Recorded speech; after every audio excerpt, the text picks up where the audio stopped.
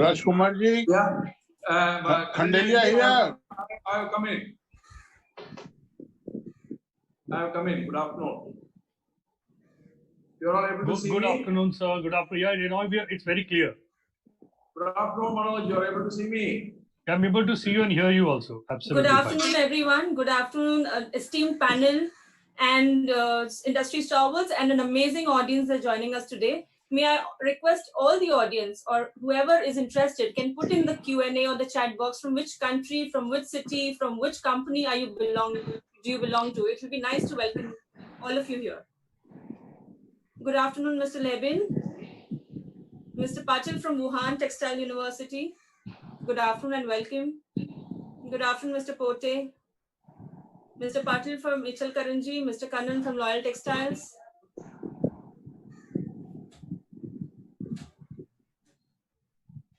Mr. Rajgopalan.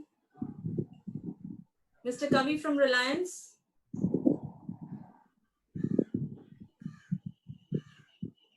Mr. Kolekar from Ruby Mills, welcome.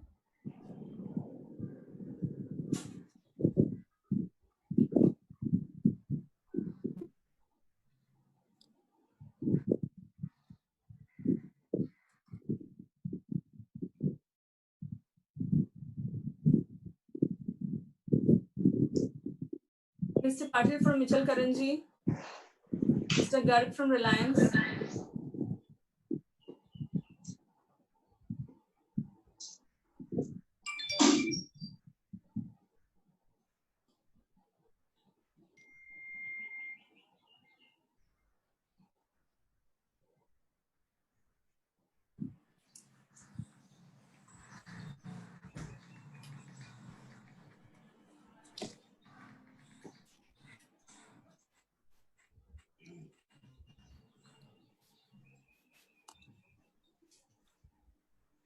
Good afternoon, everyone. On behalf of CITI and Gartex Texprocess in India, I welcome all of you to be part of this amazing and esteemed panels here. I hand over to Dr. Sunanda to take the discussion ahead.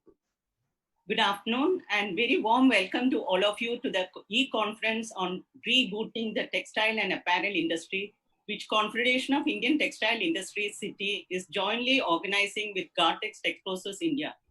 It gives me great pleasure to welcome all the eminent personalities chairing each session, esteemed moderators, panelists, and attendees to this significant virtual conference.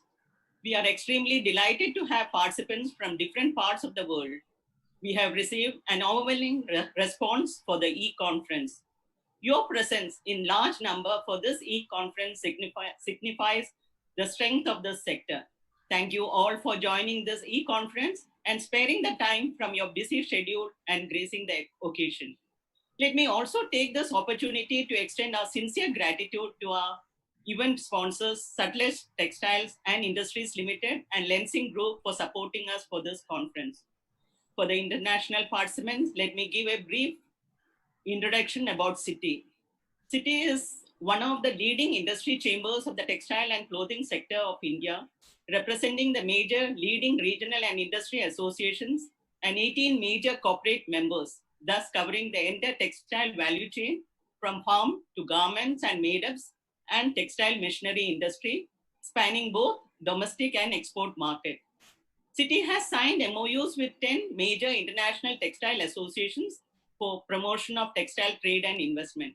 It directly and indirectly serves an industry that connects to millions of farmers, 110 million plus workforce, and 1.3 billion consumers. On this note, I would like to invite Mr. Michael Den, organizer of Gartex Texprocess India, and also our co-organizer of this event, to share further details about this conference. Thank you very much, Dr. Sunanda, and good afternoon, everyone. First of all, on behalf of Messe Frankfurt Trade Fairs India and MEX Exhibitions, I would like to thank all the speakers and attendees for taking out the time to join us for this important industry exchange. I recently came across a quote from John F. Kennedy that in Chinese, the word crisis is composed of two characters. One represents danger and the other opportunity. As the world is gripped with the COVID crisis, the textile industry has come out as a leading force driving need-of-the-hour textile product innovations in the market. Messe Frankfurt's Texpertise network, which is a combination of 50 international trade fairs, stands as the world's market leader to highlight innovations, trends, and themes that are driving the global textile industry. And from what I can tell you, India's textile industry has found a unique way to show us all where this opportunity lies. The country's most trusted trade fair for the garment and apparel industry, Gartex Texprocess India, today, through its virtual conference, will present an outlook of the global textile business amidst COVID crisis and take up topics such as digitization, automation, and innovation, which will have a key role to play in the textiles and apparel industry in going forward. We have some of the industry's leading textile experts together with us today to discuss, deliberate, and chart out future prospects in the industry. I would like to extend a very big thanks to the Lensing Group and Sutlej Textiles for extending their support to the conference and making this possible. Thank you also to our official media partner, the Textile Magazine, and of course, our co-organizers, the Confederation of Indian Textile Industry, for their strong support. I wish you all good insights and now hand over again to Dr. Sunanda to open the sessions. Thank you very much. Ladies and gentlemen, today's meeting comprises of 4 sessions, of which session 1 is on the topic Reimaging and Rebuilding India's Textile and Apparel Industry. As we are all aware that this pandemic has adversely impacted the textile and apparel industry to its core on both domestic and export market fronts. Due to the migration of labor and shortage of resources, the manufacturing cycle has been completely disrupted. To get an insight to the extent of the at global level, let's hear from the experts who will share their views on these challenges and innovative ways to getting back with a new normal. Before we go to the panel discussion, I am very pleased to welcome you all to the opening session, and I request Mr. T. Rajkumar, Chairman CITI, to deliver the welcome address. Mr. T. Rajkumar is currently Chairman CITI and Chairman of Sri Mahashakti Mills Limited. He is the Chairman of Textile Sector Skill Council, TSC, New Delhi.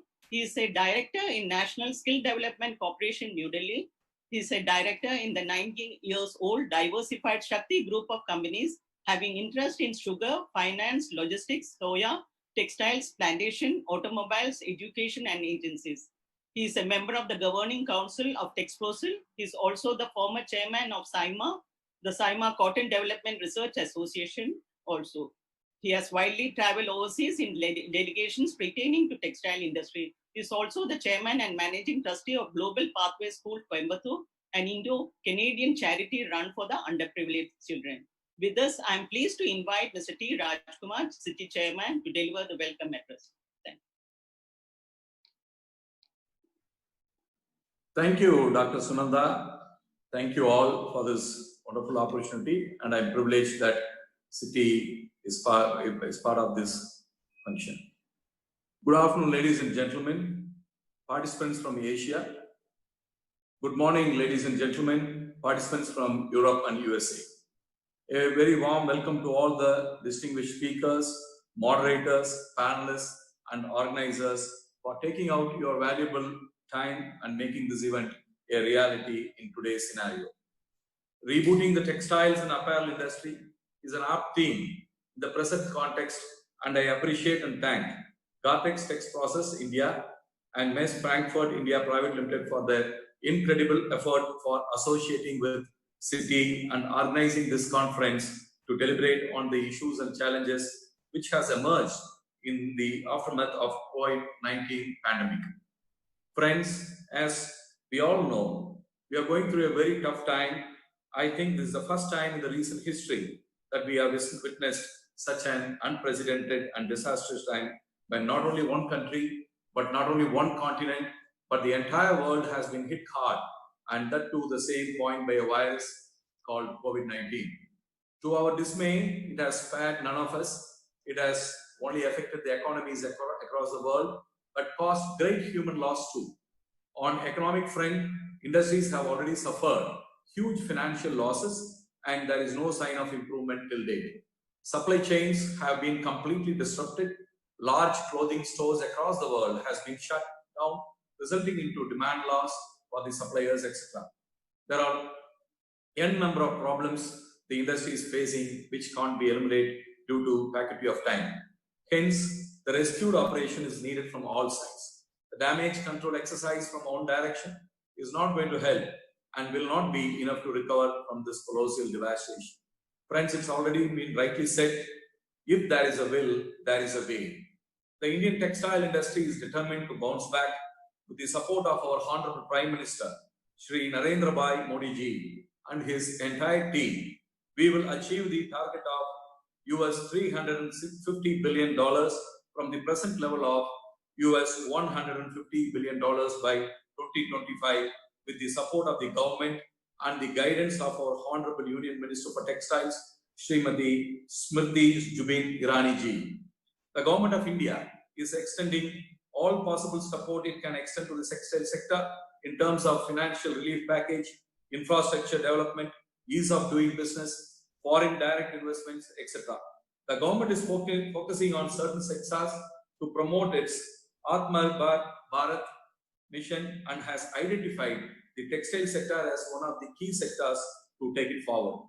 It is taking several remedial measures to enable the textiles and clothing industry to tide over the challenges posed by the COVID-19 pandemic and to revive it from this current recession on a fast-track basis and grab the emerging global opportunities by enabling the industry attain global competitiveness. The conference has articulately focused on 4 topic subjects in this half-day conference where experts from across the nations would deliberate at length, not only on the issues and challenges emerging out of this pandemic, but also on the way out to sustain those challenges. I am very hopeful that the deliberations would help us to deal with the unprecedented situation and restore the supply chain at the earliest.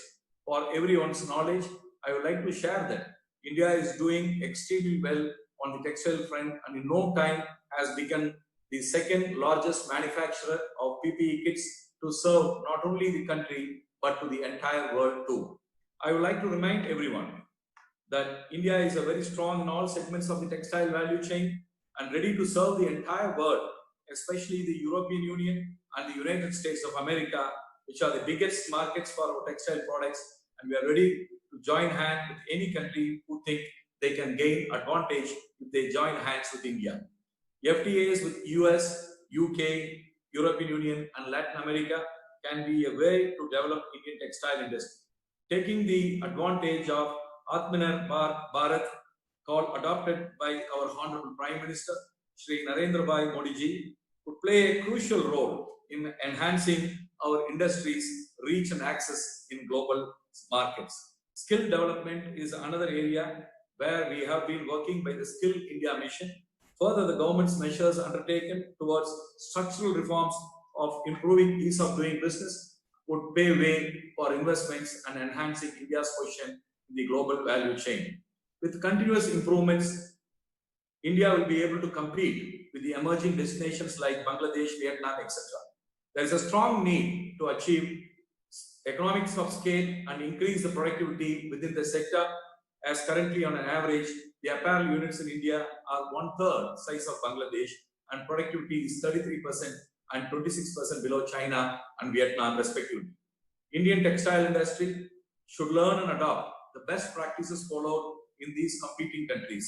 If India has to achieve $370 billion US, then India will need to invest at least 10 proposed mega textile parks with a minimum size of 1,000 acres around the coastal areas. Exploring joint ventures with key countries, investors such as Japan, Germany, and South Korea could also play a key role. Creation of the National Textile Fund by the Ministry of Textiles would help the industry to have a level playing field in the capital cost and achieve a sustainable growth. The creation of mega textile parks with plug-and-play facility proposed by the Ministry of Textiles would bring in large-scale foreign direct investments into the textile sector. Both the National Textile Mega Fund and the Mega Textile Parks would encourage scale of operations and competitiveness. India can brand the sustainable and compliant manufacturing facilities which we adopt, like use of non-conventional energy, energy conservation, social complements, etc. There is also a need towards logistical park, and we need to work on it. The industry should work together, creating virtual hubs and marketplaces. These hubs could be used to aggregate virtually the key inventory of raw material like yarn, fabrics available within a cluster, and this information can be made available to potential buyers. The textile and apparel sector need to modernize technology, especially to adapt to the post-COVID-19. For this, the industry needs to adopt use of technology tools such as 3D visualization, virtual stamping, fit and prototyping, etc. Friends, with this, I wish everyone a great day ahead and request everyone to have very fruitful and meaningful discussions. Now I request Mr. Arvind Singhal to kindly moderate the session, Reimaging and Rebuilding India's Textile and Apparel Industry, and request all our panelists to share their valuable insights which will be beneficial for the industry. Mr. Arvind Singhal is the Chairman and Managing Director of Technopark, which is one of the leading India's management consulting firms focusing on the retail, consumer products, detailing, fashion, textile and apparel, food services, and agriculture and education sectors. Arvind is an active member of various professional associations and industrial forums, and is also a regular contributor to various national and international publications. Arvind's personal social sector interests are in the areas relating to education, healthcare, and agriculture. He is an alumnus of UCLA, USA, and Indian Institute of Technology, Roorkee. And I thank you all, and I request Mr. Arvind Singhal to take it on. Thank you very much. Thank you very much, Mr. Rajkumar. It is indeed a privilege for me to be invited to this particular event and to be able to moderate the opening session of this wonderful conference.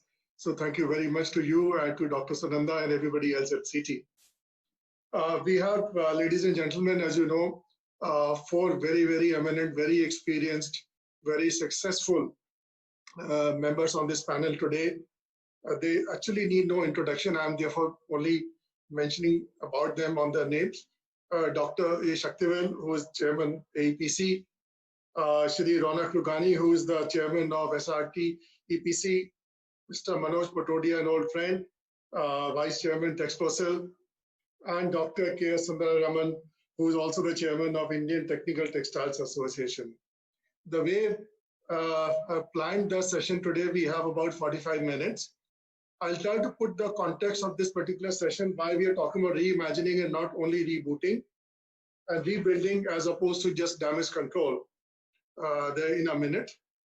But after the first 4 or 5 minutes, I requested each of the panelists to give their perspective upon what Indian textile and clothing industry could be over the next 10 years, rather than focusing on next 6 months, which is to do with controlling the damage and then rebuilding short term. Let's look a little bit beyond this there. So about 20 minutes from each of the panelists, and then of course we'll have some discussion, and time permitting, we will also pick up some questions from the audience there. So with this background, let me try to give some historical perspective to all of you. Why reimagination is very important for nations. It is very important for industries. It is very important for companies. It's also very important for individuals, because there is nothing like constant. Let's look back into the textile industry. In 1939, it's an important year in some way. That was the year DuPont actually introduced the first man-made fiber on the planet, 1939. Till that time, we had only natural fibers, cotton, of course, wool, silk, and other minor fibers. Look into India in 1947. India was still at the leadership level as far as textiles were concerned, because man-made fibers were just coming into some kind of user applications. The war had just ended in Europe and elsewhere. Indian textile industry was preeminent in terms of its relevance, not only for India, but for the rest of the world. Its cotton ecosystem was acknowledged as probably the best in the world. The fabrics were acknowledged for decades before that among the finest in the world. So in 1947, the year of India's independence, at least our textile industry was actually the leading industry, not only just for India, but in the sector, it was seen as an aspirational leading industry. Yet, the first thing to reimagine, the reason I brought up 1939 at DuPont, man-made fibers has already started to make their presence felt in the 90s, 50s, and 60s. Sadly, as a nation and as an industry, we ignored to our detriment the emergence of man-made fibers. On the contrary, our policies were actually geared towards supporting and protecting only the cotton industry. And we missed out an opportunity. This is my perspective. Whereas we should have reimagined the textile industry to be fiber neutral, and it dates back to 1950s and 60s.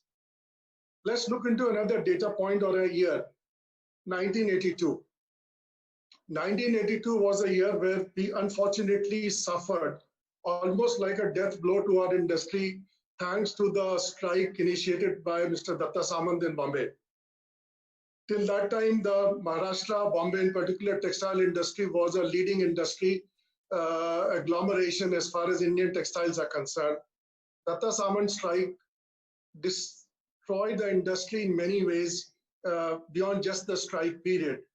It forced otherwise a very well integrated industry, starting from processing of fiber to spinning to weaving. There were limited amount of knitting, to processing, to actually decentralization of the industry, where companies who wanted to survive had no option but to get into outsourcing is the new term, but that time getting fabric woven somewhere, getting fabric processed somewhere else. And as a result, a very strong integrated industry was disintegrated as one of the outcomes of this strike. Of course, Government of India, unfortunately, also played its role in disintegrating.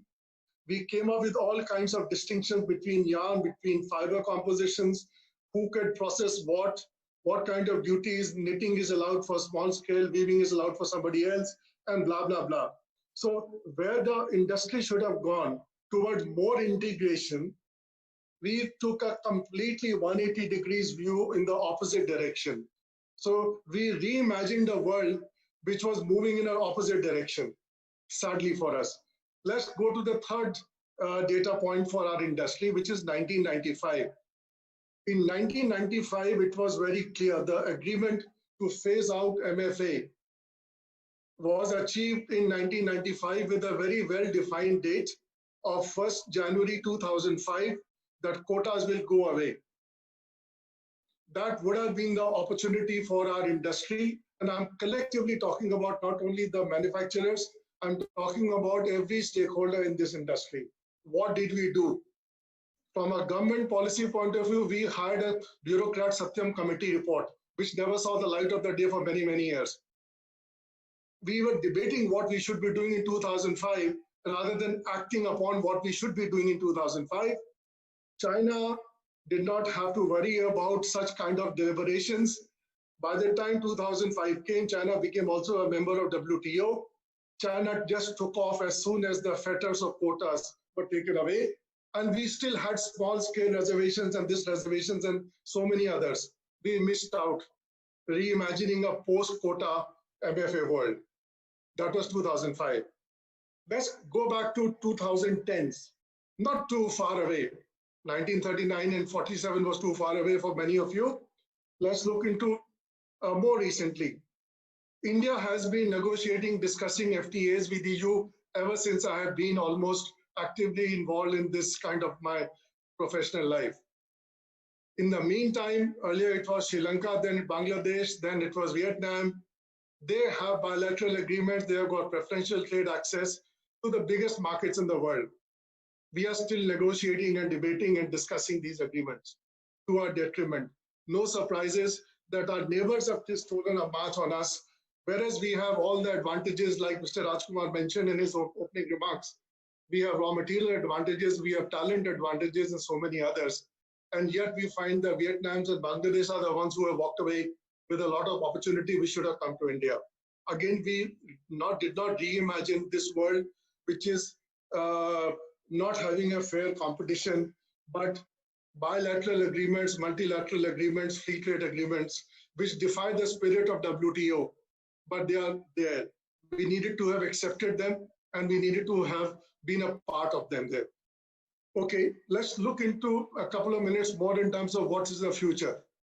We can only, I just wanted to make this point to us that there were 4 distinct milestones where the industry and the government and every other stakeholder should have come together to reimagine what the world will be like.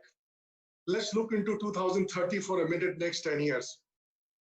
By 2030, India's domestic market is our single biggest opportunity. While we are talking about export, but domestic market from current $70–75 billion at the very conservative level at today's dollar rates would be at least $150 billion. 150. It is very significant there. What do we have to do? This is the question to the panelists to see how can the domestic market opportunity be reimagined by the industry, because there is so much of it. By 2030, advanced textiles, and this I am referring to Mr. Ramani in particular, I hope he takes it up. We are talking about technical textiles in our country for very, very long time. But the efforts which should be done in the next 10 years perhaps should be into very much more advanced textiles, which have applications which have not even been imagined yet there. But every day something new is coming out. Can we not be the powerhouse for advanced textiles in our nation because we have so many other opportunities? To do all of this, digital and technology is at the core of all businesses. How can our industry become the leader of creation of technology and adoption of technology rather than being a late follower? That is one area to imagine as well in the next 10 years. Lastly, but not the least, talent. No industry can survive and thrive and grow if it does not have the talent to meet the needs of that particular era. A question to be asked is, how does textile industry, how can textile industry attract the very best talent which India has to offer, and then some talent from overseas as well. So with this opening remarks, basically setting the context that why we need to think a little bit beyond COVID. We need to, because this rebuilding, reimagination takes 8–10 years. It also requires all stakeholders to work together rather than only 1 or 2 or 3 companies, or the government for that matter. And that is the context in which I have imagined this particular panel discussion about reimagination. With this background, Dr. Saktivel would be delighted to have your opening comments.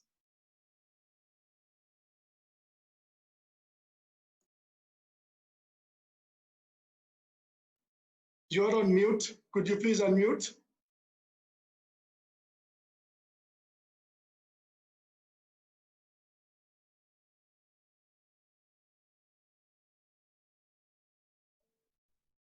Yeah. Good afternoon and good morning, ladies and gentlemen. Thank you, Mr. Arvind, for asking me to come in. And first of all, I thank Mr. Rajkumar for arranging this wonderful webinar for the textile industry. Thank you, Rajkumar. Arvind, you have clearly said about you started with the 1949, then 82, 2004, 2000 now. The same thinking I was doing it when I took over as a chairman in January 2020. I just told my office for the EP division why we are not able to grow. Because last 3 years, we see that our growth rate is only $16 billion, whether it is a point to this side or that side. Then we found out what are the articles exported by the mainly China, then Vietnam, Cambodia, and Bangladesh. Then I asked him to get me the HS code wise. Then what, Arvind, what you said is we failed in man-made fiber garments. That is the biggest truth. Everybody has to agree. We failed because we were getting the orders for cotton and nobody is really bothered about going for a man-made fiber garments. Even though India has got a plenty of yarn, plenty of fiber in polyester and viscose. Then after going through the HS code, I find that we were not at all doing sportswear, activewear, performance wear, or you said about medical textile, then other related polyester and viscose garments. Then I find out why we are not able to do it, even though we have the strength of fiber and the polyester. We are very weak in fabric. So even though we have all the capacity, but our fabric is the weakest here for this bamboo fiber. So we started the exercise in APC. So as you said, 2020-21 is going to be a turnaround year for the textiles, because AEPC is taking all the steps to promote bamboo fiber garments. And we are also talking to the Taiwan and Korea processing industry to come and invest here and also have some collaboration with us, because already we have good processing houses, but we are not able to specialize the processing house for the fabric. And I had a talk with Reliance and Viscose Birla also. They're all ready now.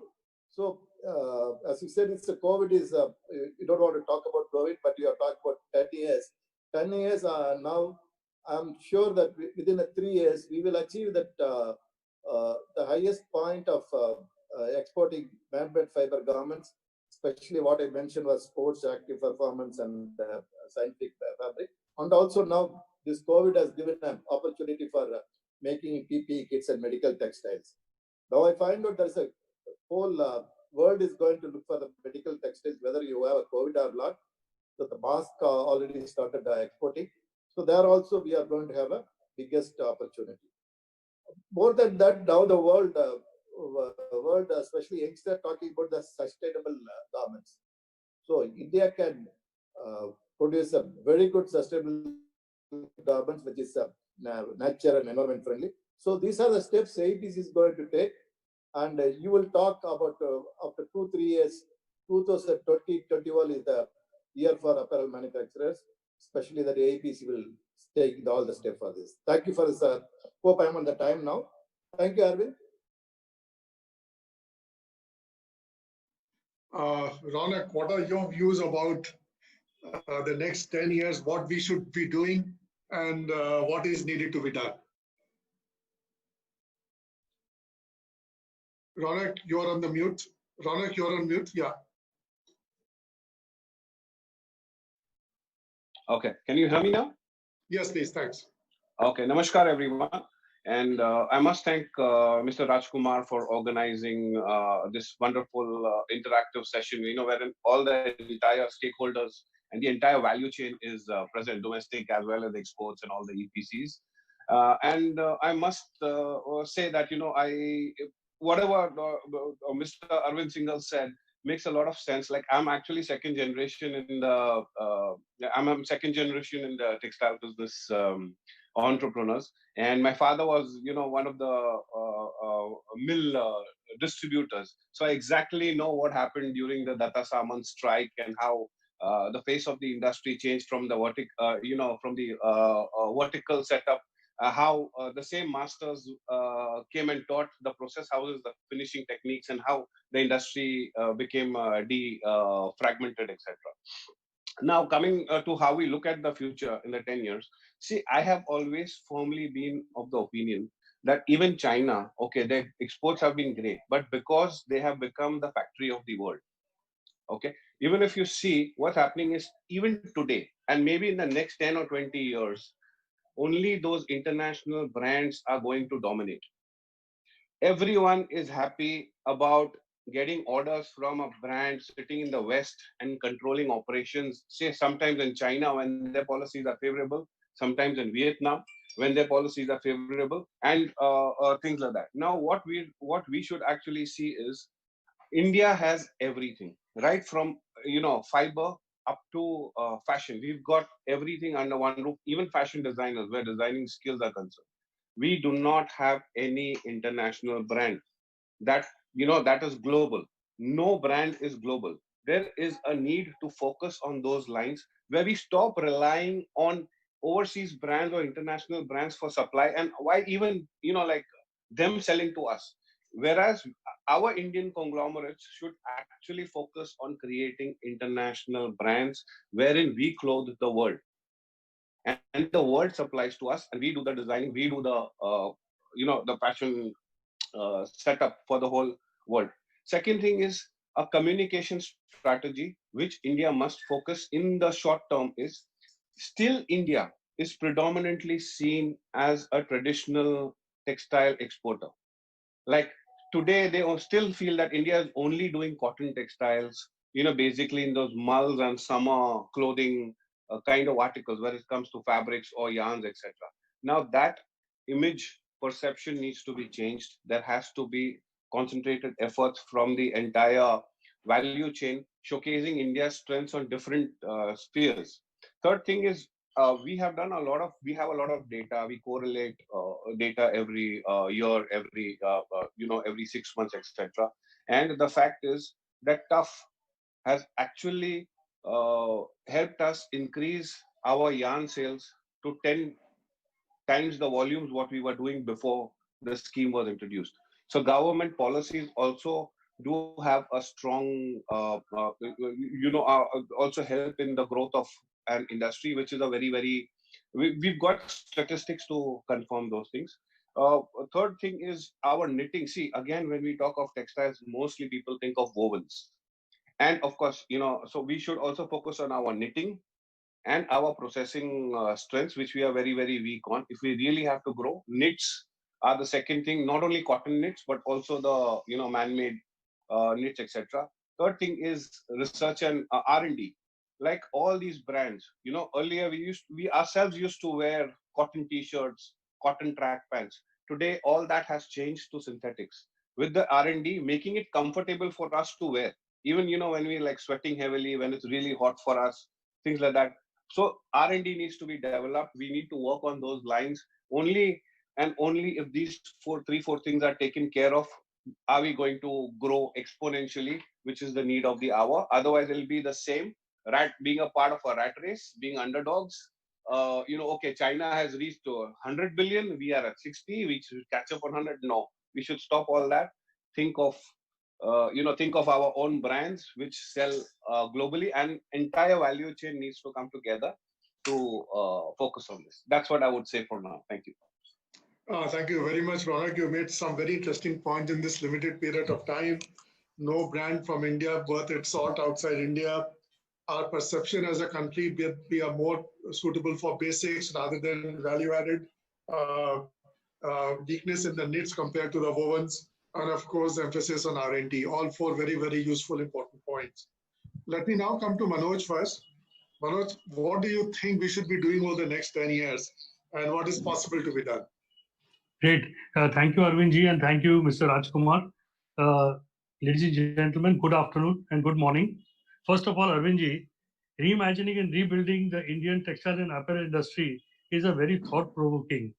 And looking at the larger picture, as textile industry has to clothe nearly 7.5 billion people worldwide, I think there's a big opportunity world over, and more so in the Indian market for the Indian textile companies. Why do I think so? As we look around, we see many international companies coming to India to invest, especially in the data and online sales, the e-commerce platforms, as they see a market with 1.3 billion people. That is nearly customers. And our agriculture income is also going up. And our middle class is a force to reckon with our economy. The MSME sector has also been revamped recently. Therefore, many exciting new opportunities present themselves as we move forward in the digital age, while the Indian textile companies have carved a place for themselves in the production of mass and quality products.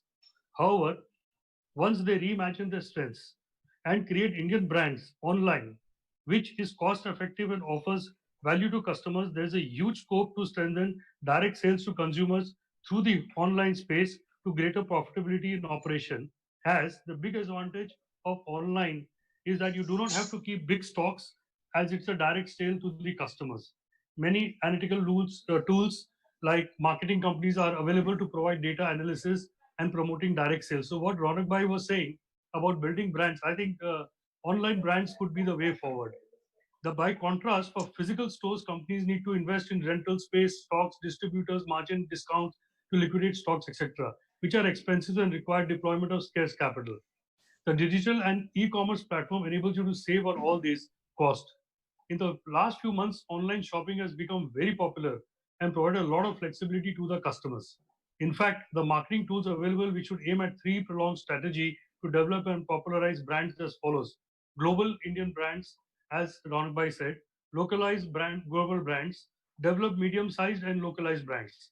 This strategy can be effectively adopted as sitting in India, and products can be sold worldwide, and logistics has become very efficient and quick. Therefore, online sales and branding is a way forward for the Indian companies. Secondly, the industry should think of adding artificial intelligence and sensors in the manufacturing process, which will help to team up and become more efficient and overcome the bottlenecks. The downtime of machine and machine failures will also be avoided, thereby saving cost, improving efficiency, and increasing in profitability. And if in this sector, many startup companies in India are doing exceptional work. In order to sensitize the industry, our council Texprocess organized a webinar with two of the top IIT professors in the space, explaining what they can do for the industry in this area. Today, with most of the industry being organized around clusters and largely fragmented, as you were mentioning, Arvind Bhai, technology can help them to become together to achieve their goals. Traceability is the next important requirement, which is going to determine the level of business we attract ourselves going forward. Many companies have realized the importance of factoring traceability in the operation, which will give them a head start, as consumers and retailers are now looking to trace the entire process from farm to fashion, in example in the cotton textile sector. Collaboration with supplier vendors will become crucial in this regard, and use of technology can provide real-time solutions. Friends, the next 10 years will see a greater emphasis on sustainability, as Dr. Shakti will just inform factor in the marketplace as consumers are demanding it. In this context, use of sustainable fiber and recycling of fibers will play an important role. And India has a big advantage in production of natural sustainable fibers like cotton, jute, hemp, viscose, and many more. There's a big opportunity for recycled fibers too, and industry should take advantage and create production and online brands in this space. Finally, exports from India has a huge scope of growth, and we should work towards creating more opportunities for ourselves by diversifying our product base, as already we have discussed. And there are a lot of products in HS codes where we can work upon it. Two other areas we need to focus are, firstly, the need to correct the distortion in international trade on account of preferential tariffs, as what you were saying, Arvind Bhai, by giving to our competitors. In this connection, fast tracking of FTA, which India should move a little fast with Europe, and now with UK and USA will also help. And the second relates to refund of central levies and state taxes and duties for all products during the textile chain, so that we don't export taxes. This is my view, Arun Bhai. Manoj, again, thank you very, very much. I'm so delighted you made some very interesting points as well. I was hoping somebody will bring up e-commerce. I think e-commerce is one of the biggest opportunities, if I see, for most industries in India, because you get away from the gatekeeper, which is called the retailer. I should be very careful using this term because they happen to be my clients as well. But e-commerce allows a producer, a manufacturer to directly reach out to the consumer, engage in a dialogue which otherwise a retailer has to do on your behalf. So great opportunity, not only for within India, but overseas as well. You talked about adoption of artificial intelligence and sensors in the production process. I would only add to what you just said, that why not use technology at the core of your business? Not only just in the manufacturing, but almost every facet of the business today, technology can play a very important role there. And therefore, it might be important to understand that what are the application areas where technology can play a big role. You very correctly talked about traceability and sustainability very recently with a very large company as a part of some discussions. I was very pleasantly surprised to see as a part of the presentation a slide which had their sustainability goals for 2030 from where they are today. And it was talking in a very holistic manner in terms of energy sustainability, environmental sustainability in terms of carbon emissions, in terms of circular economy, and these are measurable goals there. So it is not only just man-made versus natural fibers. I think that's only one aspect. sustainability has to be seen in a much more holistic manner. But I'm glad you brought this point up. And of course, use of technology, I think it goes without saying. Every industry is actually thinking of innovative ways. Even Mr. Ambani at the recent annual general meeting, the entire focus of that has shifted from a petchem company to a tech company there. So if such a giant company can make this transition, I'm sure textile companies can do much better than that. They are smaller but more nimble. So with this, let me now come to our fourth panelist, Dr. Sundaraman. What are your views in terms of what we should be doing in these next 10 years and how to do it? Right. Thank you, Mr. Singhal. Firstly, I have to say I like your the window talking about the next 10 years, then about the next 6 months, because that's quite visionary of you, and I'm glad that we take it on those lines, because we need to see what we're going to do in the long term and not worry about short-term measures.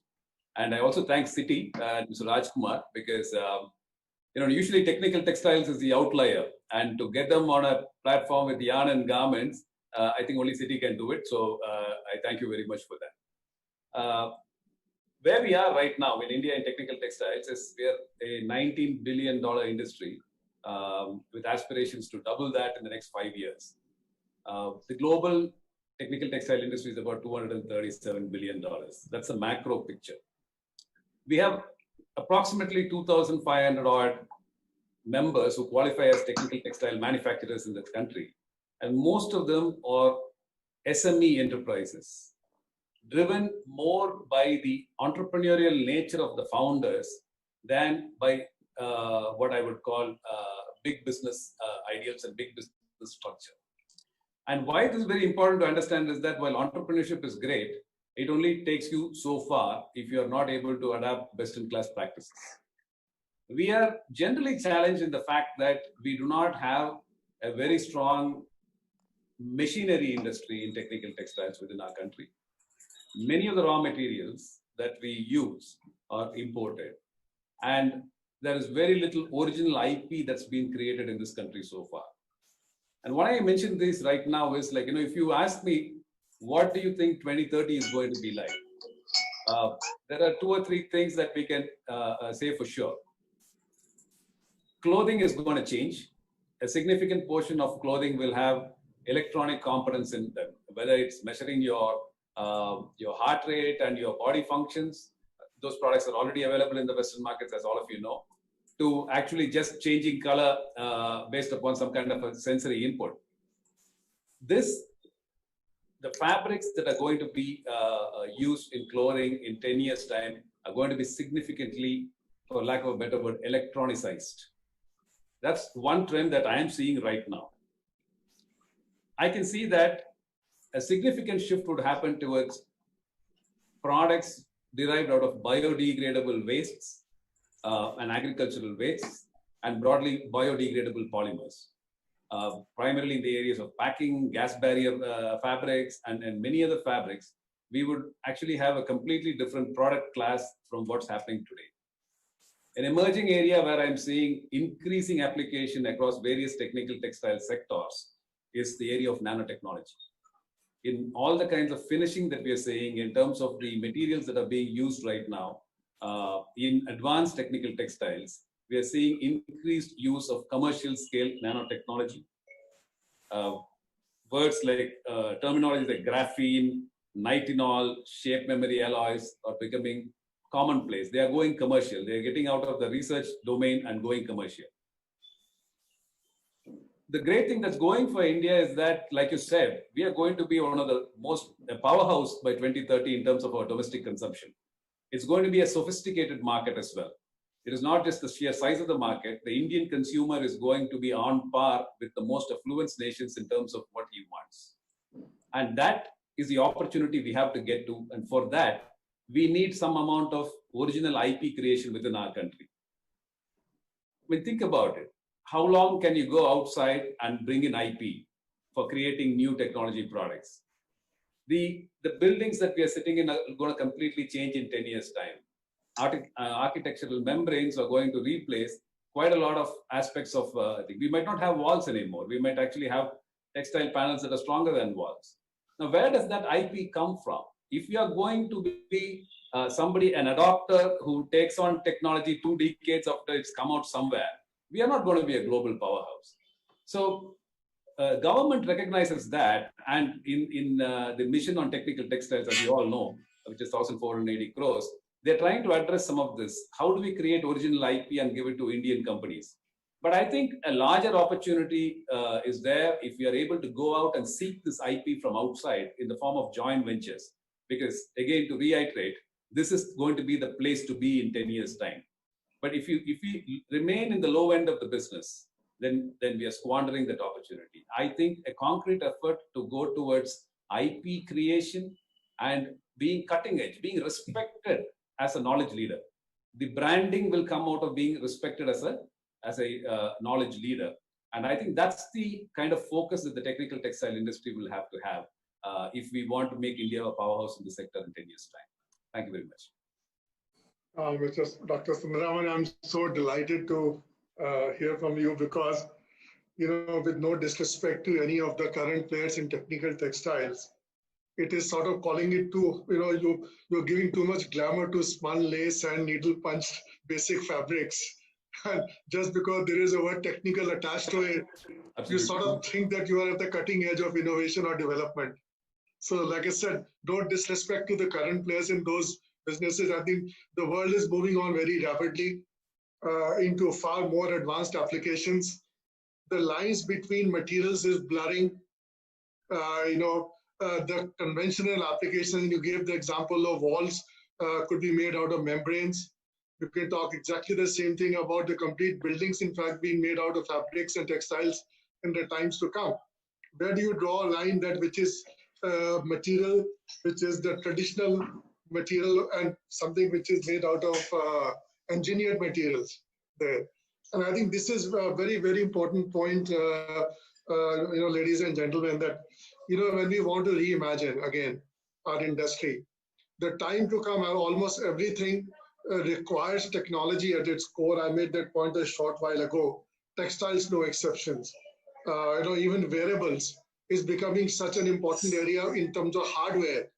But along with hardware, even wearables in terms of applications to do for medical applications, smart beds for patients, smart clothing for patients, where some of the sensors are embedded into the clothing itself.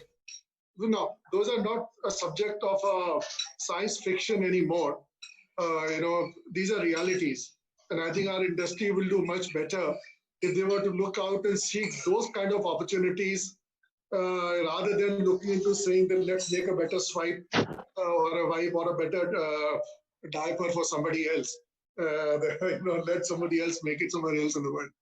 Now, thank you very much, to the four of you in terms of bringing out some very interesting points.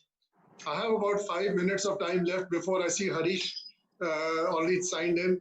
His time starts at 4. Therefore, I will not want to delay him even by a minute.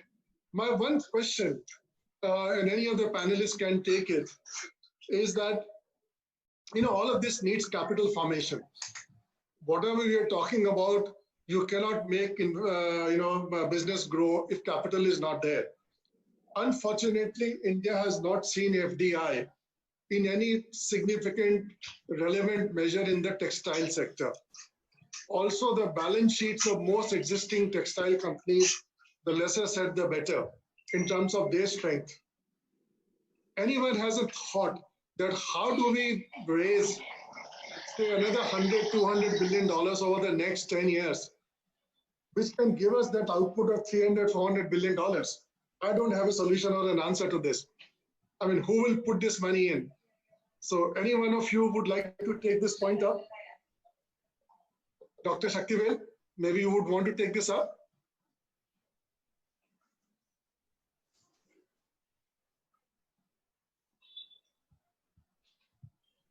See, here, our main capital is needed for a big processing house.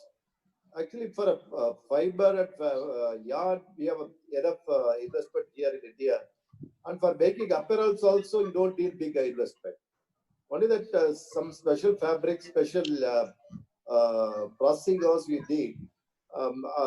That we have to think about some joint venture and thing. And also the government is deciding to or proposing to have kind of a apparel park for only the processing houses.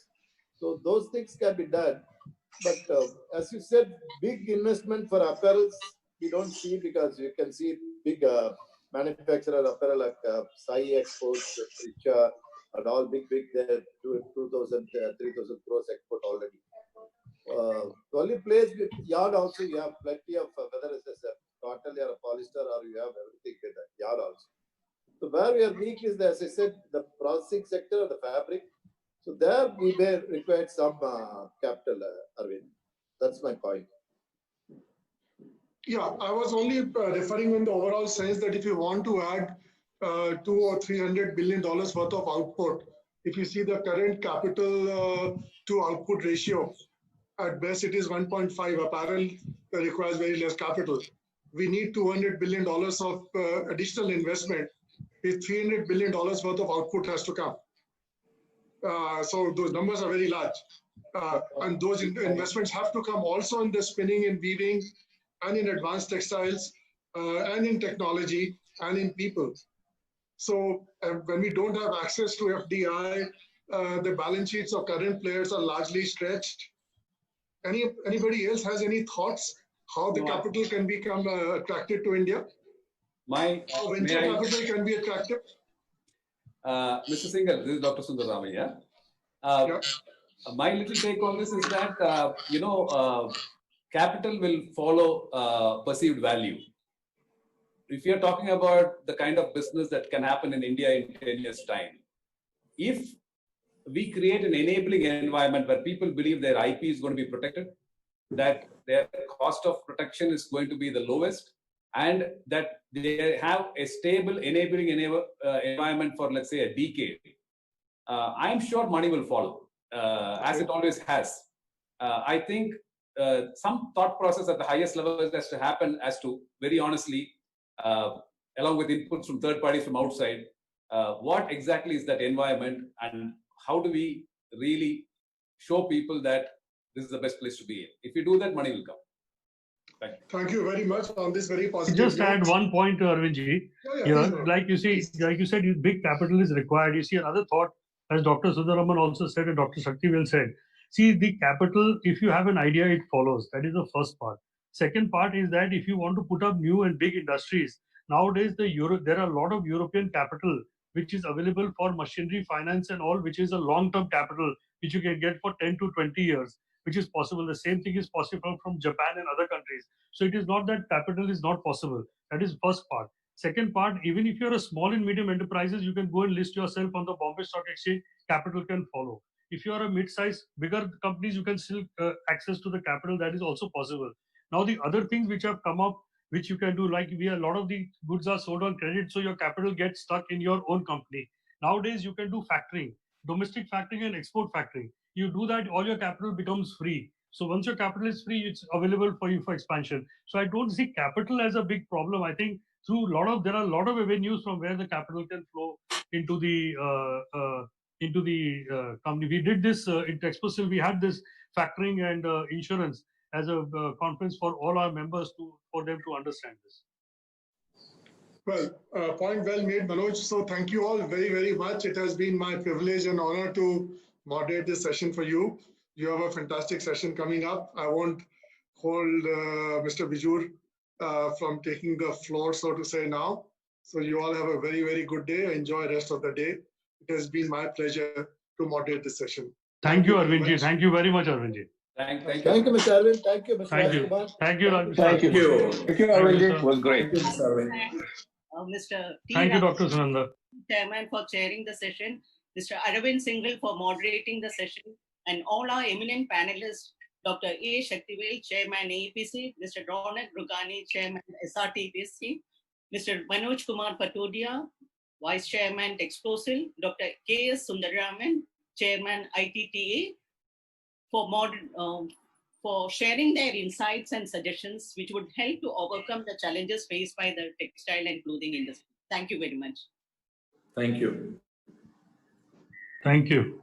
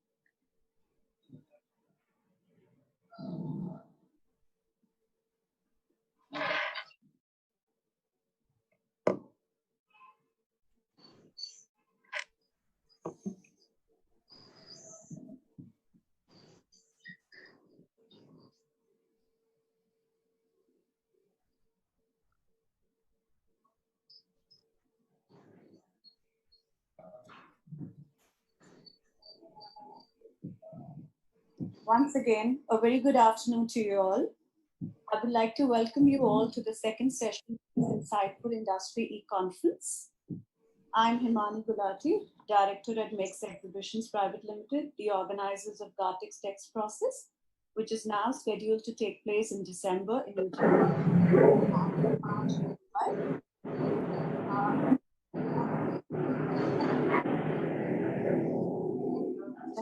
to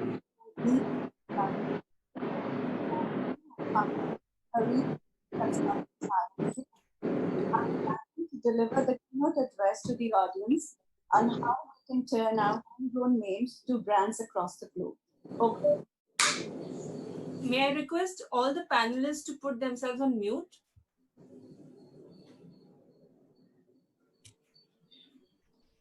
Yeah, Mr. Bijul, please. Okay. A very good evening to each one of you. It's my pleasure being here in your midst, in some ways in your midst, electronically. And I think this is the new normal, which all of us have been banding about. But when I decided to do this keynote address, I said that, I am not going to use PowerPoint as a utility item. Fundamentally because I've always believed power corrupts and PowerPoint corrupts absolutely. And therefore, I'm going to speak a set of points which I've noted down, and a typical keynote address is meant to leave back a couple of thoughts to munch. And therefore, I'm going to leave back exactly a couple of thoughts, which is 2 thoughts for us to discuss and possibly think about. So the first thing I'm going to do is tell you that I'm not using PowerPoint in this special keynote address. I'm going to be using something which I call a razor prompt. I've taken a razor and I've added a post-it pad to it. And there are going to be some titles coming at you like this. And so the first point is the subject, which is reboot. Reboot the textile and apparel industry. What are my thoughts for rebooting the textile and apparel industry? My thoughts are really not old because they're as fresh as a recent market research exercise which we have undertaken in India and in small parts of Sri Lanka. And this covers a total of 12,940 sample size of consumers. And this is totally done for the textile and apparel industry. It's been done for a particular client, and therefore 15 minutes will not be giving me enough time to delve into the details of it. But suffice to say that much of what I'm going to talk about as the 2 macro points for the attention of this industry comes from this sample size of 12,940, which has thrown up very, very exciting details. So the first thing I want to say is the industry is at the crossroads. The textile and apparel industry is certainly at the crossroads. The tough times just got tougher.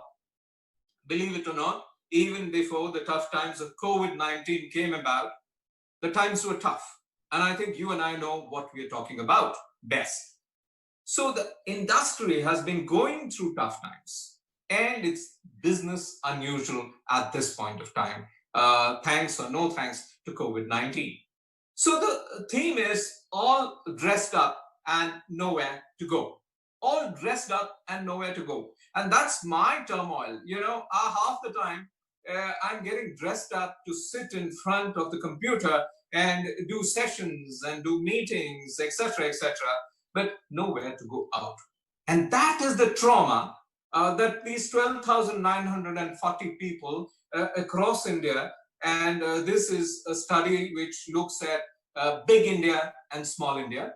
Big India is tier 2, 3, and 4 town India, and small India are the metros in which you and I possibly live in. People are saying that I have so much, but I don't know what to do with it. And apparel and textile is hit by this sucker punch, which hits it in the solar plexus. Why? Because people are saying that garments, apparel, yeah, typically, how many shirts do you need to live? How many trousers do you really need to live? How many events do you go out to? What can be washed and reused? Some of the basics are being questioned by people. And this does not bode well for the textile and apparel industry in general. And I think that's the start I want to talk about. The first thing is all dressed up, nowhere to go. The second thing is that, we are talking about a big industry. This industry is 129 million people involved in it, at the front end, at the middle end, at the back end. 120 million people, that's a lot of people. This industry is 30 unicorns large, 30 billion USD, and that's a lot of money. And guess what? This industry is also a fairly front-facing, outward-facing industry, which depends on a fair bit of foreign currency as income. Hey guys, this is a cocktail which tells us that we need to reinvent, we need to do things differently, because all of a sudden, the world is not flat anymore. All of a sudden, we're saying that, hey, listen, guys, there needs to be doors to be locked and windows to be locked, and we need to get insular. In this kind of a situation, when 9 countries have announced insularity, India is, of course, one of them, how do we manage a business which is front-facing, which is outward-facing, which talks about 120 million people at the front, middle, and back end, and which is 30 unicorns large? So I'm addressing that. And I'm saying that, this is an industry which involves every bit in the chain. It is an industry which I typically call, a farm-to-skin industry. It is farm-to-skin industry because at the farm is the action, then there's the processing, then there's the manufacturing, then there is the marketing, and eventually hits the consumer. And guess what? Everything that you and I wear is coming from this industry. And everything that you and I wear is what I call the secondary packaging industry for the human being. Secondary packaging industry for the human being, maybe 7 billion people across the world, maybe 1.3 billion people across India, secondary packaging. What is primary packaging? Primary packaging is the skin. Secondary packaging is every garment that you and I wear. And we tend to wear this secondary packaging just for 2 reasons. Reason 1 is functional. I mean, I need to be covered. Thank God for that. The second reason is cosmetic. I need to look good. I need to look different. I need to have 42 shirts in my cupboard. And this does not go for the skin of human alone, but it goes for the skin of the sofa, the skin of the window, the skin of walls around you, the skin of everything around you. And therefore, this is a skin industry. Now, out here, if you really look at it, there are 2 aspects I'm going to talk, as I told you. One is Desinomics.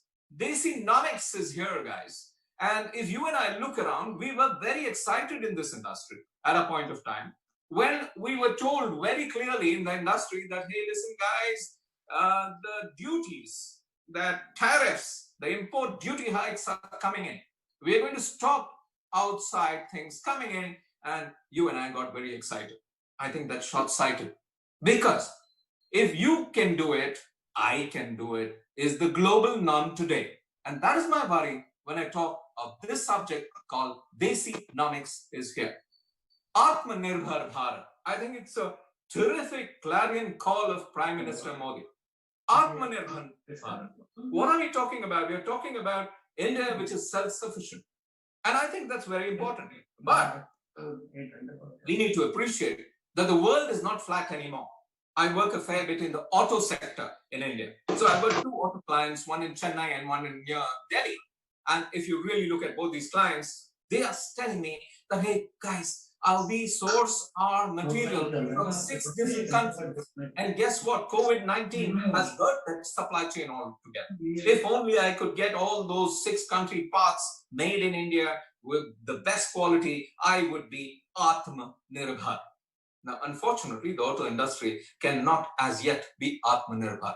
Possibly the textile industry can attempt to be that. If you take out the machinery that goes to make what is made, if you take out the zippers which we import from across the globe, if you take out, literally every sewing machine that comes in from outside.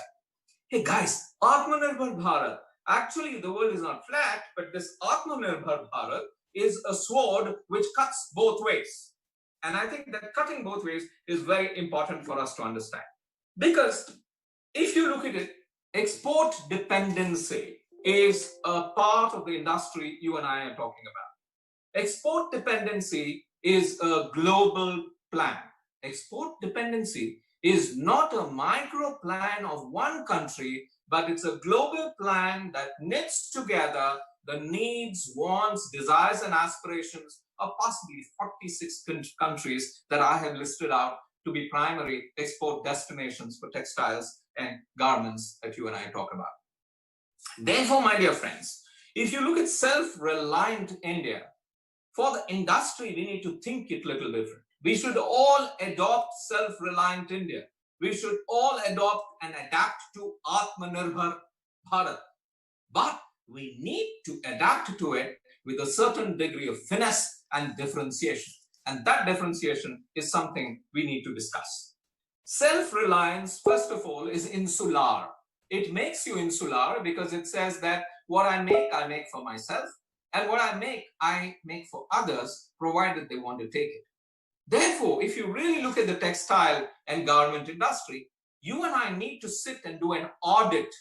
You and I need to sit and do an audit to understand, hey, listen, which are these countries I send stuff to? Where do I get my euros and dollars and yens and everything else from? And how insulated can I be? How secure can I be that this country is comfortable with me as much as I am comfortable exporting to that country? Is that country going to be perennially happy importing stuff from me, even as I up the tariffs on stuff that I bring in, and even as I keep talking about doing things for myself? And therefore, my dear friends, self-reliance is insular.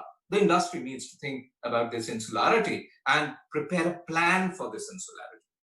The insularity also assumes that the world is flat. I can get things from Poland and I can send things back to Poland. I can get things from the United States and send things to the Netherlands. Hey, listen, guys, self-reliance can drive down value even. How can self-reliance drive down value? Because if I'm going to be reliant only on the market of India, I am driving down value.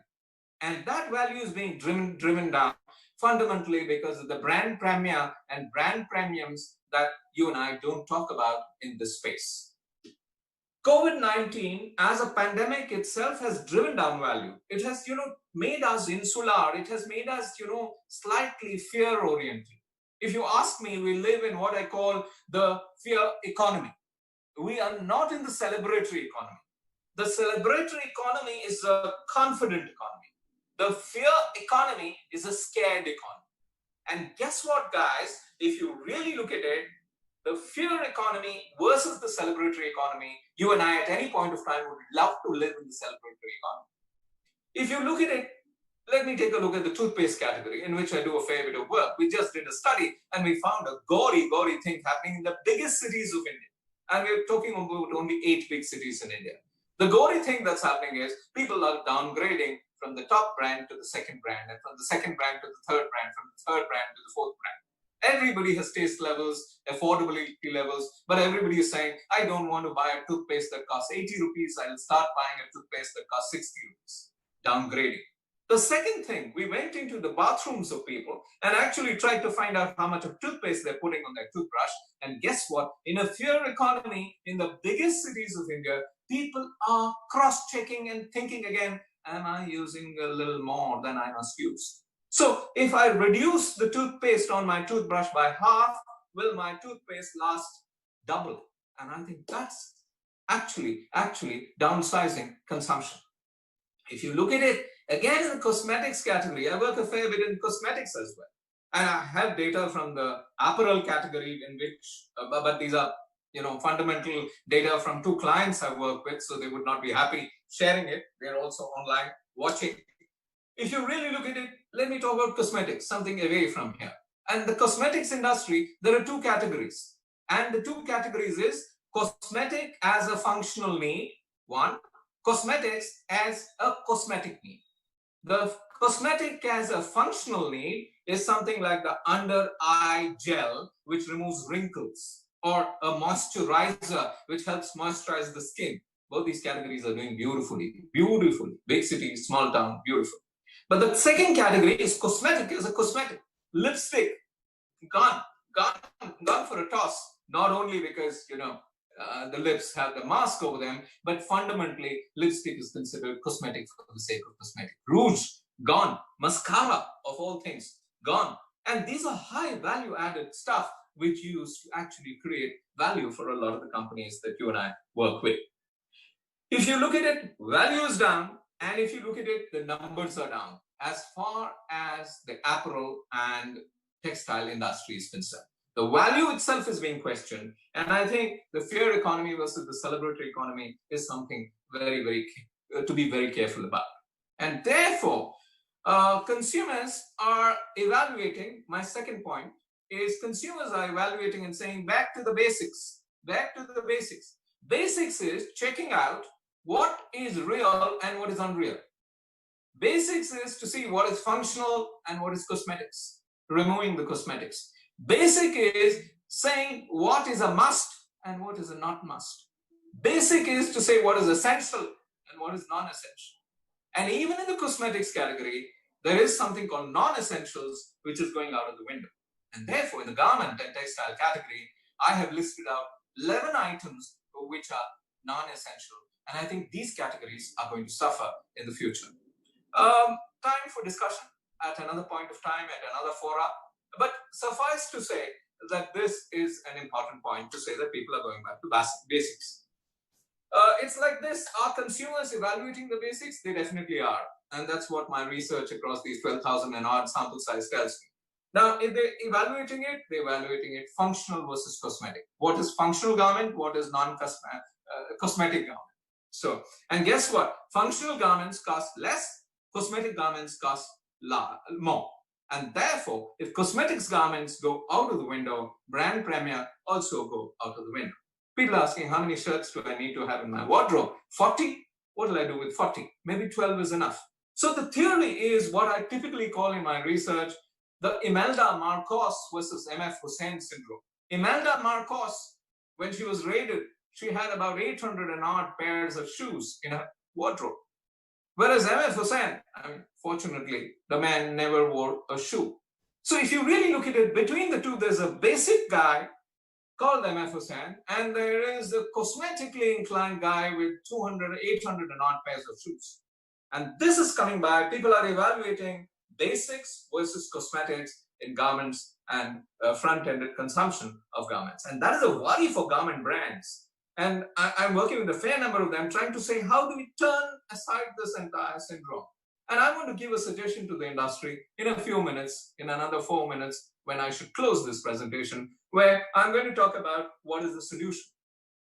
Guys, ladies, gentlemen, Imelda Marcos versus MF Hussein. What must industry do now? Now, I have some answers. I cannot go to all of them, fundamentally because of some of these answers have been given to those 2 clients of mine. But there is a need for an industry-wide effort. There's a need for a big industry-wide effort.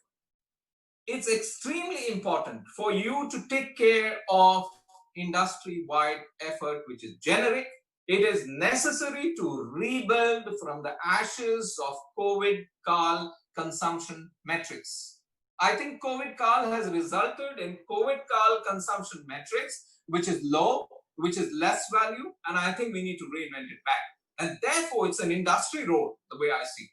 Whether it be the spinning industry, the weaving industry, whether it be the garment industry, the textile front-end industry, the retail industry, I think everybody needs to get together and say, hey, we have a large stake of 30 unicorns and 120 million people to look after. Hey, listen, guys, let's do something which can revive stuff. So if you can make a plan, I strongly believe the industry must make a plan. And this making a plan must be an industry-generic effort, completely industry-generic effort. And that's my suggestion number 2. Extremely critical for you to plan all aspects and weave together everybody and have leadership from within the industry to drive it. This must focus on branding, on marketing, on attitude building, on societal consciousness building, on health, on everything uniform. But again, I strongly believe that this must be a plan that must carry everybody together with them. Well, when I work for individual clients, I'm always bothered about the good of that individual client. I'm not bothered about the entire industry. And that's how it is. That individual client pays me my bill, and therefore everything I do for him. I think we need to rise above this because COVID-19 is a pandemic, and a pandemic is a war. And in a war, everybody must come together and work together. And I think this must be done. A good plan to me is a plan which carries the entire industry with you. A good plan today is not an industry plan which is for the good of only one player at the cost of 40 players around. And that's how we've been doing business in the past, my dear friends. One player for the good of that one player, 40 players will suffer. If you really look at the telecom sector, and if you look at the plan that Jio Platforms has just unleashed, I like that plan because the Jio Platforms plan is not to kill the ecosystem, but to carry the entire ecosystem of small retailers, small players, consumers, everybody together. So the plan of the future that works is the plan that carries everybody together rather than one that kills the competition. So I think the general plan of this industry must be that. The last point I want to say is, of course, don't kill the weak, carry the weak along. That is important. Don't kill the weak in the industry, carry them along. Define a view of the future. And the view of the future is very important for the industry to define and percolate through advertising, marketing, branding. And this is a marketing and branding task which you must get into as an industry, which is to say, a simple line I want to say, a rosy future makes people buy. A rosy future makes people buy. A glum future makes people save. A rosy future is a part of the celebratory economy, as I call it. A glum future is a part of the fear economy in which we currently are.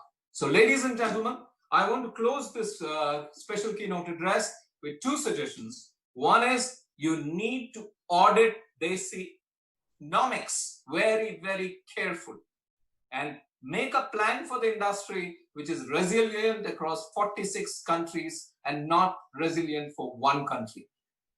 The second thing I want you to look at is really a generic activity which carries everybody together and does not leave anybody aside.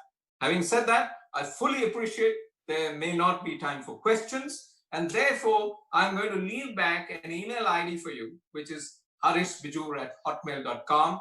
If you do mention that you were at this event organized by CITI, I promise to reply to you within 24 hours. And you're welcome to mail me either here or catch me on social media on LinkedIn or Twitter or Insta. Lovely being here. Take care. Thank you so much, Mr. Bijur. It was great to have you here today. And it was quite an insightful talk, I must say. And the way ahead is survival by cooperation, as put across by you. Now we move on to the next session. Thank you.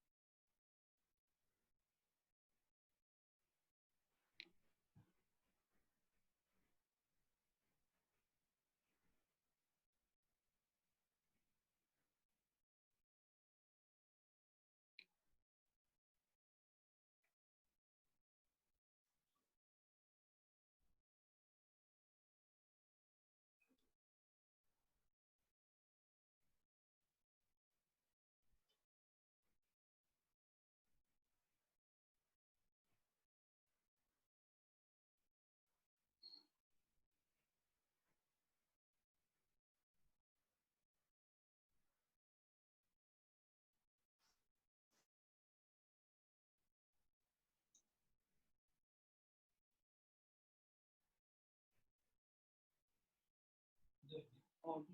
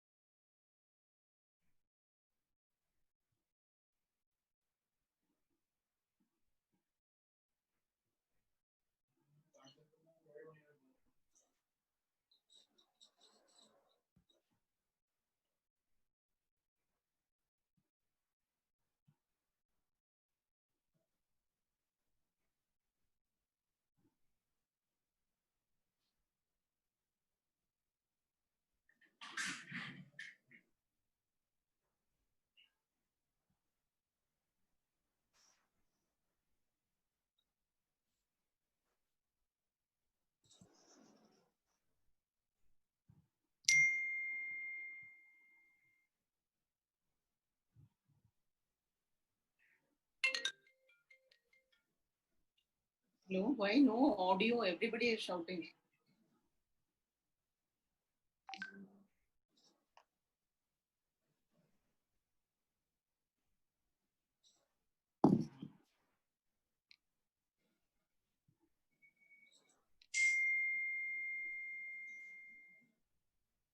Ladies and gentlemen, is it audible? Yeah.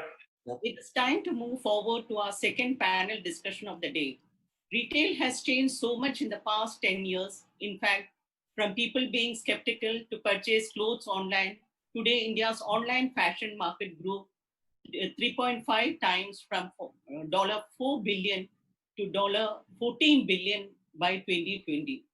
With India's health situation not improving in the coming months, people will purchase more online. In the meantime, brick and mortar stores are not shunning away from sales while adapting to new normal ways of functioning.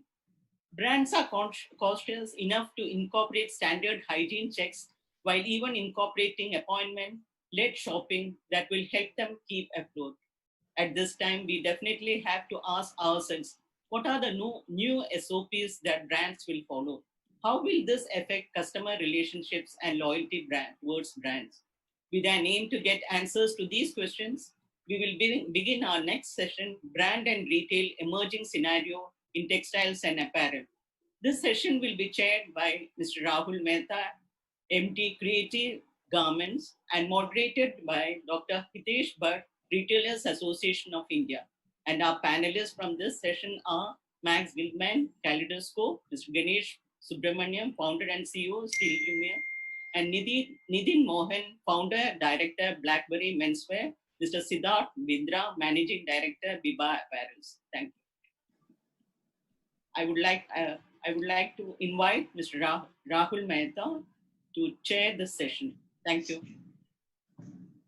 Thank you, Dr. Sunanda, and a very good evening to all the panelists and the delegates and attendees to this program. If you notice, the title of this session is Rebooting the Textile and Apparel Industry. So at least one thing is very clear, that we all seem to be on the same page, that currently the industry appears to have collapsed or is close to collapsing. Because it's only when you are really at the rock bottom that you start talking about rebooting the industry. So that's a plus point that we have. Now, you know, the job of a chairperson, in fact, I think is a very enviable one, because all I'm supposed to be doing is to raise a few queries here and there and leave it to the experts to solve the issues. And it suits me fine, because I'm probably the least qualified and the least experienced of the entire panel. So I can only ask very dumb questions. So let me just set a context to the discussion, which then Dr. Hitesh will take over from me. Now, no matter where the industry finds itself in today, there will be some aspects, some features which would be changing very rapidly.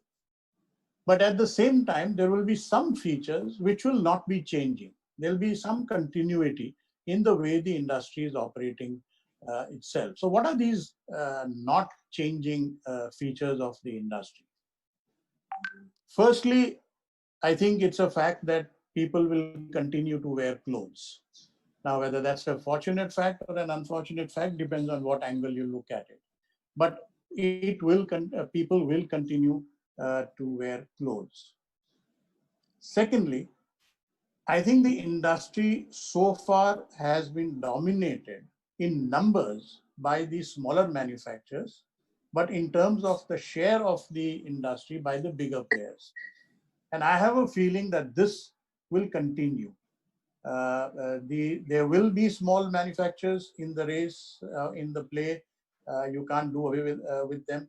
But the bigger players will continue to dominate the share of the total market. Thirdly, I have a feeling that this industry will continue to be a low margin industry. Yes, there will be certain niches like your technical textiles perhaps, or some innovative products in the garment sector, which could have more margins than the rest. But I think by and large, at an industry level, you will find it to be a low margin industry. So these are, I think, the 3 or 4 features which are not going to change. What is going to change? I think more and more of the smaller players will find it difficult to survive, at least in the next 1 to 1.5 years. So there's bound to be a certain amount of mortality rate, and there's bound to be a certain amount of consolidation happening. And in that sense, the share of the bigger players is going to go up compared to the earlier pre-COVID days, if I can call it that. Number 2, I think there will be a movement from the unbranded or regional labels to the branded products. Today, particularly in the Indian apparel industry, if you see, or even in the textiles for that matter, there are lots of small labels who are entrepreneur-driven, owner-driven. They have their identity, they have their brands, but are really not the national in scale and are really not promoted to the consumer as a brand. They act merely as a differentiating name to the rest of the products in the market. There are no USPs, or very few of them. There is no unique communication strategy which they have, but they have a different name. It's as good as me being called Rahul and Siddharth being called Siddharth.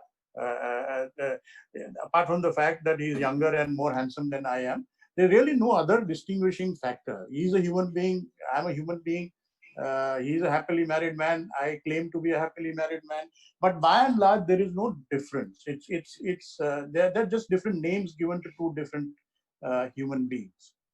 I think from that, you are going to convert into a more specific branded product with more unique characteristics to your product, with more effective communication and more precise consumer profile, with a sharper target audience, and essentially you are going to say yes. If I can give a very silly example from Bollywood. See, earlier you could hear a song and you knew it was Mohammad Rafi singing or Kishore Kumar singing or Mukesh singing. Today, honestly speaking, if you hear 10 Bollywood singers, you'll hardly be able to differentiate as to who's singing which song. And that's the difference between a label and a brand. I apologize for bringing in a very non-textile example, but I thought that conveyed my message. Fourthly, I think there's going to be a sharper difference between a manufacturer and a brand owner. You see, till now, I think born from a basic lack of scale or perhaps lack of confidence, every player wanted to be a bit of everything. So he wanted to have his own brand. He also wanted to have his manufacturing set up because he didn't want to depend on 5 other people. He also wanted to be his own retailer, have his own exclusive outlet. So the overall sort of philosophy being इधर से नहीं तो उधर से कहीं ना कहीं से तो हम लोग पैसा कमा लेंगे. I think that is going to change, and people are going to have to make up their mind. Are they a manufacturer with no pretensions of creating a brand, with no expenditure on marketing? Essentially, you are selling your production capacity, and you are telling your buyers, who is not the ultimate consumer, but who is a middleman, a retailer, a brand owner, whoever, you are telling him that, look, I am an expert in manufacturing a product. So you give me a product to manufacture, and I will manufacture that in the best, most efficient, and perhaps the lowest cost possible. So that's the sort of skill set of a manufacturer. The brand owner, on the other hand, is going to say that, look, I don't want to get into manufacturing. I don't want to get into the hassles of trade unions. I don't want to get into the hassle of overheads and so on. My skill, my strength is in communicating a message, projecting a picture of my brand to the consumer. I want to focus on that. Retailing is a bit of a neither here nor there. I mean, partly even to project your brand imagery, you need to have a few retail outlets. But even there, I think there will be a distinct differentiation between one who is a brand owner and one who is a retailer. So this differences is going to become more sharp. I think the different channels of distribution is also going to crop up. I mean, everybody today is talking about online as if that's going to be the be-all and end-all of the apparel industry. Everybody else is going to get wiped out. I don't think that is right. Offline retail is not going to go anywhere. The MBO channel is not going to go anywhere. But the online as a channel is definitely going to pick up strength, is definitely going to have its own position, and you cannot afford to ignore that. So I think channels are going to, the number of channels are going to go up. And why I'm saying not just e-commerce or online, because you have several other channels which have come up and they're doing quite well, but which we are not acknowledging. For example, your TV sales, the sales through TV channels. I mean, particularly for your leftovers and your seconds and so on, I believe the numbers are humongous.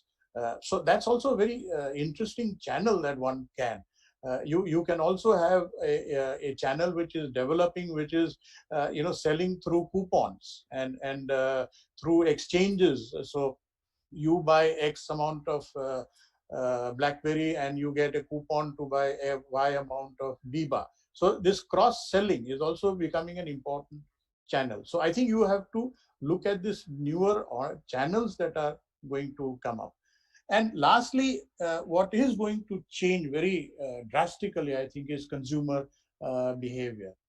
I think how long it lasts, of course, nobody knows. But at least in the foreseeable future, the consumer is going to buy less. He's going to buy less frequently, and he's probably going to buy cheaper. So you will have to define your position very, very carefully, and which is actually my last point. That is, you will have to define your brand's positioning far more sharper than what you used to before.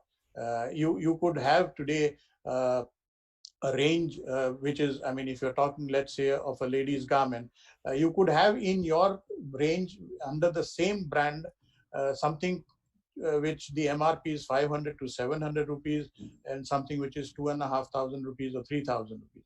I think this will slowly die out. as Biba has shown, he wanted to position, and correct me if I'm wrong, Siddharth, but probably the brand wanted to also tap a lower price segment of the women's wear market, and therefore they introduced a second brand.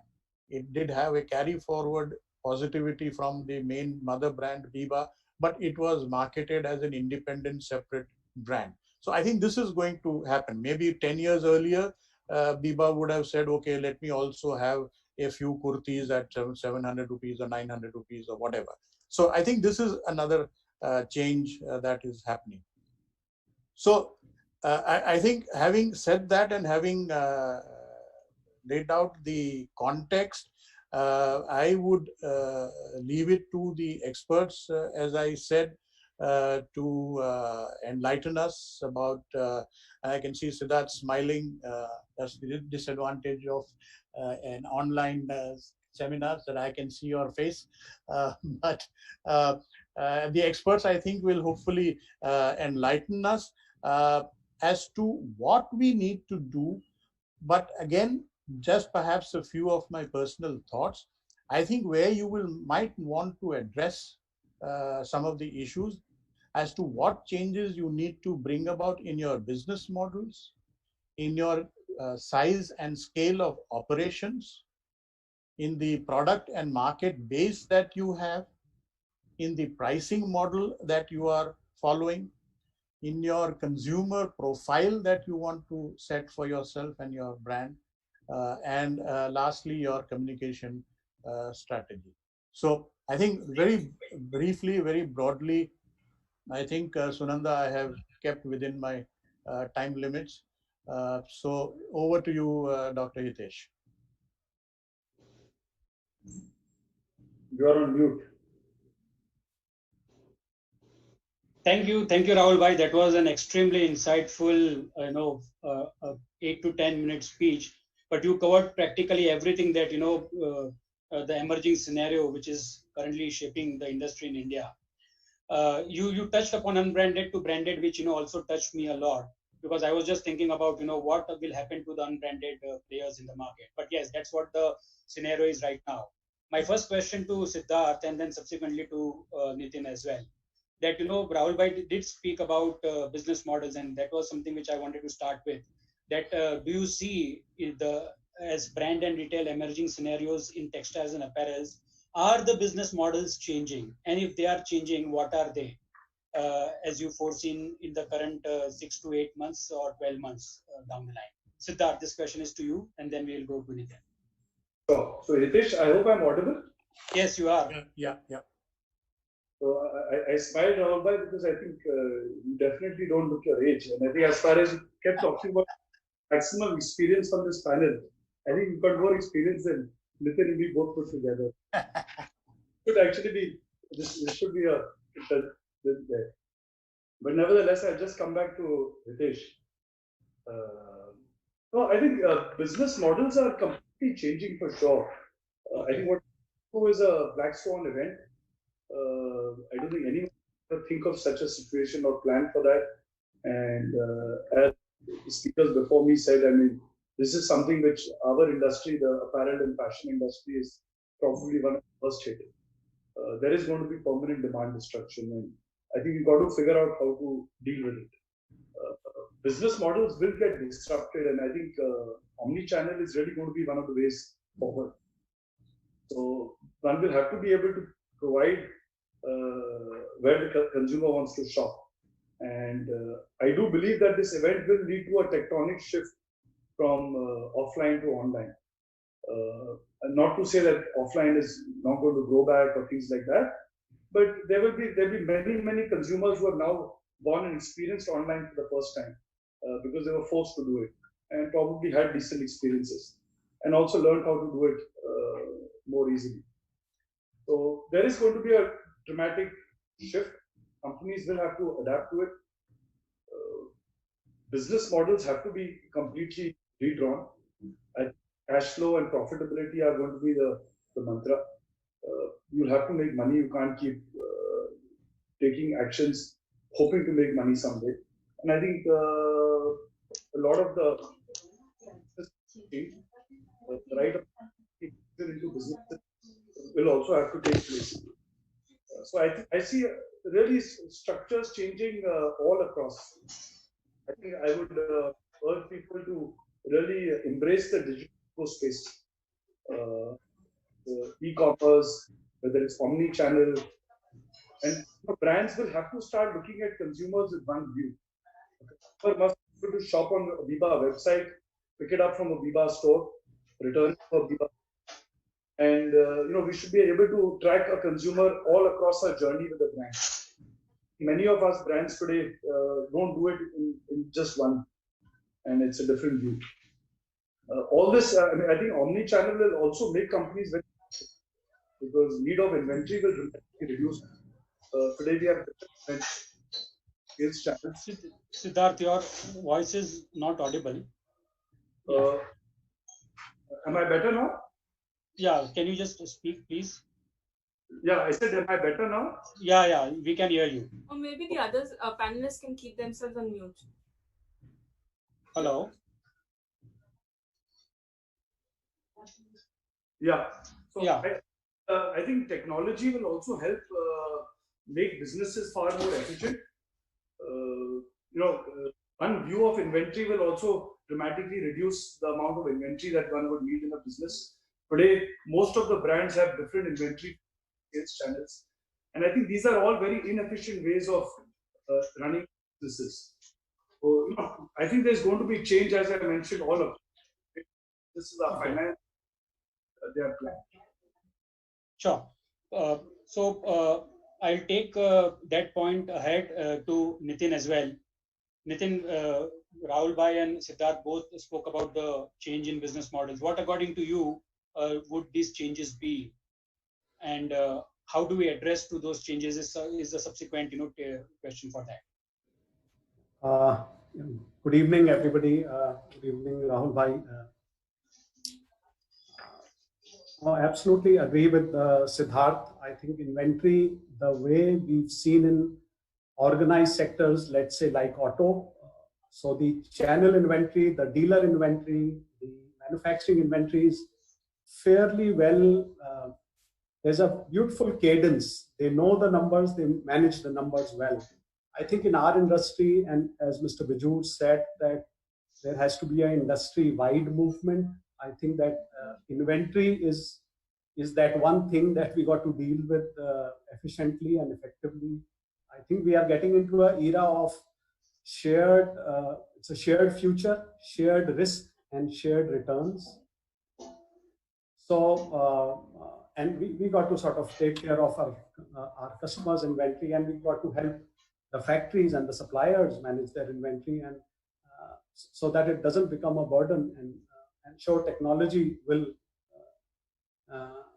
come to aid here, and clearly showing more is not equal to selling more. As somebody said, essentials, functional versus cosmetic. I think as brands, we got to not spray and pray. We got to sort of analyze deeply, see what works for our customers, and then take that call. The second thing I think what will get impacted is the experience of retail. There were times pre-COVID that retail itself was an experience. I think that is passé now. As brand owners, as retailers, we will have to bring in a fresh wave of excitement to retail, the way we transact at stores, the experience we give at stores, whether it is that exclusive piece that Sunanda spoke about. But clearly we have to rethink the way some of the iconic brands of the world in their home countries, they think of retail.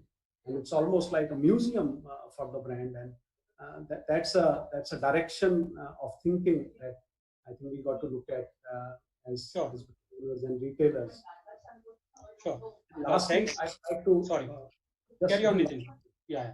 On the value proposition, who I mentioned, I think that will get repegged. And I think we've been adopting a easy and a lazy route to retailing, and we have these sales twice a year, and a fair bit of volume happens there. I think we got to look at value once again. We got to look at price as a strategy, and definitely this EOSS thing not as a selling strategy, but as purely opportunity to correct some of the mistakes we would have taken as an entrepreneur. So these are the three things I thought will shift directionally. Sure. Ganesh, I'll go to you and ask your views from a technological point of view. Rahul bhai mentioned, Siddharth did mention about the omnichannel part. We'll come to that point subsequently. But how can the brands stay relevant in these days where there is a lot of uncertainty? Ganesh, please. Yeah, thanks Hitesh, and thanks everyone for setting the context. And I hope everybody who is watching are staying safe. Fortunately, I started my journey online in 2012, when everybody said, Ganesh, you're a mad guy, leaving Walmart, world's #1 company, to join a company which nobody knows, right? And they're going to sell fashion online. And they were saying that, you're making maybe the mistake of a lifetime. Now, on the hindsight, I think things can go wrong, go right, etc. I think it's important. I think, if you ask me one thing, right, COVID is created a lot of reflection for the industry globally, not India. COVID has actually shaken and all of us to say that, maybe what we could have done long back, we are all trying to do now. I think it's a huge reflection point to an extent that, those brands who actually took this initiative 5 years back, right? I'll give an example. I think it's a published data. Nike, for example, Nike in China last year just dropped annual results by 5% down over a year, and with all what has happened in China, last quarter results. And they compensated all their offline losses just by the online business, right? Humongous amount of recovery because it did not happen overnight. And I personally used to interact with this brand, and we could see the difference between the approach of various players and the parties that we used. What I'm trying to say is that I think digital awakening has happened for all of us. Consumer has been shifting. Smartphones have been going up. Internet access was going up. But the speed at which we were looking at was proportional to the share of business. I think that's, therefore I would say that I think we all need to look at, like the ski guy said that, we need to look at where the puck is going to be, not where the puck is right now. So we need to be playing the ball for the future. Therefore, let me explain. I think I'm going to take this whole conversation point of view from a digital perspective. Now, from a digital perspective, I see that winning in digital needs kinetic energy. I'm going to take a bit of science here. Now, kinetic energy, all of us know it's half mE square. Now, if you just look at it, kinetic energy is exponentially benefited by velocity, not by mass, right? So it's a flywheel effect in digital. Now, what I mean by flywheel effect is, imagine you have a big rim and made of wrought iron and you have to move it. It takes a huge amount of energy to break the inertia and start it rolling. And for it to fly high, you need a critical mass of energy. At that point of time, it starts rolling on its own. For many of you would have observed, right, in the last many weeks, right, there is a lot of inertia on some categories. Now, for example, topwear. Within topwear, shirts are seeing a huge hit because there is no occasion to wear shirts outside. I'm talking about the menswear category. Typically, similarly, trousers and jeans, bottom wear are taking a hit. It'll all be short term, right? But the question is that it has taken a hit. Second, you'll also see shorts going through the roof. Now, the point here is if you all function the normal way. Now, today, this is a shaking of category shifts, right? In fashion, what happens is micro movements we don't observe. Today, these are big shifts we are all observing. Imagine it was a 5% delta, it was a 7% delta would be observed, right? And our cycle times are so long. For in digital, you need to build velocity. Now, we all mistake that velocity is speed. So I just want to make an insight here that people all thought Zara has speed, therefore let me improve the speed of my supply chain. So if you just improve the speed of supply chain, everything remaining same, you will not do anything better. Now, what is velocity? Velocity is speed with direction. It's a vector. For direction is consumer. If the business holds everything around consumer and move at speed, it's almost like speed is like you move at 100 kilometers per hour, revolve around a circle. After some time, you're in the same place. So it is sometimes many people run with a lot of speed, come back to the same point. Nothing happening to my business. I'm taking a lot of speed efforts, right? So how do you understand consumer in such a dynamic industry? Now, the only way you can do that is data. So data is the key to winning in digital, maybe in winning in any business in the future, right? Now the dynamism, COVID has given a shaking of dynamism, but dynamism will continue to remain. How do you sense the dynamism of consumer is through data, and that's where technology can help. See, finally, retail is product on one side, consumer on the other side. While a lot of technology, we're talking about omni-channel, we are talking about a lot of stuff, we are putting mirror in the room and all of that. When did we use technology for deciding what product to make, what product to buy, what attributes to bring together? Right? A lot of judgment is going into product, which is actually most of what, right, we supply from the back. And I'm not ignoring any of the other attributes, just one area, right? I think we need to bring it all together, crash the supply chain from a speed perspective, use consumer signal to inform what you make. That makes it velocity of proposition to consumer, right? I'll give you some numbers, mind-boggling. And we are all talking about COVID right now. There is a retailer ordering 150,000 units in one product. I can see Siddharth eyebrow going up, right? Now, 150,000 units in India, one retailer on one product. Now, which means there is demand. And our old views of saying that this is the maximum I should bet, I should de-risk. But the point here is there are power products. Actually, I've just heard last week that one single product in one retailer is 10 crores. So you can actually do the math. To build a 100 crore business, you just need 100 such products. For the discovery of these winning ideas can actually create a huge opportunity. So I think here is a time for data awakening, consumer at the center, velocity as a business model. Velocity is embedded business model, not just speed, right? And can create a huge opportunity. I have one maybe counterpoint to some of what has been discussed on, particularly opportunity for small players, right? We are talking about labels versus brands. In my view, digital is a long tail channel. That's why you say take Amazon, right? There's a huge long tail. Now, long tail is what? Long tail is all our craftsmen, handicrafts, small industry, small players. Now, digital is a leveler. Here is an opportunity for small players, right? Now, I'll just give you one statistics to prove this. Many of India's national brands today, if you go to Shoppers Stop or a lifestyle, a departmental store, the market winner will have a share of 10, 15, sometimes 20% in that category. And the leader is such a head, right? The head in digital channels carries 1 to 2% share in that same category. Now, what that means is that here is an opportunity. Digital gives a huge opportunity for the long tail. Now, therefore, anybody who is watching here, if you're small, you have great capability of product, here is fantastic opportunity for you to be high velocity. Have a high velocity supply chain, bring relevant to customers, and see if you can use smart intelligence to bring your proposition to the customer. Sure. Thanks, Ganesh. High velocity supply chain, and Siddharth will come to the supply chain part along with Nitin and Rahul Bhai. But before that, I would like to ask Max from is addressing us today from Berlin. Max, what are your views and how do you see the German market or the European market vis-a-vis what's going out here?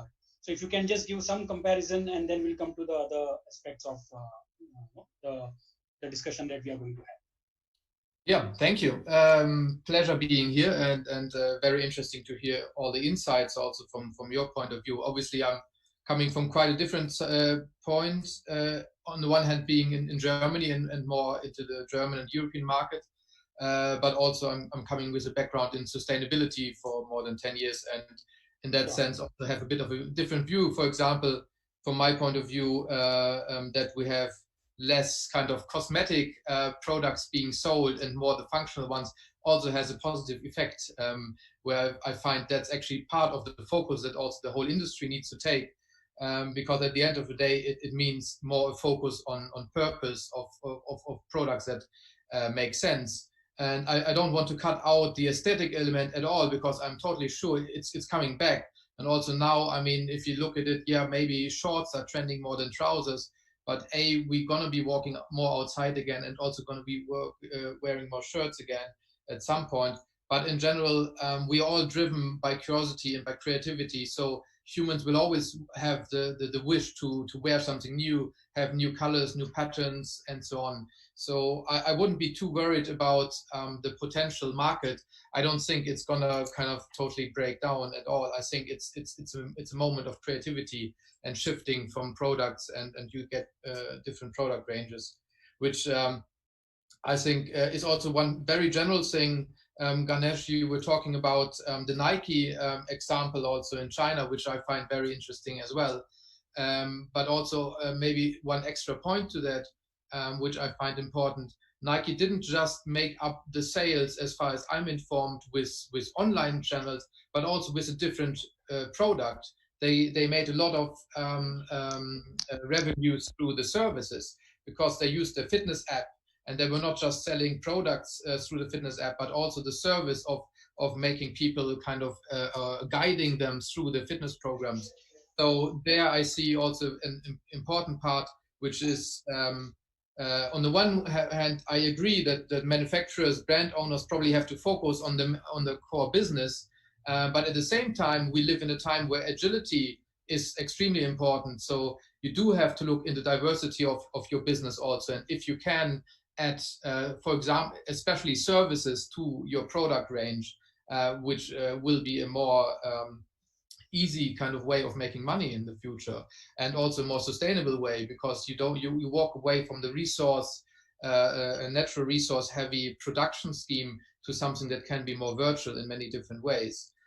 Which also brings me to the again, I think a global meta trend of not being either online or offline. It's definitely looking all more into hybrid systems, where you have to kind of take both into account. And I think that's very visible, that big platforms that are online are moving more and more into brick and mortar, and to kind of explore that. And on the other hand, you have the big classic retailers with physical stores that are moving more into online. So you can see the shift from both sides, and I think that's exactly what is realistically the best position in the future. You have physical presence where you can give a different kind of experience, and then you have like the whole and kind of unlimited online world, where you can kind of follow your customers, where you can learn more about them, where you can gather the data, that you can also plan your production better in future. And all this is, I think, quite universal, and true for Germany as well as India and many other markets. Sure. Maybe for a bit of a focus on the German market, I feel here we have a totally split situation.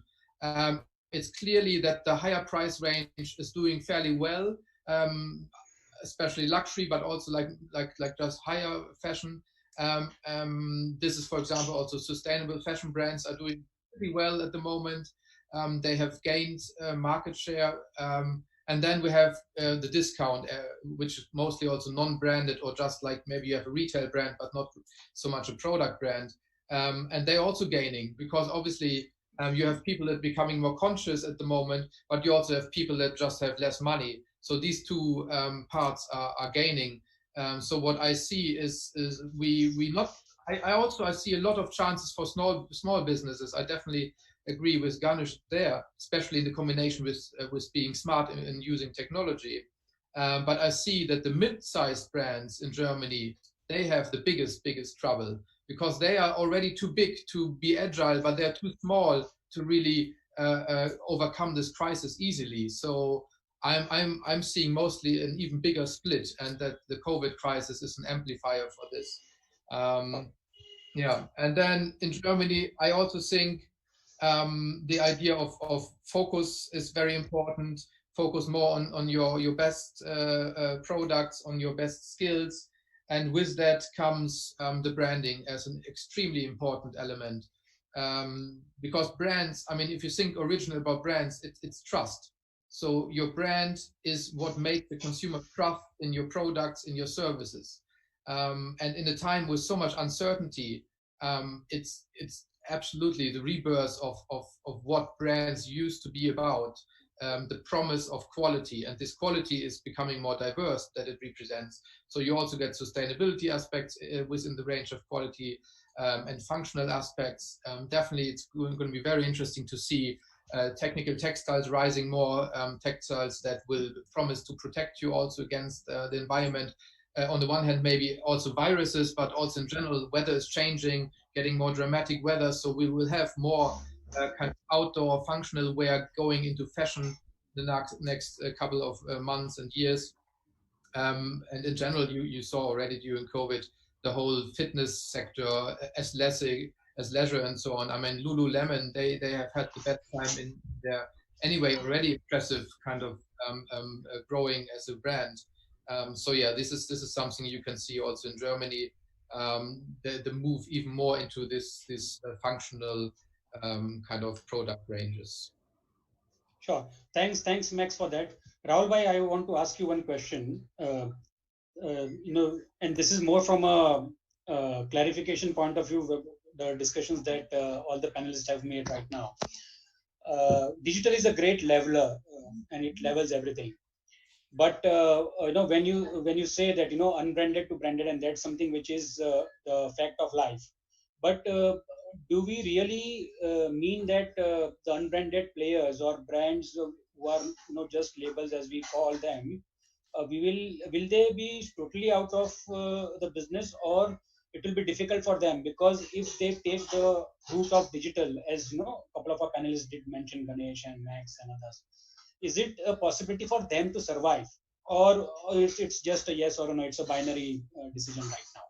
So I just wanted some clarification, on that part, because it will help others also who are small players, maybe, maybe their brands are not that big, or maybe who are just a manufacturer. So what is in store for them?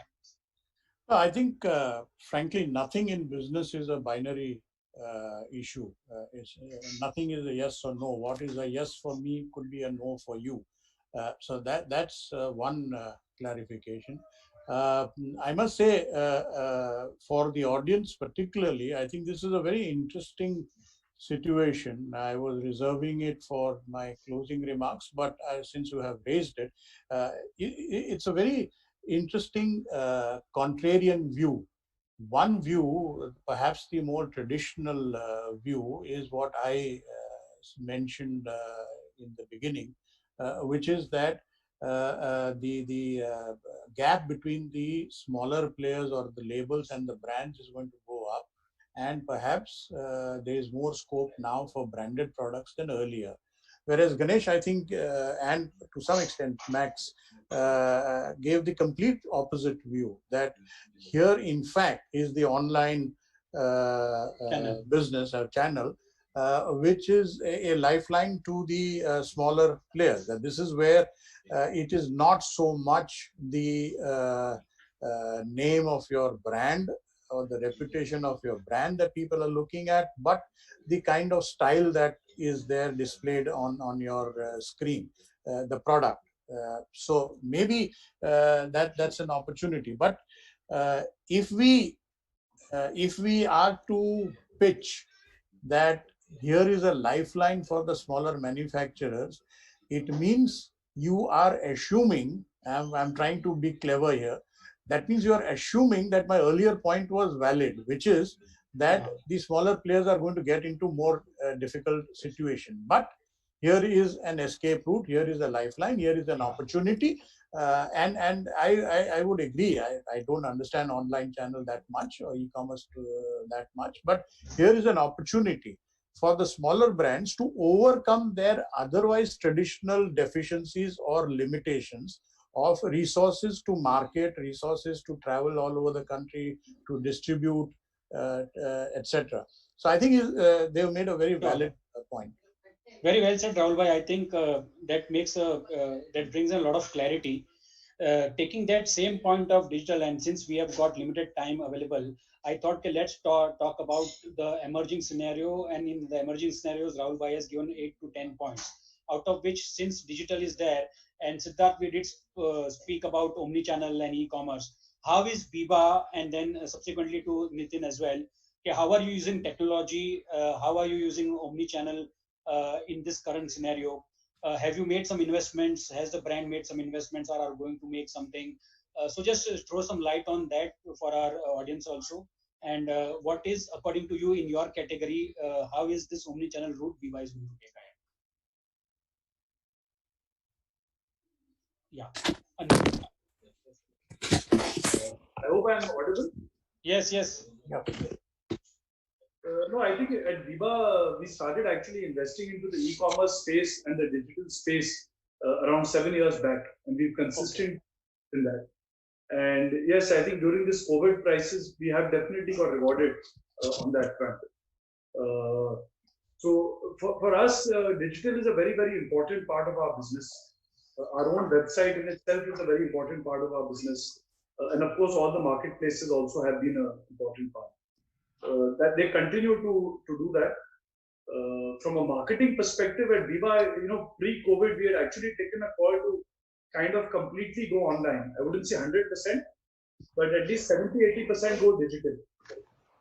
As against 20% earlier, where we were doing more of newspapers and offline and all the other traditional methods. So as a brand, I mean, that's something we had actually planned pre-COVID. It only got completely strengthened post-COVID. I think, as some of the speakers said earlier, COVID crisis has helped us all reach our business. A lot of things that we had planned to do digitally over the next year, months, I think, has all moved to an effort to try and do it over the next months. Okay. Omnichannel is one clear way forward. We started our technology implementation. We are hoping omnichannel August or September. Sure. And subsequent question to that, I'll first go to Nitin and take his views on omnichannel, and then I'll come to you again, Siddharth and Nitin, and then Rahul Bhai also. Sure. As Blackberries, we participate in a high engagement category, which is and also experiential categories, which are suits and trousers, bottom wear, and of course shirts. And we understand that 70% of all research or all search happens online, and therefore it is a very important medium to familiarize with the brand. And as you rightly said, Dr. Hitesh, that each brand will take it differently. So at Blackberries, the consumer knows us for our fit, and therefore how we think of fitting or fit videos, or how we help consumers of different body types try and make a correct selection over a digital medium. I think that is our challenge. Sure, with a fair footprint of retail stores across the country, connecting inventory across all locations is a very natural thing. That's something at the moment that's sort of top of our list at the moment, and that we hope to unlock very soon. Sure. Thanks, Nitin. Ganesh, this question is to you. How will digital transform, especially how is AI going to transform the digital part that we are talking about? Because now everybody is talking about AI, and initially 2 years back or 3 years back it was a buzzword, but today we have seen that more and more retailers are using it. And if you can succinctly tell us about the AI part in the digital transformation. Yeah, I would like to just simplify this whole AI thing, right? And suddenly when you say AI, it looks like a heavy weight coming on us. But just to make it very simple, it's actually all about digital is all about two things: relevance and performance. There are only two things which matters. Imagine a consumer is hovering on your website. What do you want? You want to convert that person into a customer, which means you want that person to move into shopping cart. nobody will touch your product unless it's relevant. And now that relevance also, I will just add a prefix called real-time relevance. At that time I'm coming here, are you relevant? Now the point is, in a sales shop, a shopkeeper can actually see and real-time respond. Imagine 40 people are hanging around in the digital space. Can you do that manually? No.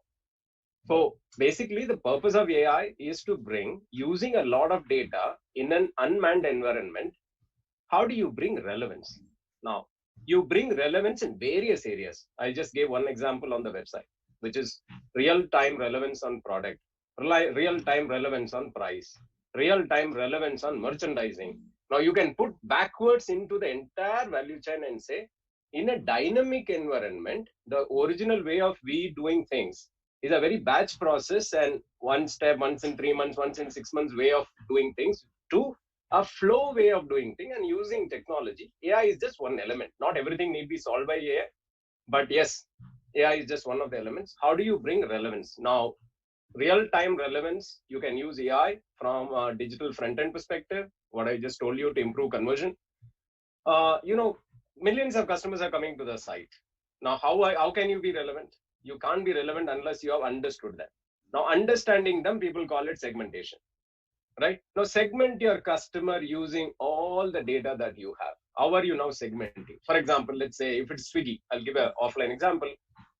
You might have a healthy eater and you can maybe have somebody who's indulging or somebody who is actually looking for value. So what kind of notification will you send? Again, unmanned environment, you have to bring them back.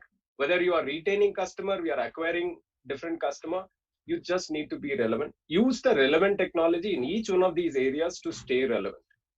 Now, I think we just need to understand saying that it's not going to be manually possible. So I just need to use technology at various areas. How do I bring real-time merchandising relevance? Now, then you use technology to understand real-time demand of products, keep on changing what kind of prints is doing, what kind of silhouettes, length, etc., cut, etc. Or fabrics, if you're in textiles.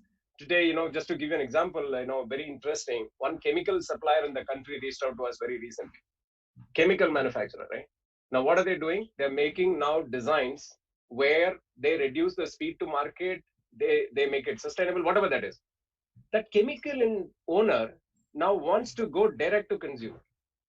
Now, what I'm trying to say, I'm sure there'll be lots of audience here. You might be coming from various areas. Now, here is an opportunity for a lot of people to go to D2C. And D2C, now the point is that person doesn't know what is fashion, what will work in fashion. In a traditional way, he has to now build a team, right? Today, technology is available to cut all of this and say anybody, you can actually build a brand in a box, right? Okay. Again, using all of what we are talking about.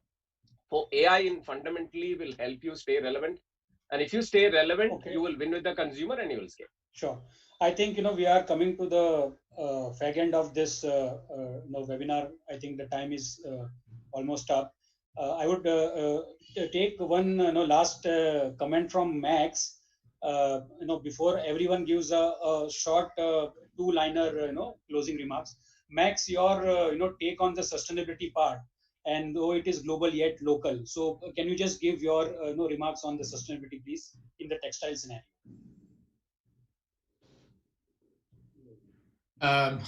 Or overall, that normally would maybe take longer. And then we have time now. But I mean, in very general, in very general, I mean, sustainability, what is behind it is really the baseline of the word that you want to stabilize also your business. I mean, if you look at it from a value point of view, it is about looking at the purpose of your business, of your products, of your manufacturing, of your whole supply chain, and looking into how do you create value and how do you do that in a more sustainable way.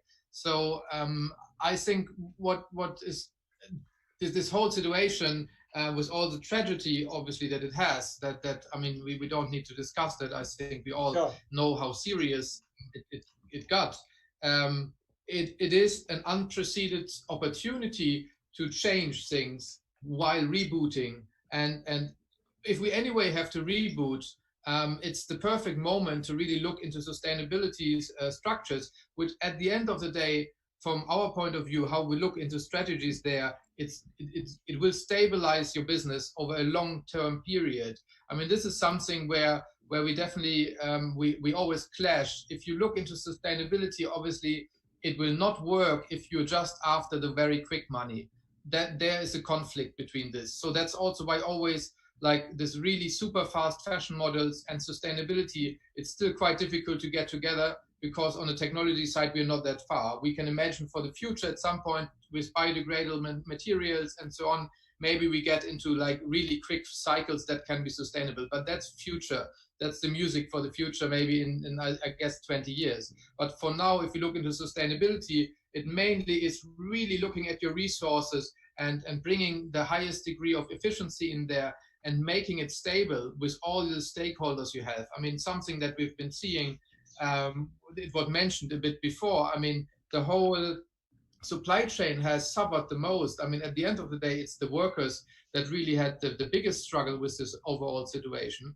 And you could see that the system is very fragile. And obviously, as usually in an economic and social system, it is the weakest ones are the most fragile ones. But we could also see, if you look at like maybe even bigger in like Bangladesh, how the whole country has been in like deep shit, pardon my language, because they are so dependent on all these kind of Western brands buying there, that this kind of breakdown you want to avoid. And we are living in a situation where the economic systems for a long time now will be less stable, and we have to build new relationships between different stakeholders.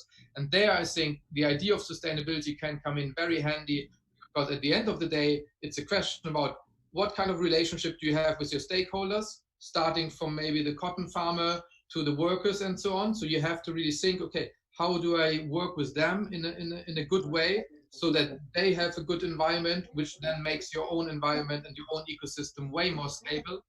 And then on the other hand, obviously you look into all the external factors that so far maybe you have not looked into. And at the end of the day, if we're honest, one has to see COVID is also connected to the whole drama of climate crisis and so on. Because, I mean, as far as science looks at it at the moment, it's very clear that the viruses come from wild animals. The wild animals are being endangered because we are expanding as humans so much. So we need to find really other solutions on how to deal with that, if we have an interest that our kids and their kids and grandsons and granddaughters and so on still have a fairly comfortable life here. So that's where we stand with sustainability, I think. And yeah, I can only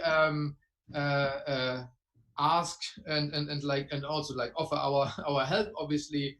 Everybody who is really looking into rebooting now, it's an historic moment when you can implement sustainability strategies deeply into your business, and that means you can gain from it really quickly.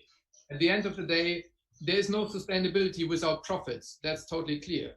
So if you use this moment of rebooting to implement sustainability in your business strategy, you will certainly benefit from it over the next 5 to 10 years. That's I can promise. Thank Hitesh, yeah, Rahul, please come in. No, I was just saying, I think we are running short of time.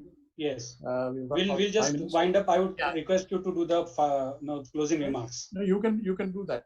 It's up to you. No, Rahul, please do the closing remarks. Okay.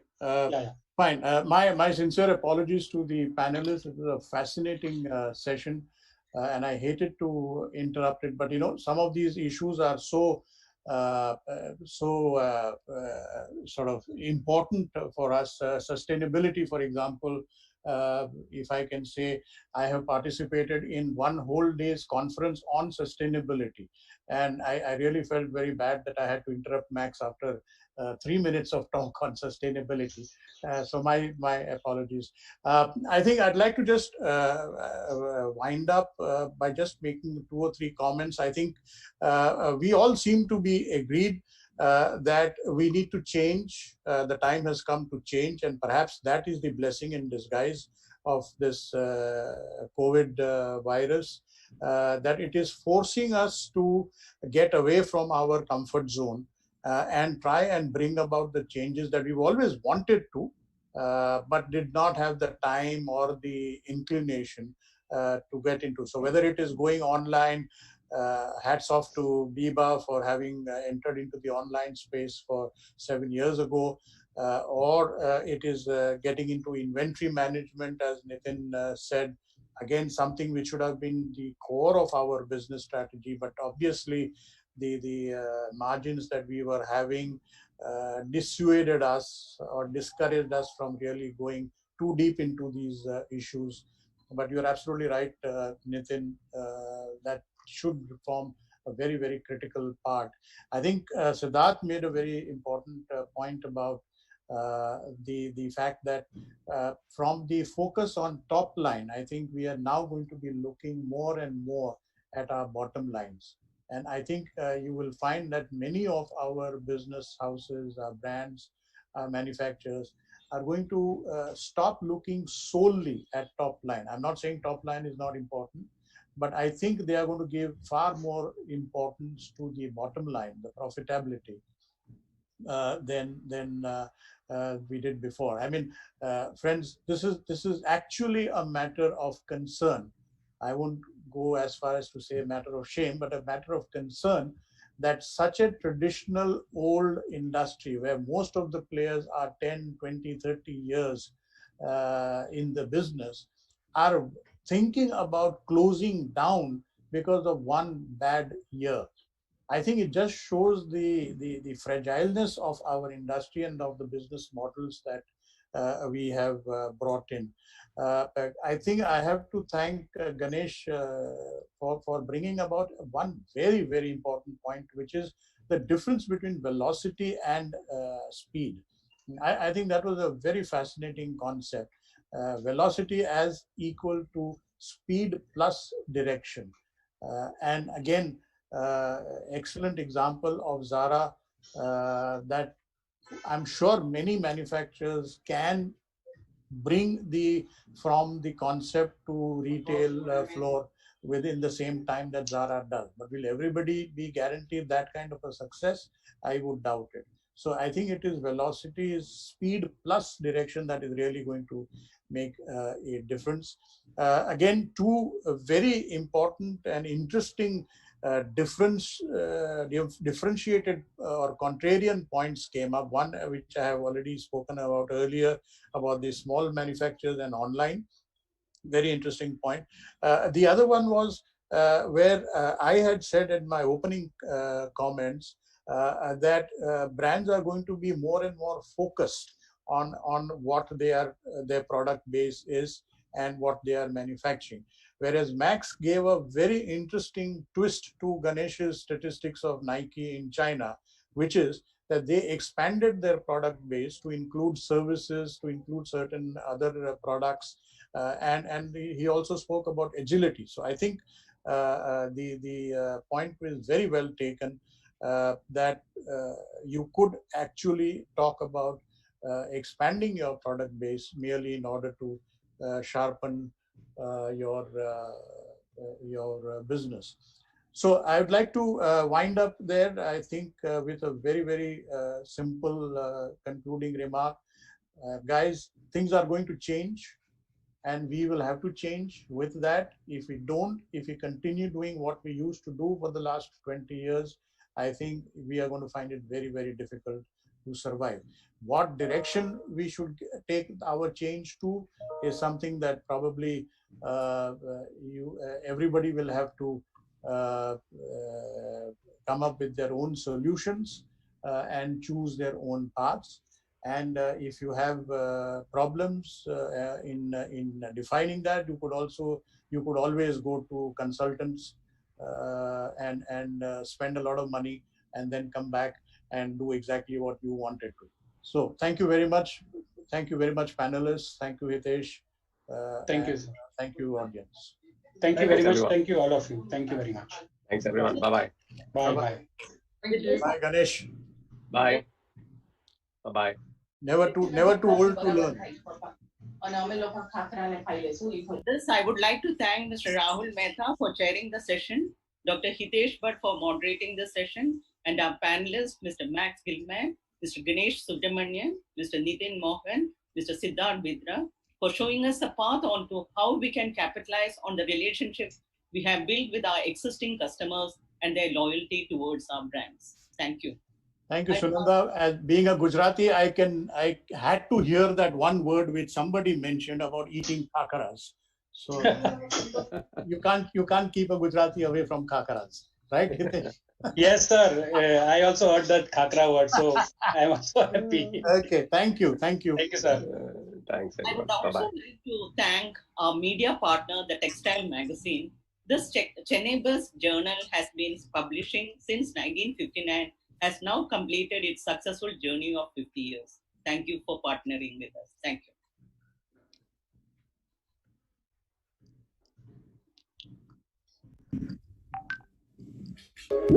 Shopping is fun. We all love choosing new clothes and home products. But do you ever think about what they're doing to our planet? The numbers speak for themselves. Old clothes and home textiles taking up valuable land space.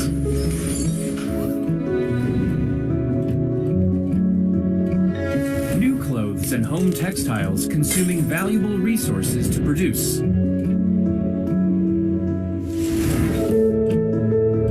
They all have an impact on the environment.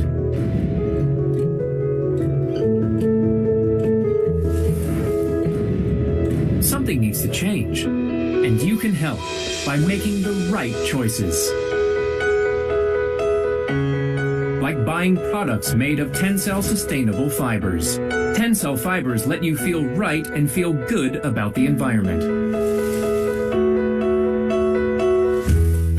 Tencel fibers are derived from nature, produced from the natural raw material, wood.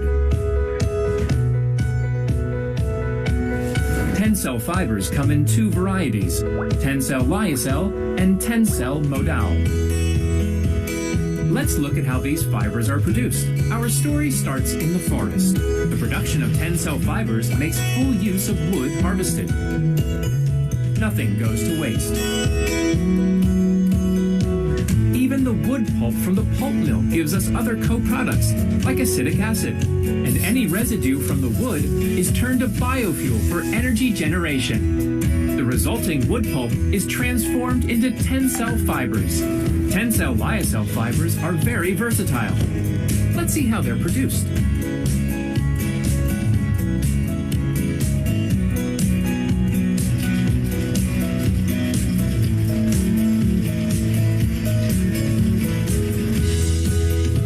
The process reuses almost all of the chemicals employed.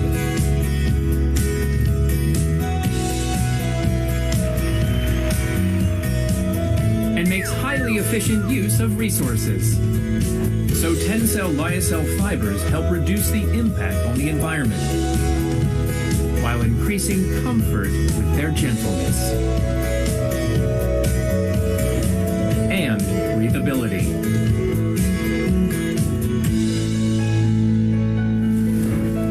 They are also strong.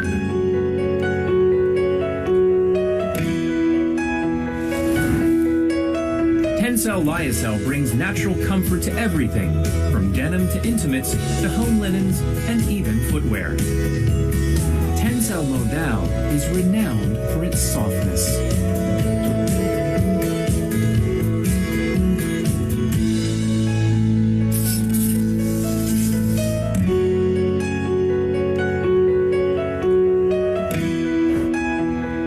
And for its superior color retention.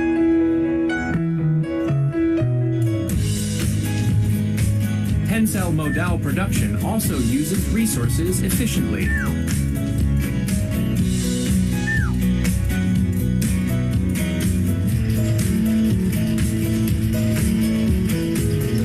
And generates the co-product sodium sulfate used in detergent manufacture.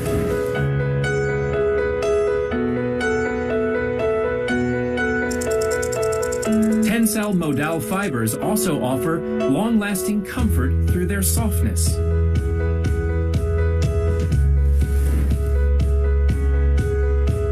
As well as durable color.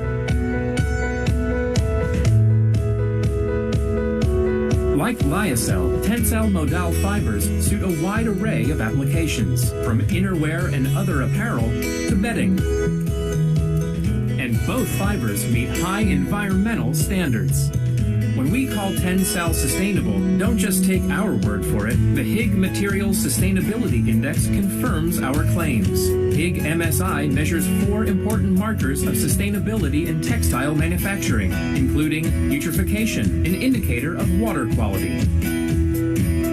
The results show that Tensile, lyocell, and modal are among the most sustainable fibers.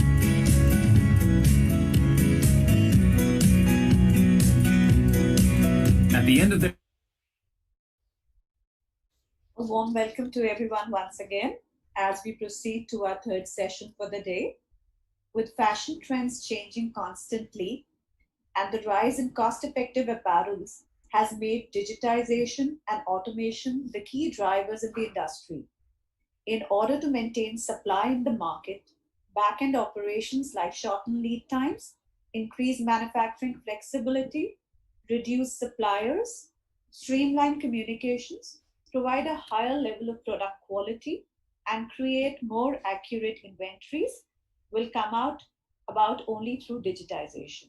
Moreover, it can be a wonderful tool to help reduce cost in sourcing raw materials and producing more machine-made clothes in a shorter span of time. To discuss the topic, we will begin this session, Digitization, Automation, and Innovation in Textiles and Apparel Industry. To chair this discussion, I would like to invite Dr. D.L. Sharma, Deputy Chairman, CITI, and MD of Vardhaman Yarns and Threads Limited. Welcome, sir. The session will be moderated by Mr. Prashant Agarwal, Joint Managing Director, Wazir Advisors. And the panelists for today's sessions are Mr. Ram Sareen, Chairman and Founder, Gartex, Mr. John Thorbek, Chairman, Change Capital LLC, and Dr. Akshay Kumar Sardana, Technology Leader, South Asia Biomaterials DuPont. Over to you, Dr. Sharma. Please take over this session.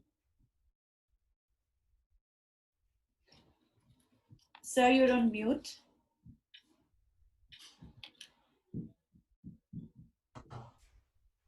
Yeah, good evening. I'm audible now?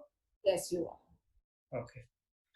So good evening, everyone on this, and thanks for the organizer to give me this opportunity to chair this session. I must confess at the start that I am not a qualified person in terms of the technology front, but I have been basically a textile manager, managing textiles in various operations for the last over 45 years. And I have, of course, seen various phases of technology, how the textile industry has evolved with the technology over a period of time, both in the machine technology and process technologies.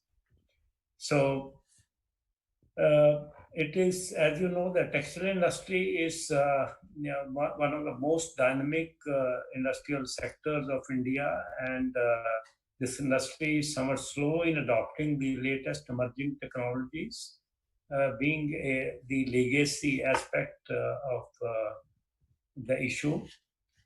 And in today's smart manufacturing environment, textile and apparel industry face many challenges, such as the efficiency, sustainability, quick response, and also challenges faced by the nature of this industry, which is in terms of the short lead times, the factor costs, the productivity levels, the compliances required, because being a labor intensive and require a lot of attention in terms of building sustainable businesses.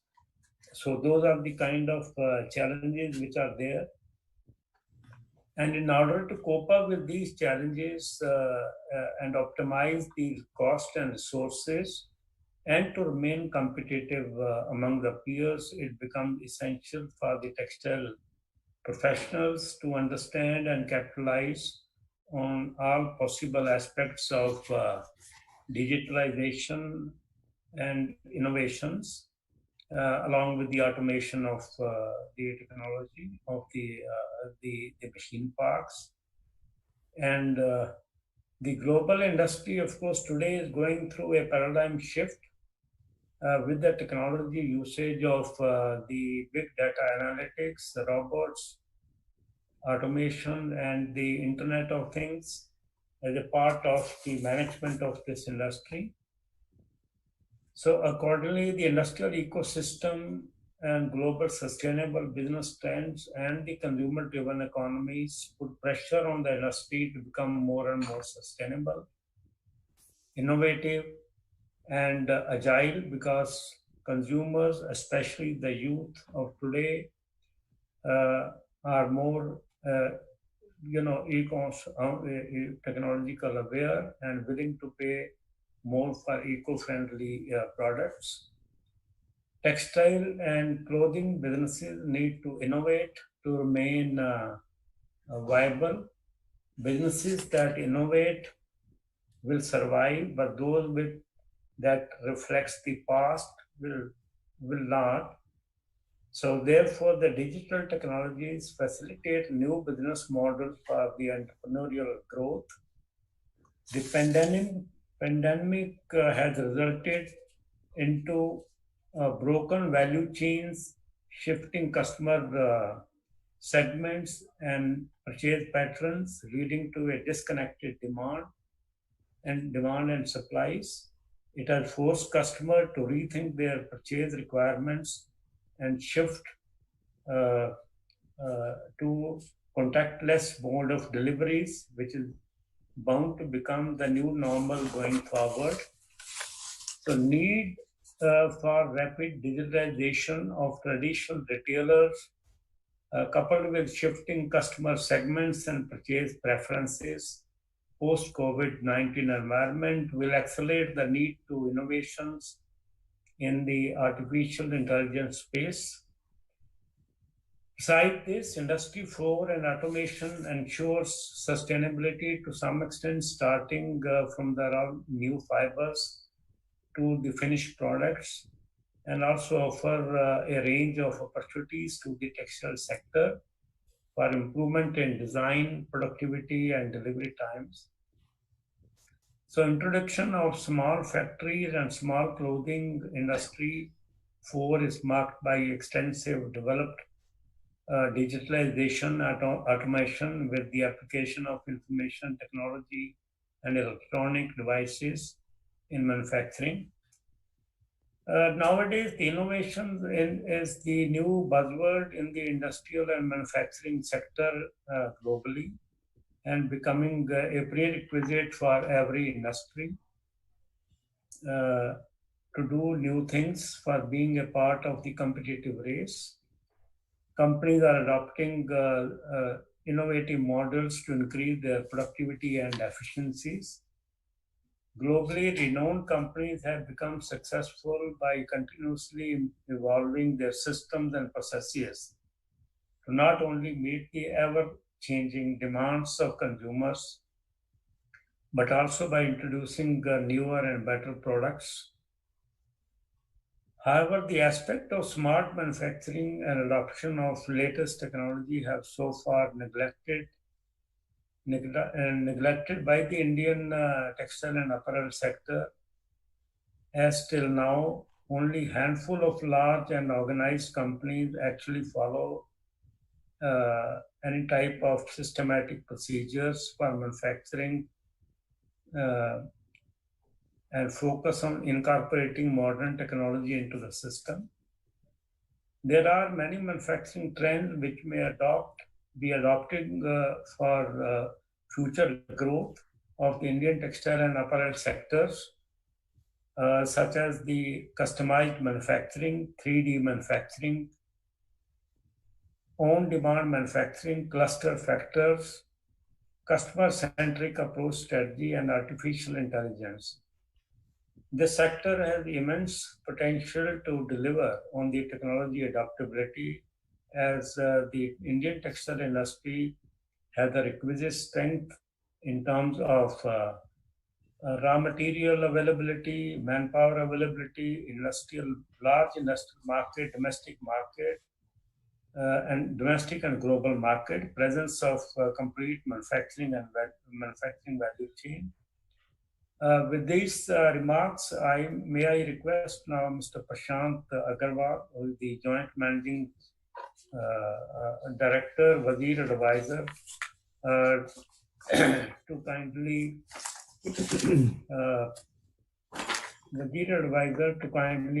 moderate the session and request all our panelists to share their valuable insights, which will be beneficial for the textile industry. Just briefing about, I think Prashant is well known in the textile fraternity here, and no need for a formal introduction. But in any case, just to complete my job of introducing Prashant, Mr. Prashant Agarwal is the co-founder and joint managing director at Wazir Advisor. He has an extensive experience of 25 years in various corporate strategies, business creation, diversification, and performance enhancement assignments for the Indian and international clients in textile and apparel sector. Being a textile graduate and a management graduate, has worked in manufacturing, sourcing, and marketing. Prashant, of course, has the practical experience of working in the leading textile and apparel companies for the initial period of 10 years in his career. He was also on the board of some of the most successful textile parks promoted by Textile Ministry and Japan-India Fashion Forum. So may I, now pass on to Prashant to please carry forward the session along with your panelists, and you can introduce the panelists present today with you in this session, like Mr. Ram Sareen, Chairman and Founder Tukartech, John Horbeck, Dr. Akshay Kumar Sardana, Technology Leader, South Asia Bio Materials DuPont, Mr. Prashant. Thank you, Sharmaji. Thanks for the introduction, and good evening to everyone. Your guidance always has been with us. So I think it's a very, very interesting topic. And I congratulate CITI to choose apt topic and theme for the conference, Rebooting Textile and Apparel Industry. I think when we talk about rebooting, there are a lot of automatic rebooting, which is going to happen as time will pass. But it gave time to rethink in terms of how this industry can be run in a better manner.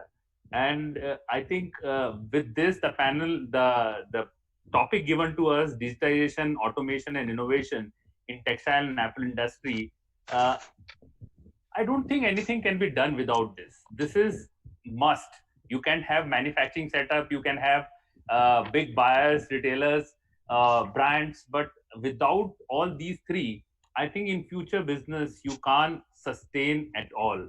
And with this, I think my panelist, as Sharmaji pointed out, Ram Sareen, who has been founder of Tukartech, and he has lived his life in India and Canada and US and seen world practically automating a lot of things and suggesting people how to do business. So with his experience and John being there, who actually is focusing on transforming fashion business. He has worked in companies like PVH, Adidas, Nike, Timberland, have co-authored book like Zara Gaps. I think with his experience, he can really focus on digitization, and he understands how brands and manufacturing works. And with me, Dr. Akshay Kumar, because again, he brings with him experience of working in companies like Vardhaman, Arvind, and Trident, and also working in DuPont for last 8 years, because we talk a lot about innovation in all our seminars and conferences. But do we really understand what innovation means? What it takes to bring innovation? what it takes to bring a culture of innovation in an organization. I think with these three panelists, I'm really lucky moderator that you will get all perspective, a global perspective, and really John and Ram, they are coming. Ram is from San Francisco at this moment, and John is from California. Thanks to you to get up so early in the morning and being part with us, because all of us others are from India and you are from just 12 and a half hours behind us. So with this, I will just take 2-3 sentences and things, because for us this panel was really good, because before us the panel was about retail and brands. So actually that panel, if somebody would have heard it in totality, they actually emphasize in whole of the discussion about digitization, about automation and innovation only. The way Ganesh told of kinetic energy and velocity, and how speed with direction is important. And when we talk about direction, I think most important, we can talk about all these digitalization and innovation, but first and foremost important is consumer understanding. So if consumer is changing, if the whole dynamics of consumption is changing, then our business has to be agile to meet that need. And how it can happen? For example, when we talk about digitization really talks about faster decision making, quick response, cost cutting. All of this is important, because if you don't take fast decision of what is selling, what consumer needs, and accordingly how shorter supply chains are important. Some of the important questions which needs to be answered is competition on cost or innovation or both? Can automation give scale as well as flexibility? So, or we should always talk about scale, because this is what we have been always discussing. And when we talk about automation, is what? It brings more productivity and less handling. When we talk about innovation, it's innovation in product, process, and sustainability. So with all of these in context, I think it takes into account the whole business. With this, not taking more time, because we want to have more interaction after the views of our panelists, let me first take on to John to give his view in terms of how this fashion industry can shape up with digitization, which we are talking about. Over to you, John. Thank you, Prashant. I am really pleased to be here. I have some long history with Indian textiles, and today's session started with Arvind Singhal. He talked about the MFA agreement changing in 1995. Well, I was involved then in a study sponsored by the Finance Ministry and ICICI through Harvard University, looking at what would the future look like and how can India be competitive on a global market. This is extremely important. This is the most globalized industry, but it's also the most complex and the most inefficient. And it takes a crisis that we're in right now for change. And we can, sometimes good things come out of necessity. And you can look at other industries for examples. Toyota and the just-in-time system came out of post-World War II, out of a very scarce environment, limited capital, and it forced a change in the auto industry that we all know was revolutionary. The same thing happened at the beginning of Zara, which was really founded in an atmosphere of crisis, which was in a corner of Northwest Spain, high unemployment and very limited. It's not where you would look for global fashion to, be revolutionized. So things can change. It's been a long time, but this really is that moment. And I think what we have to look at first here is not just what happened in autos, what may have happened with Zara. We can look at also the electronics industry. And that's where I've spent the last decade studying process innovation in electronics and how that applies in fashion. So that process innovation, this change in processes is is to start. We can't jump to technologies such as AI or machine learning or data science without looking at a change in process. And that process can collapse lead times. And, you know, the main benefit of that is to reduce the uncertainty for all partners in the supply chain. If we can reduce uncertainty, we can improve performance, and we can begin to integrate a supply chain to be fast, lean, and flexible. And if we start there, then I think we can begin to optimize it by adding on capabilities in data science. So I think that's a very optimistic view. You know, this is not an industry that has to be low tech, low profit, and low growth. It's an opportunity, I think, especially for India to be competitive, you know, on the global market. And I have been very pleased to learn in this in today's seminar that the growth of the domestic market would only add incentive. So it seems to me to be more competitive on an export market, to lead, you know, domestic growth.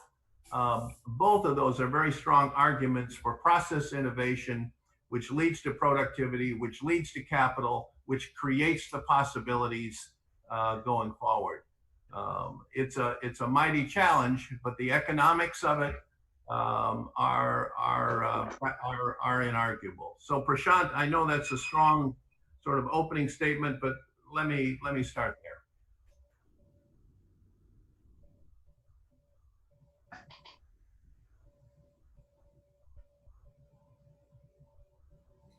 Unmute yourself.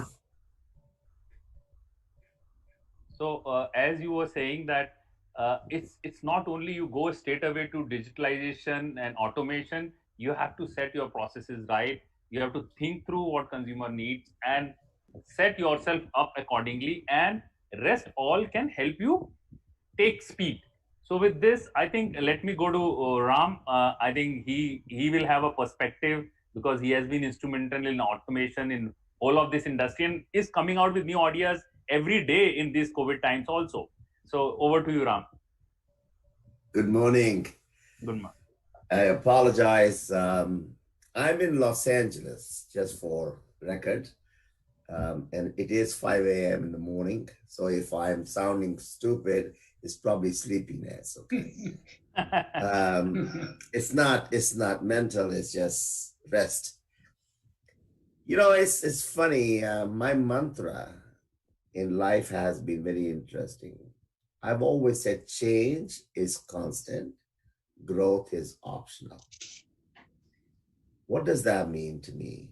It mean whatever I did yesterday was yesterday's problems and yesterday's solutions.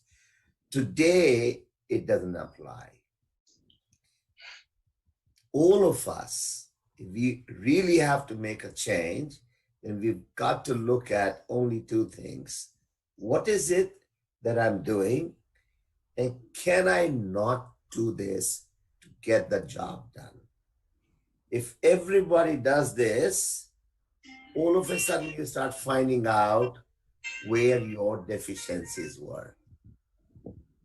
In garment industry, today, it's not just an India problem, it's a problem all over the world, exactly the same. Global issue. Time to wake up. It's not happening because something happened in one part of the world. It happened everywhere, hence everybody is now either taking another look, why I'm doing this, but also looking for what should I be doing? What should I be doing is not a magic word. It has to come up with what is my real chance of survival. So stop thinking what I was doing yesterday is not coming back. There is nothing called when it gets normal. There is going to be no normal. The new normal is, as you guys have mentioned, we are going to produce smaller quantities. We are going to produce for local markets as much as possible. because all around the globe, the new revolution that is coming, it is not going to be for India or Pakistan or Bangladesh or Sri Lanka. This revolution is going to be for the global economy. We are going to shrink the supply chain.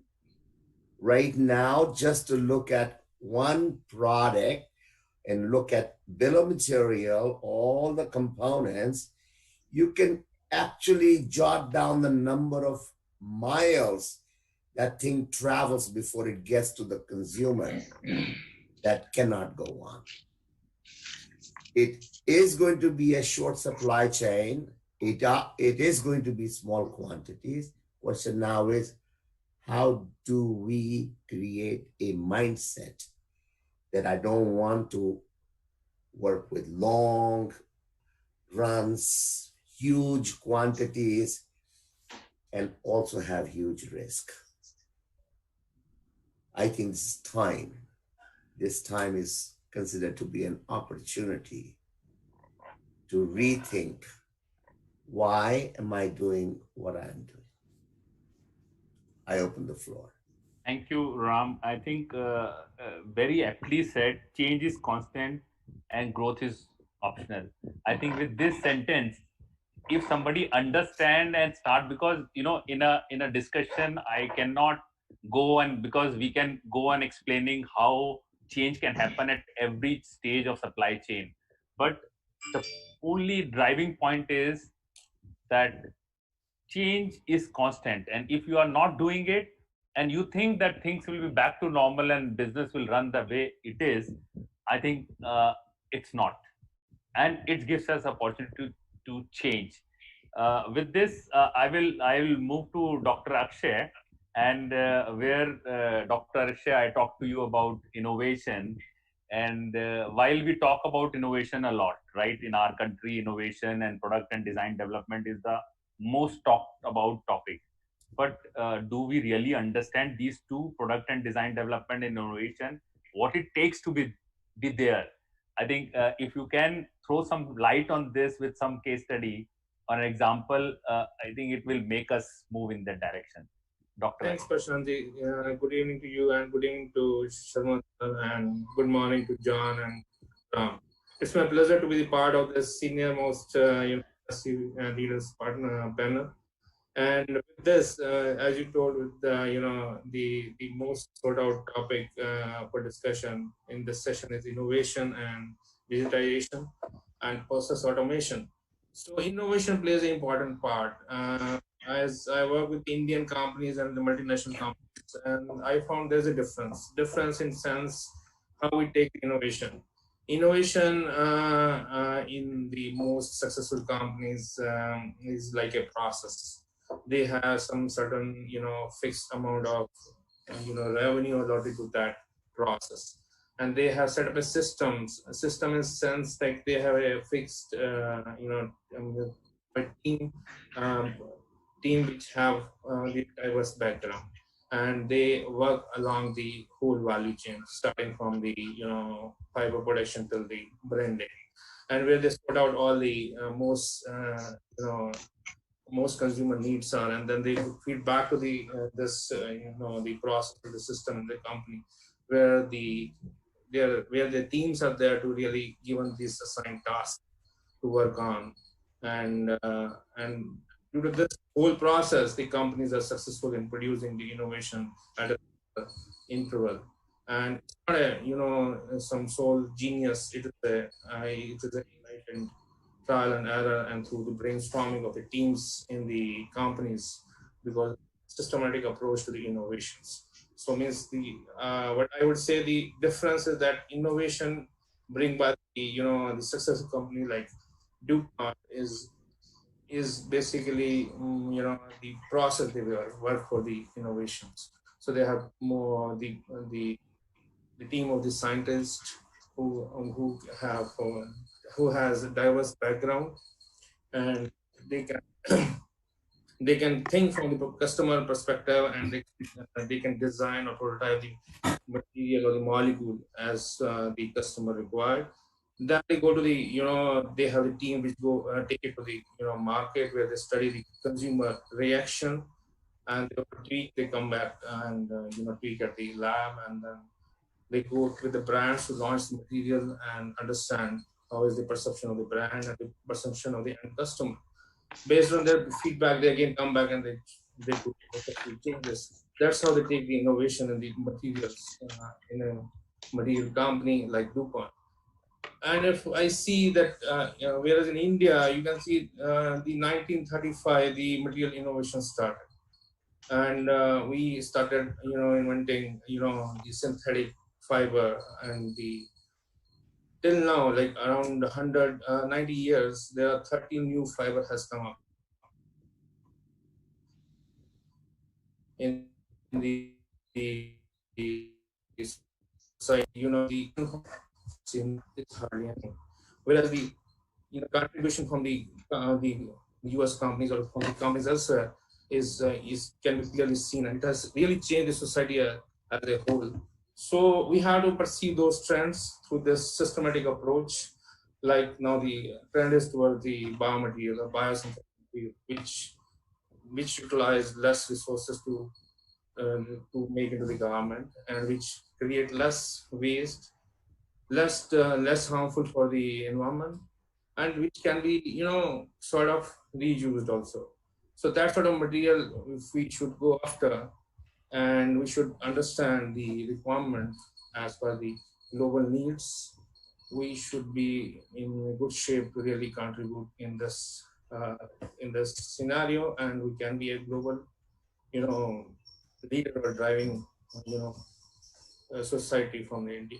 Right, Dr. Akshay. I think it's very interesting. I think if I sum up what you said, is that if you look to innovation, you have to set your budgets, you have to set a team, and you have to let them work with trial and error, then focus on certain consumer needs, and then innovation can come as and when it comes. So unless and it's not something which will come out of pocket suddenly. Yeah.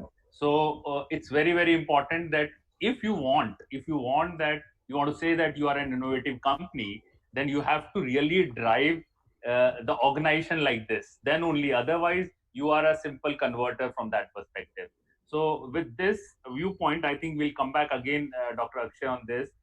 I would like to ask John you on this question, where Ram said that smaller quantities, local market is the way forward. So he's saying that there will be a complete change in business model. So he's not saying change is constant. It's not a smaller change. It's a change which will turn around things completely. Here, earlier we were talking about large scale, and we are all talking about now we are saying very small scale, and there is a constant turnaround. What do you say? Will the business model completely change the way we do, and how do companies should react to it? Yes, I think Ram is correct. I would add to Ram's comment that they may be smaller batches, but it will be more frequent. The big seasonal buys are going to break down. And so the ability to have kind of a seasonless approach and to manage on a year-round basis is opportunity for not just for collaboration, but most importantly, it's a way to cut out all of the excess inventory, which is wasted capital and is a burden across all tiers of the supply chain. So that business model of being faster, leaner, and more frequent, and you're focused more on the productivity rather than volume, is a tremendous opportunity. And that process starts upstream. The levers to reduce risk start closer to the factory, management of materials, management of capacities. That is an alternative. It is an essential alternative to lowest cost. Because if we go back to the lowest cost model, where we have lowest cost, high volume, high uncertainty, we do not want to return to that model. And I don't believe that that is the way for India to be competitive. I think Indian quality and aligned with speed and flexibility, and begin to integrate data systems from end to end is the new business model. So that's a focus more on productivity and profitability rather than volume and lowest cost.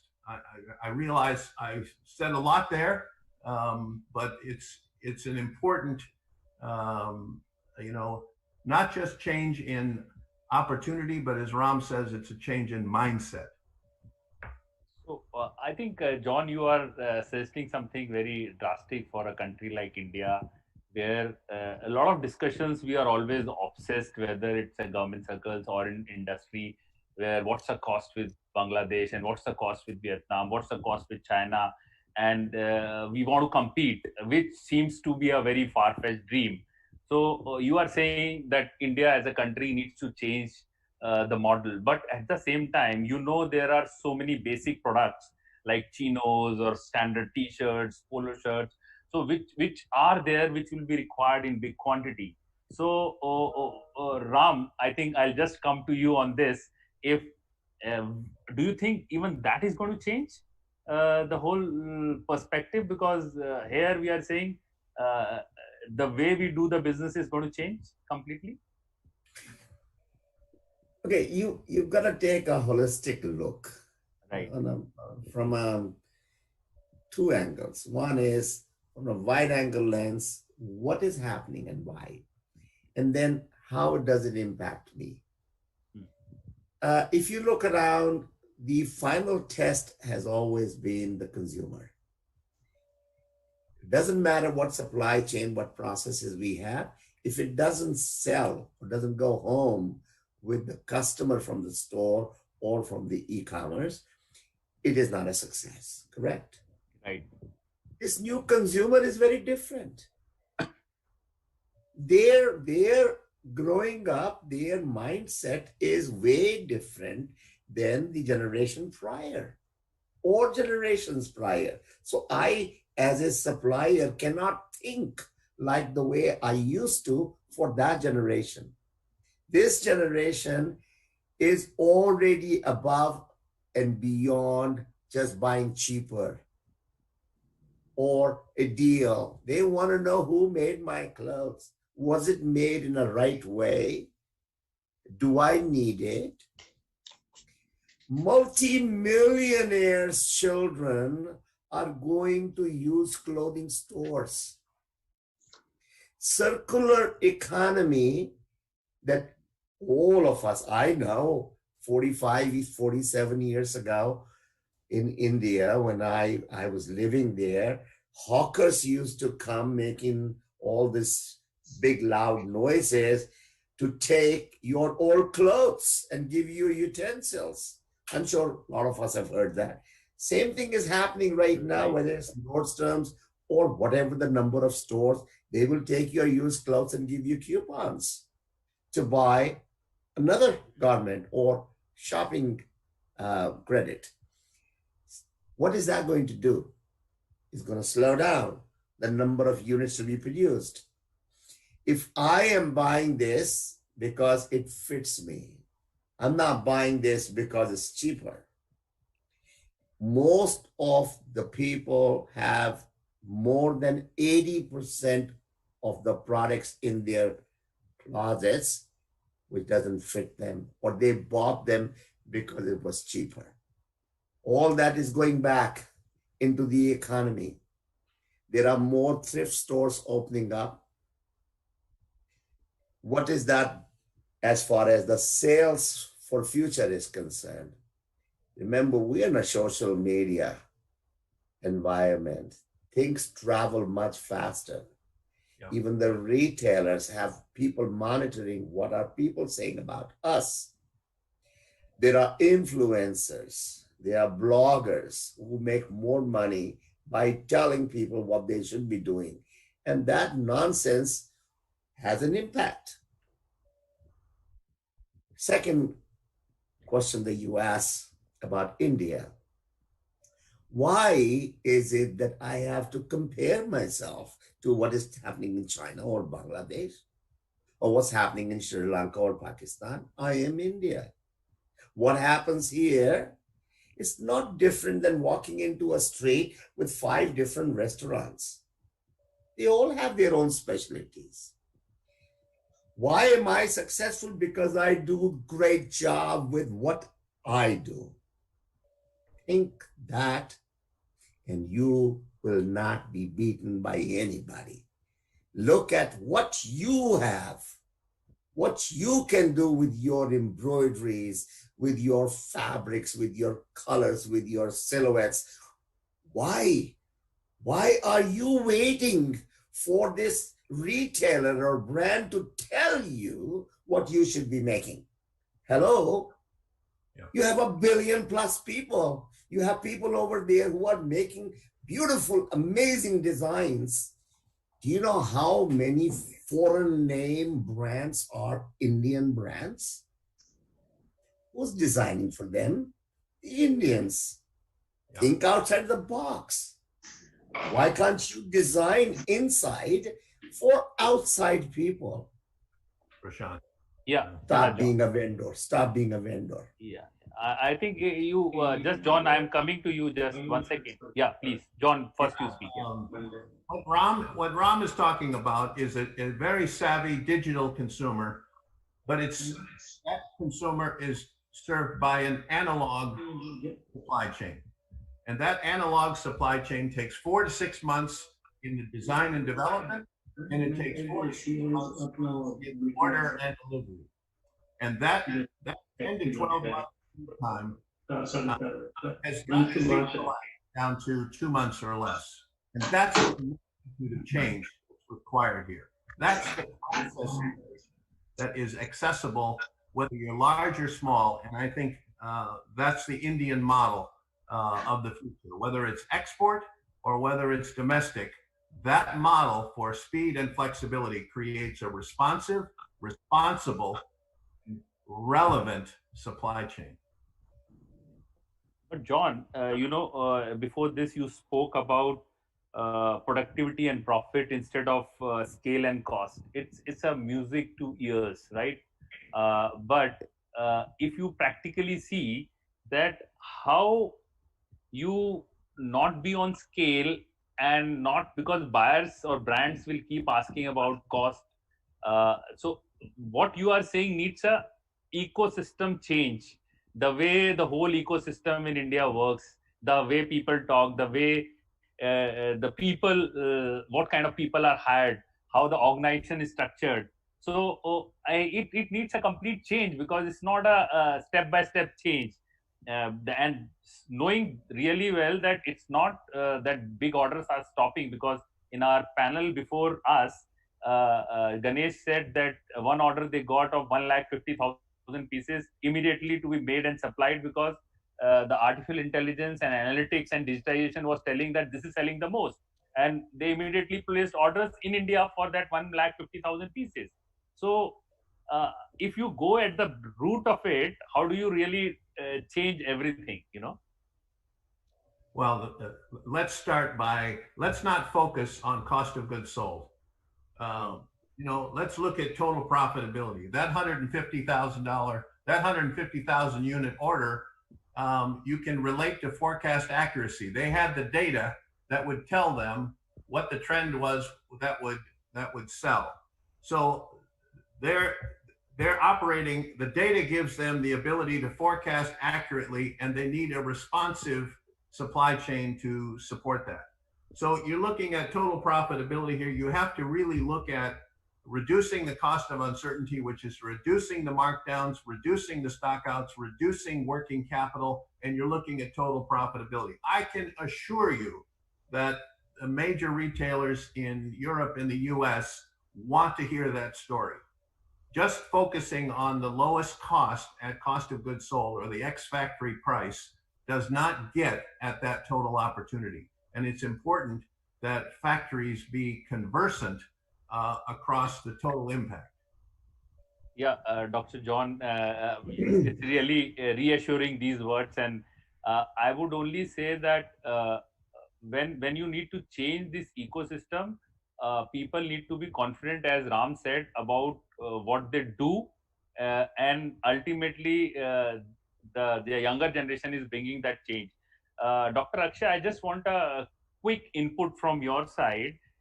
When we are saying understanding consumer and create a product as per his need, and then we have a smaller and flexible supply chain. So when you want to bring these kind of innovation of understanding consumer and creating product, so what we are talking about, how it can be done, can you throw some light on that? Yeah, sure. So there's a difference between today's consumer. The consumer some time ago was there. So they are very smart. So they understand what delta they are getting in the final product. If you are supplying commodities, they will give only what are the minimum delta. But however, if you are giving something which really earns high value for that product, they will give more. They are more flexible to give more for that. For understanding that point of view, we need to have teams associated, like branding team. We need to have associated with those consumers to understand their perspective for what they can pay more. So for companies should have, I would say companies should have, the market intelligence or the consumer intelligence throughout the value chain to understand what the consumer is likely to get from their product and what are they willing to pay for that value which they are getting. So that's how it is. So innovation really helps to get more delta on the product because that is new and because that is bringing more performance attributes to the product. That's how they are inclined to pay more to the new products. Thanks, Dr. Akshay. And I think what I am getting through all this discussion is that while when we are talking about shorter life cycle and quick turnaround, all of that is not possible unless and until you do a lot of analytics, you do a lot of digitalization, you do a lot of automation. Because while you can create product, and if you don't, you are not working together as a team to bring it faster to the consumer, it will not give you the kind of delta you are looking for. Ram, you have something to say on this? Yes, Prashant. I don't believe in generalizing everything. Right. Because the moment you generalize, the task feels like it's a mammoth project. Right. It's not. It's not. It's not. If you really start thinking, again, the reason, and then how to fix that. Last year, 2019, we produced more than 119 billion with a B. Those who don't know, this got a lot of zeros, okay? Garments for the globe, for 7 billion people. So we all know that more than 75% of the garments were discounted or thrown away. 25 billion garments never even made it to the stores. Forget about doing volumes. And these kids today, they hear that. They see what is going in the rivers outside of denim factories. They see what industry has been doing. We're the worst possible polluters. My hat's off to Dr. Akshay Kumar and companies who are looking at the innovation, because innovation for that happens at the fabric and the yarn level. That's one area. Yeah. That's one area. Second, if you really see it, what value garment people are adding. Most of us in the export business are cut, make, and trim people. Sometimes we don't even have control of the fabric because the buyer is telling you have to buy from this particular mill, whether it's a Chinese mill or Japanese mill or Korean mill or Pakistani mill or whatever. So what are we adding? What are we adding? Labor.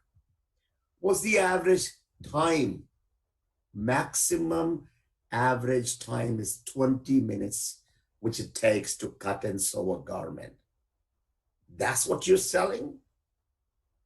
And you're very, very upset that you're not being able to get the orders? Wake up and start selling and make money So don't think of volume, think of how much dollars can you make. That's the revolution you gotta think of. Start thinking in the reverse manner. Reverse manner is, what is it that I want to achieve and how do I achieve that with a new way of thinking? I'll give you one example, okay? We've been working on this one for the industry for a very long time. Because everything starts from a development or product development or design development, correct? Yeah. The process has been the designer will think about something and then somebody will sketch it and then the pattern maker will make a pattern and then somebody will cut a garment and somebody will sew the garment and then it'll come back to the person who had the idea with a sketch. 90% of the time, the person will say, oh no, this is not what I wanted. That is the record history. So now we're going to go back to what you wanted because now I have a reference garment. We said that's nonsense. 85% of all samples produced go in the garbage. It's because we are visual. So we create, I'm not trying to sell you a technology here. I'm telling you the concept, the thinking process. I created mechanism for people to be able to get the 3D garment for a very affordable price, $5, with a pattern for $5 that you can't even make it. Why? Because now I can communicate better. I can design. And I'm done in one day, a whole line, rather than taking 3 months. That is the kind of help that you can get to the design level, because that's where it starts. But the bottom line is you have to start thinking reverse manner. What is it that I need to do? And then go back and say, how do I do it? I can't say this is how it is done. That was then. Thanks, Ram. I think it was really, and I could see Priyanka coming with pictures. So I think the time is, we are overshooting time here. So I can go on with this discussion for long because of the panelists, the kind of panelists we have, but I have to stop here. And I would only say, while I would like people to give one-liner, but again, it seems the time is constrained. And what you have said, I think there are, what Ram said, change is constant, growth is optional. I think these are some of the lines that one should note and imbibe and implement. Then what John said, productivity and profit is the focus. So not scale and cost. So it again needs a complete realignment in the way we do the business. And then, Dr. Akshay really gave a view in terms of how innovation with consumer orientation can be done. With this, I think there is a lot of to take away from this panel and a lot of learning for me as well. With this, I will hand over to Sharmaji to say something and wind up because we are overshooting time. Thanks all the panelists. We really all enjoyed the discussion. Yeah. Thank you. Mr. Sharma, you have to unmute yourself.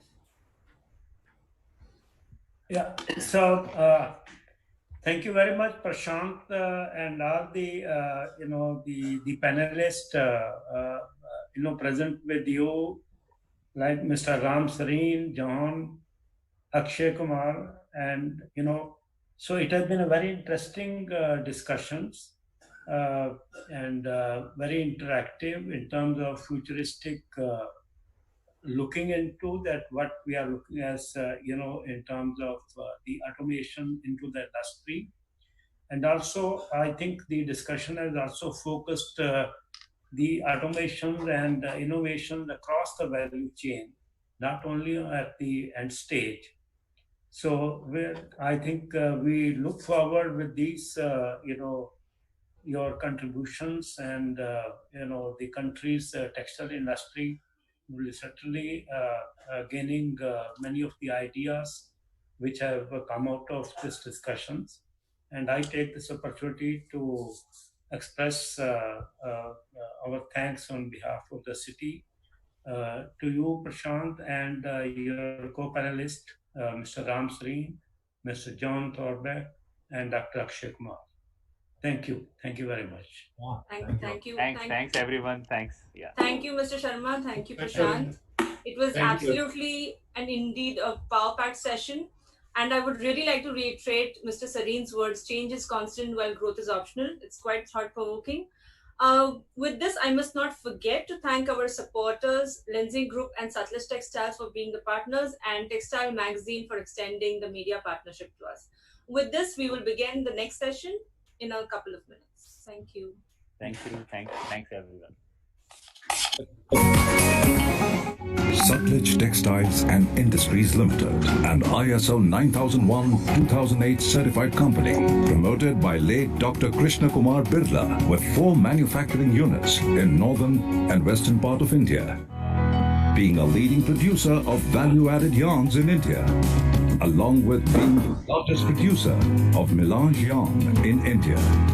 We have the largest product portfolios of spun dyed, cotton blended, and cotton melange dyed yarns. We have built a strong global clientele with presence across major developed and emerging economies, emerging as a one-stop specialized yarn solutions provider for some of the most reputed brands. The company stepped into the home textiles business in 2006 to respond to the growing demand for high-quality contemporary products across this segment.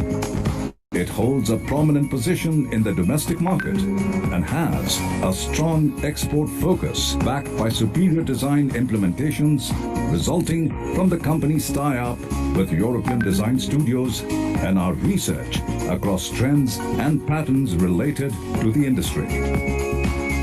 Our product range comprises of furnishing fabrics and made-ups of jacquard and dobby weaves in both yarn-dyed and piece-dyed. Damanganga Home Textiles is the hallmark of superior quality products that undergo intense advanced testing for perfect quality each time.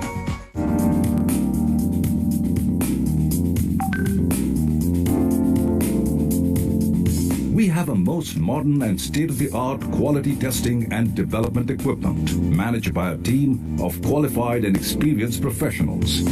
Our manufacturing units have received ISO accreditation for continuous 7 years. The ability of our company to continuously innovate on product offerings is an outcome of class-leading research done at our product development centers, PDC. These centers have machines from blow room to finishing for quick preparation of samples of new yarn varieties. A trained and certified staff, the key role in maintaining the production output, and to keep maintaining their efficiency, the company takes care of the staff upkeep with various counseling and training programs. We are committed to keeping our operations easy on the planet and are in the process of reducing our environmental footprint by investing in eco-friendly and reliable technologies and practices.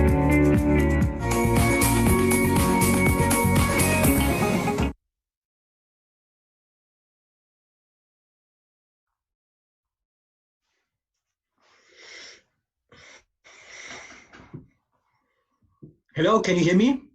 Good evening, ladies and gentlemen. Now it's time to start our last session of the day, Global Textile Business Amidst COVID-19 Crisis. Collaborations and cooperation are the key to connect and do business together.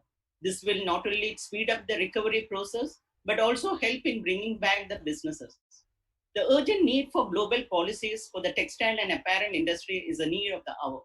This will help India not only to bounce back to a normalcy, but also help its industry members keep their line of work updated with global markets who have already eased down their lockdown guidelines. This session will be chaired by Mr. S.K. Khandelia, Vice Chairman CITI and President and CEO Satluj Textiles and Industries Limited, and will be moderated by Dr. Christian Schindler, Director General, International Textile Manufacturers Federation, ITMA. Our panelist includes Mr. Stephen Lammer, President and CEO of American Apparel and Footwear Association, Mr. Han Becke, President, International Apparel Federation. I request Mr. S.K. Khandelia to chair the session and deliver the opening remarks. Dr. Sunanda, Very good evening to everyone. I hope all of you are safe and taking due care to stay safe. It is a great pleasure for me to chair this last session of this conference. In last session, very little is left for us to add because most of the things has already been said.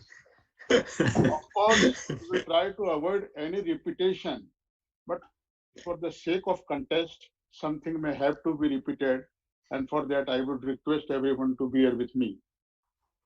Say that my topic is very interesting, of this session rather, that is global textile business amidst COVID-19 crisis. And the conference is of course rebooting the textile and that is apparel industry. So that as you all know, the Indian textile industry throughout its history has a dominant role in exports. Or in last decade or so, we have been exporting 30 to 40% of our production. And that is the importance this topic assumes significance for Indian textile industry. As you all know, there are many challenges after post-COVID-19, but still, Indian textile manufacturers have shown their agility, their initiative, and their entrepreneurship. As our chairman, CITI chairman, Mr. Rajkumar has pointed out, that at the outbreak of the COVID-19 crisis, we were not manufacturing a single piece of PP. Today, we are not taking care of the 137 billion people requirement, but we have export surplus in PP and mass. This is the agility of Indian textile industry. Secondly, Mr. Rahul Mehta has mentioned about the small scale industry. So there are issues relating to that, but in the present circumstances, it is a golden signing thing in the present crisis because people want the small lots, flexibility, and fast change in the supply chain. So that is going to be a big hit for us for the improving our businesses going forward. Actually, our challenges to some extent has increased because Indian export basket has been tilted towards the cotton-based textiles, and the major business in global market is MMF based, and where we are almost our presence is very little. So that way, our product basket is very limited to take care of the reduced requirement, reduced consumer demand post COVID-19. But still, I hope that with the agility of Indian textile industry, the Indian textile industry will come to overcome this crisis because it is the one country, one of the countries where we are present from farm to fashion, as mentioned by previous speakers. So that is we are self-reliant in our raw materials. We have world-class manufacturing facilities so far as spinning and home textiles is concerned. Of course, we are lagging in fabric and other things, but there we have the regional cooperation, may not be FTA. Say Bangladesh is exporting garments and we are supplying a lot of yarn and other things to them. Similarly, Sri Lanka. So there are, as one of the speaker mentioned, that every country has a different, every restaurant is different, every has a different menu. So India has its own menu. We have niche products, flexibility. So we will play on our strength. So that is how this we will be able to handle this export after post-COVID-19. I will not take much of your time because I have with me very eminent personalities and distinguished speakers and moderator. So today's session will be moderated by Dr. Krishna Srinath, who will be moderating this session, is the Director General of International Textile Manufacturers Federation, known as ITMF in short. I also have with me as a panelist, Mr. Stephen Lomer, who is the President and CEO of the American Apparel and Footwear Association. I also have with me Mr. Hen Beke, President of International Apparel Federation and Chairman of the Board of Modin. So without taking much of your time, I hand over to Dr. Christian Schindler to moderate the session. Thank you very much. Thank you very much, Mr. Kadelia. Thank you and congratulations to CITI and Dr. Sunanda for having organized this conference. And I think we start with the questions, and I would like to start with Mr. Lamar. The global textile value chain has undergone unprecedented supply and especially demand shocks in the last few months. According to the ITMF Corona surveys, turnover in the textile value chain is expected to be down on average of around 30% in 2020 compared to 2019. Almost every day we can read that retailers and brands are restructuring their businesses or are filing for Chapter 11. Which type of retailers and brands have weathered this storm better than others, and why? Thanks for the question, Dr. Schindler, and thanks to CITI for inviting me to speak at this webinar. It's been a good program, the parts that I've been able to see, so I very much appreciate it. That's a great question. It's probably the question I think everyone asks. It's at the top of their mind. They want to know who's going to still be around and who they can do business with. I'd say there's really two things to look at. First is companies that had access to liquidity throughout the crisis definitely are emerging more successful. They certainly have a lot more better prospects, I think, than those that did not.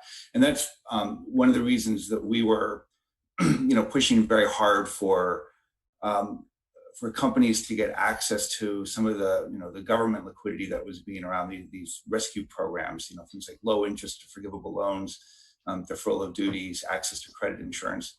This work is ongoing. One of the things people don't realize is that these are all very highly successful companies, but they're not liquid, right? So if you shut the doors of their stores for a prolonged period of time, they're not going to have access to revenue, and that's going to have a knock-on effect all the way out through the supply chain all around the world.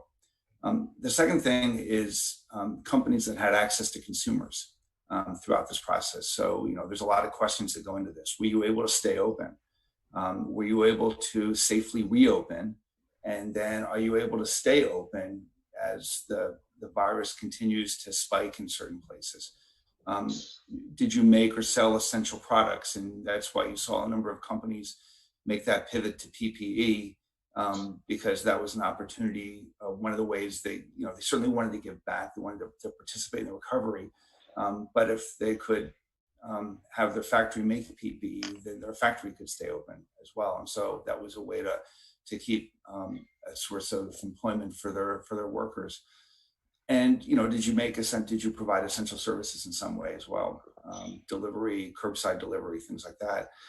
And the other piece, of course, was how strong was your e-commerce platform? E-commerce was a huge part of sustaining a lot of people throughout this, as we've talked already, and that was very big for those companies that had a strong e-commerce offering. Great, thank you, Mr. Lamar, for this first insight. Let me jump to Mr. Beke. Mr. Beke, the apparel industry around the world was faced with an avalanche of cancellation and delays of orders. The ITMF Corona surveys revealed that on average around 40% of orders were cancelled and or delayed during the first few months of this pandemic. What are the lessons that can be drawn from this crisis for the global apparel industry? Thank you, Christian. It's good to see you, be it on the digital way, and the same for Steve, a long time ago, but there we are. Thank you, CITI, for having me in this interesting program. Yeah, the lessons to be drawn. First of all, my first lesson I draw is that there is in my view, an imbalance in the supply chain between supplier and vendor in terms of buying practices. COVID-19, in my view, has shown that well-intentioned pledges to improve purchasing practices by buyers are insufficient. Many brands and companies have signed up many charters, Copenhagen Fashion Agenda, etc., saying to the people that they were very sustainable, but the first thing they did when there was an outbreak of COVID-19 and shops were closed, and which is understandable, that they had financial problems, they canceled one-sided the orders and changed delivery conditions, payment conditions. Where solidarity was just needed more than ever to stick together, because we need each other also in the future. So we reached out as IF directly by press to call for solidarity in the supply chain. And some companies followed up, not only by us, it was also pressure from the press, from politicians in some countries, etc.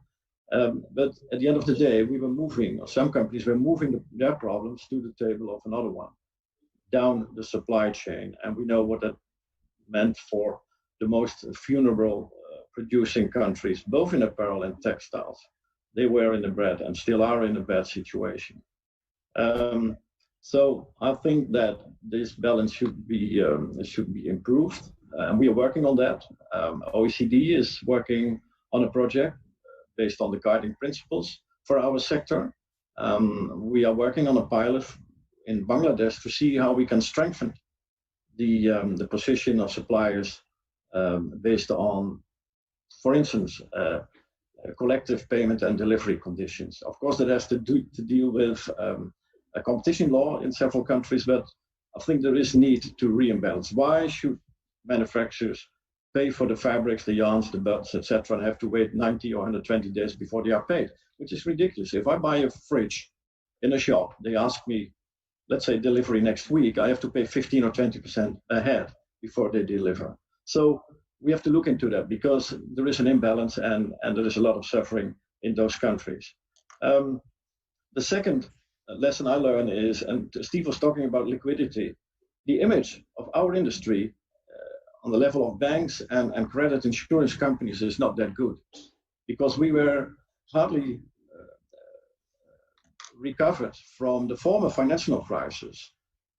It was under strong pressure by national associations, apparel associations, as Steve said, in those countries where governments had an open mind to support industries, also textile and apparel, that it was possible to get guarantees, etc., so that finances and liquidity in our sector could be kept. But all over my general feeling is that the image is not that good, and that is not a good picture for the near future.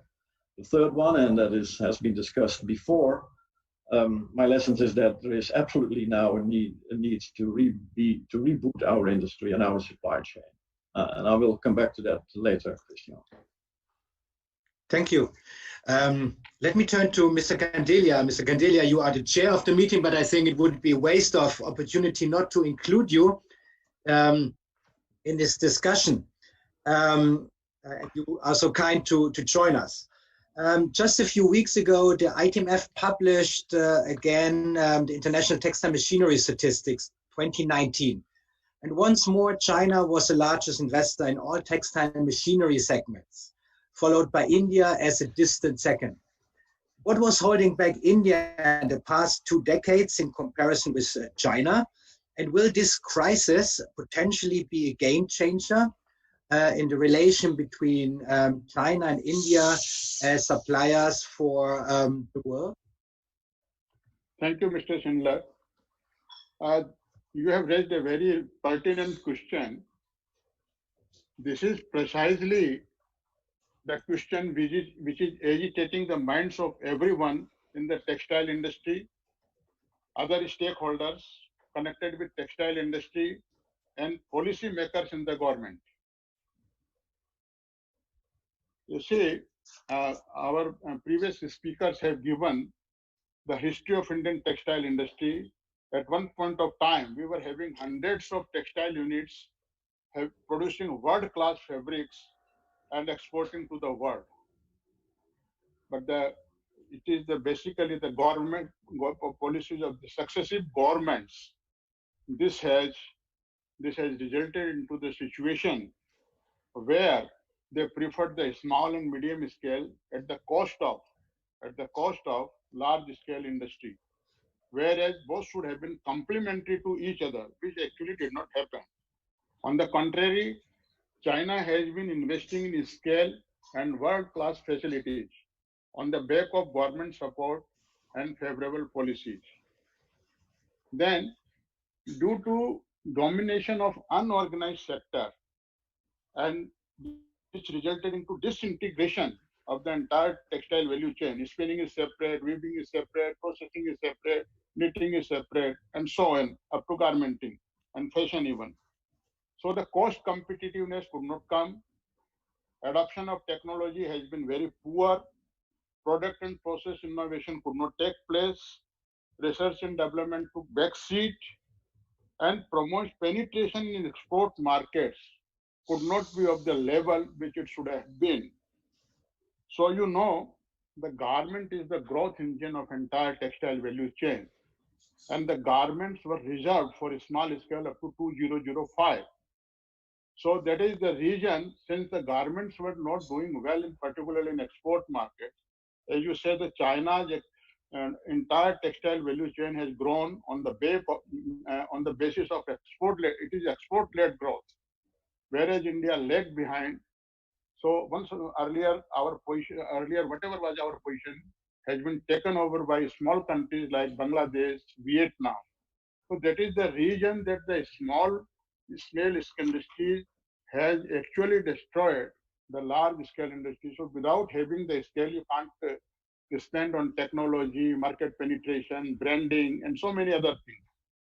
Another reason has been, as the previous speaker has mentioned, that the traditionally man-made fiber-based value chain has been discriminated in terms of duties, taxes, and there was no level playing field for the MM-based textiles. Whereas in the world, global trade, the MM-based textile value chain is getting stronger.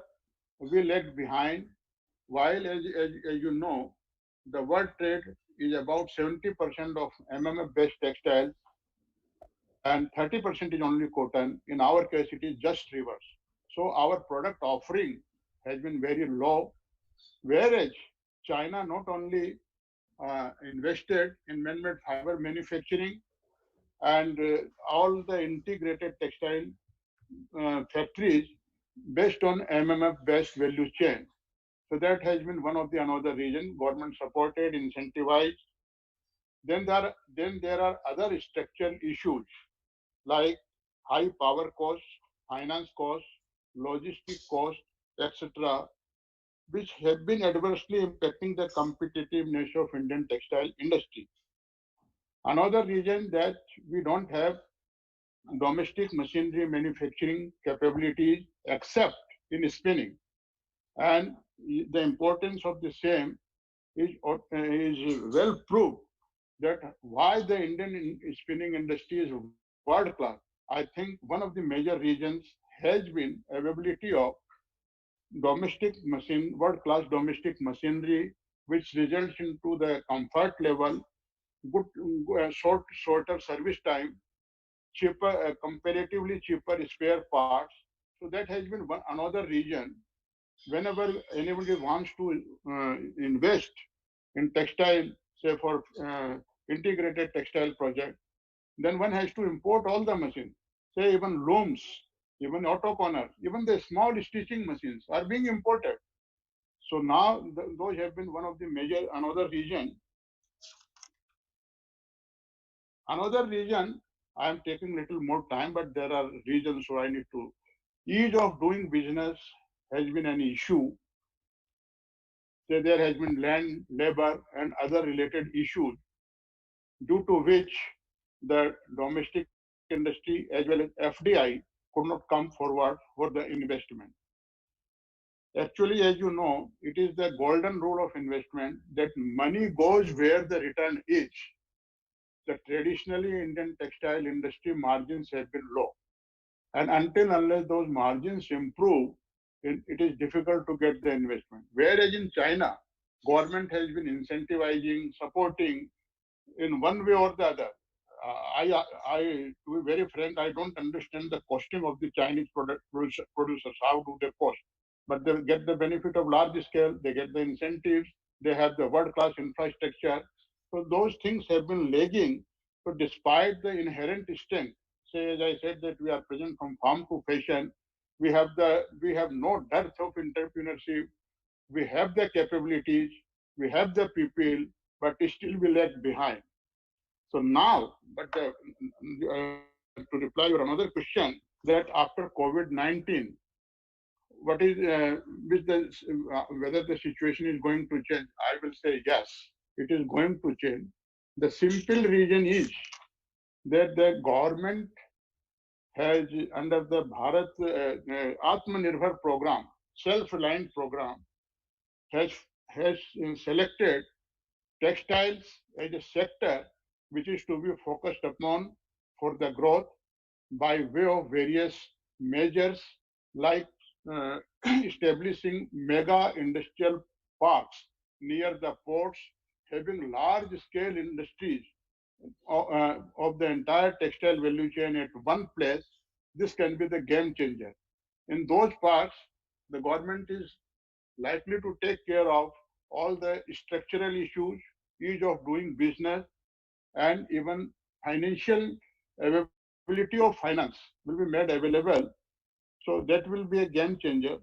Secondly, we don't have any FTA, whereas China has very good trade agreements beneficial to them. We have to suffer duty disadvantage in the consuming countries like USA, European Union, and UK, etc. But still, despite those challenges, our industry has been doing well. Now, our government, as you know, has started at least reimbursing us the embedded local taxes and duties, at least in garments, medals, etc. Yarn is, of course, going to be covered. The new scheme ROTDEP hopefully will cover the entire textile value chain, and that will improve our competitiveness. So what I mean to say, even as our chairman mentioned, that the Prime Minister has given the due importance and has spoken that it is an industry from the employment point of view, because $1 spent on the invested in the textile and clothing industry generates much more employment than any other industry, whether it is automobiles, whether it is anything else. So we have plants where we have invested more than 6,000 crores, but the people are only 500. If I spend 6,000 crores on the textiles, you can imagine how much employment it will create. Another thing, we still have the inverted duty structure, but our government is trying to set it right. Once it is set right, it will again be a big booster. Government has recognized that without focusing on MMF-based products, it is difficult to achieve our target of $320 billion by 2025. And therefore, they are providing all sorts of support, dismantling all sorts of hurdles in the growth of this MMF-based textiles. Another area is the technical textiles, where we are still importing everything. So government is very aggressively focused on that. And I hope, since these are all basically MMF-based products, once it happens, we will be doing very good in technical textile, particularly like sportswear, such other things. One very important point, we have 1.37 billion population. It's a huge market. So, but even for catering to this market, we will have to be globally competitive because it's a global world.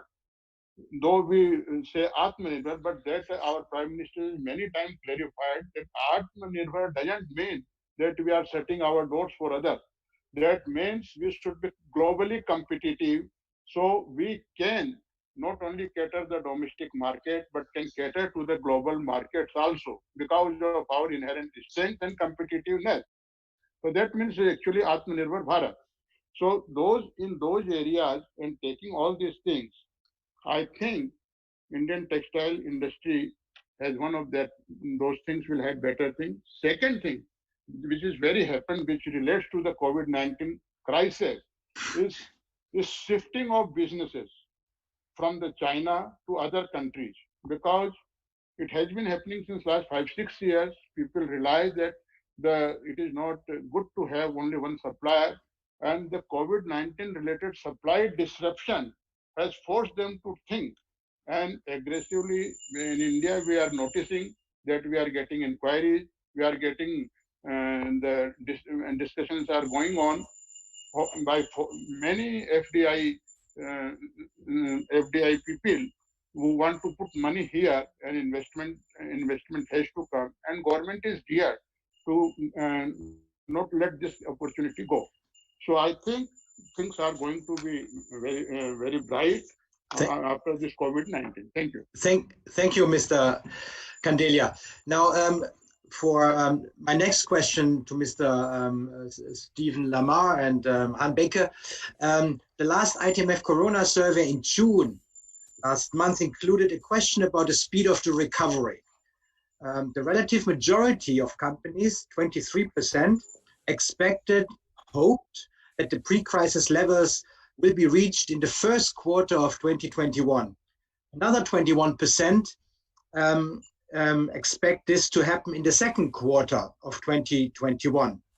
Another 20% are expecting, and these are the optimistic ones, a recovery already in the fourth quarter of this year. What are your expectations with regard to the speed of the recovery of the textile, garment, fashion industry, and what are the respective reasons? Steve, maybe you can start. Thanks, Christian. Yeah, so a sage once told me that we should always hope for the best, but expect the worst. And, you know, we're going to be in this for a while. At a minimum, I think this is going to be well into next year, if not longer. You know, my medical friends tell me remind me a lot that there's more about this virus that we don't know than we do know. And that's going to be the case for a while. And until we have, you know, better understanding of exactly what the epidemiology and the pathways of the virus will be, you know, I think we should expect that this is going to be a very, very long, very slow, uneven recovery. As I said, it's, you know, we just don't think this is going to be going away anytime soon. I think the key question is really how fast we can adapt to life with the virus. How quickly can we be smartly living with the virus? You know, there's a lot of questions that have to be answered about, you know, will we get a vaccine soon? Will the vaccine, how quickly will it give us herd immunity? Will we need repeat vaccinations every year? You know, there's a lot of those questions that we just simply don't know. But I think in the US, you know, living smartly with the virus involves a lot of things, and that's, you know, widespread mask wearing. Our association came out and asked for a national mask mandate because we think that's a proper approach. And Americans are very individualistic and very stubborn, so I think it's going to be a while before you begin to see it worn widely across the country. But it's, you know, every week it seems to be better than the week before. I think that the speed at which we can live smartly with the virus will, to some extent, control how fast we can return to what will be the new normal.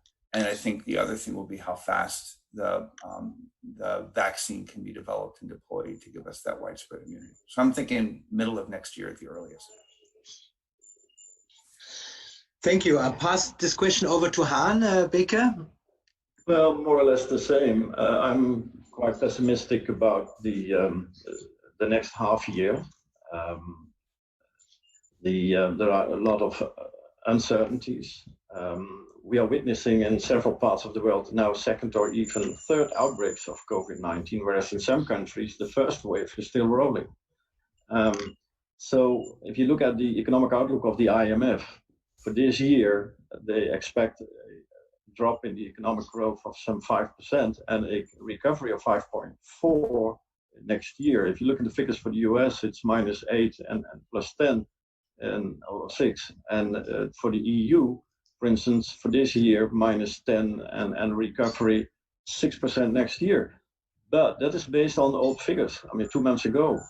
And we don't know what the COVID is. I see in my country, in the Netherlands, in some regions, I would say a big outbreak, but it's there because people want to go out, people want to celebrate, want to meet each other. I've seen my kids during a dinner 6 months since Christmas, so last week. So people want to go out, and with that, the COVID-19 could come back or is still there and could lead to an outbreak. And what that will mean for new lockdowns or whatever is also affecting our business.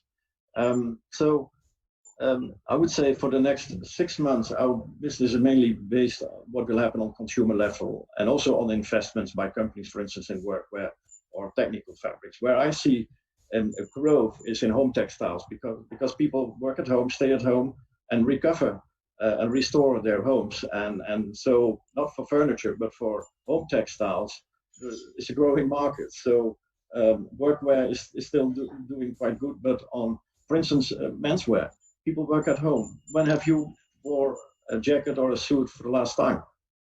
Tell me. For me, it was last week for a funeral.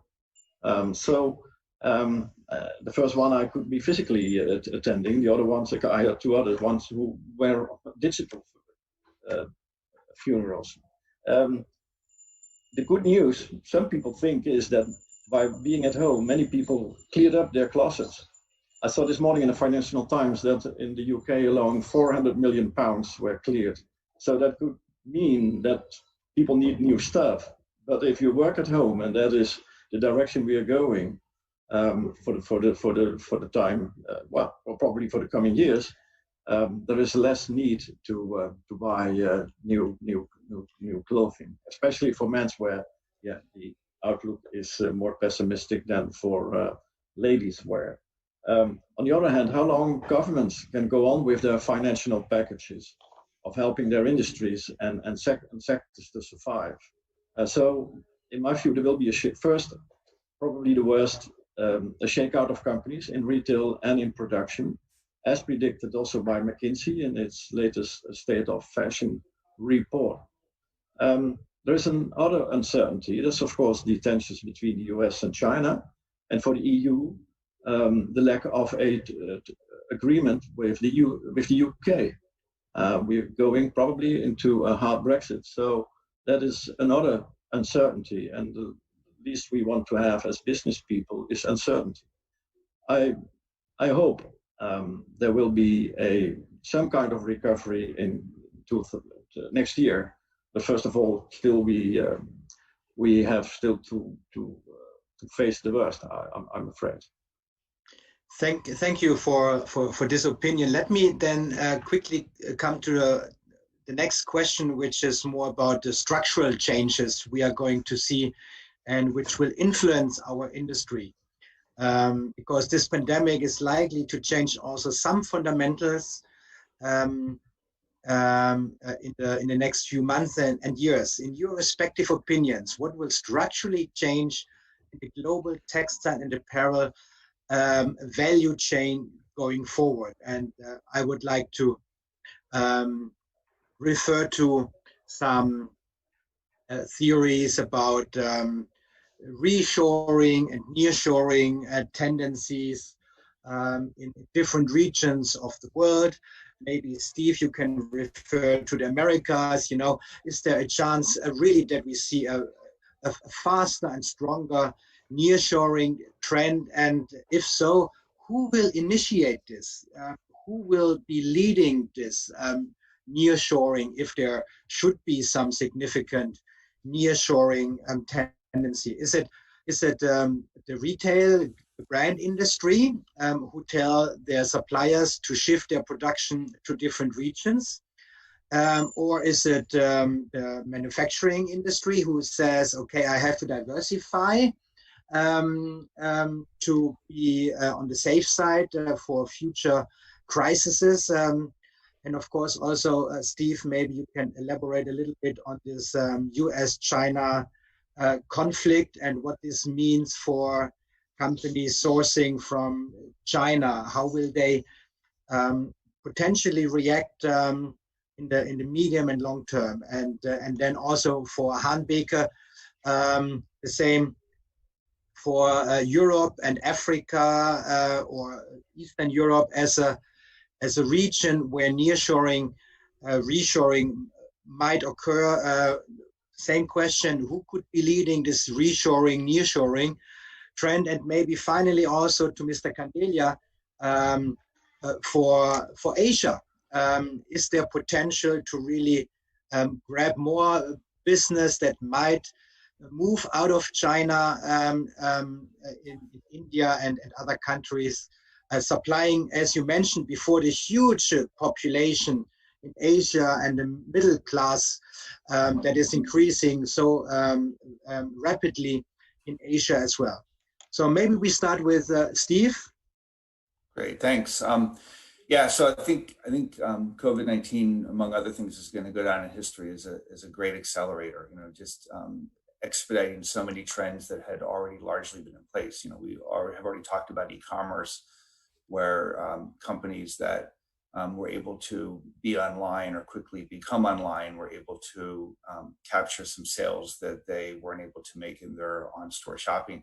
One of my member companies actually made a comment to me that Cyber Monday, which is the big online holiday shopping day in the United States, it's usually the last Monday in November.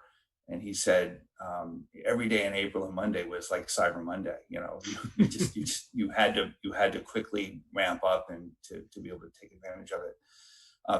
You know, on supply chains, yeah, there's a lot of trends that we've been seeing and that are certainly hastening and quickening. Diversification out of China is probably the biggest one.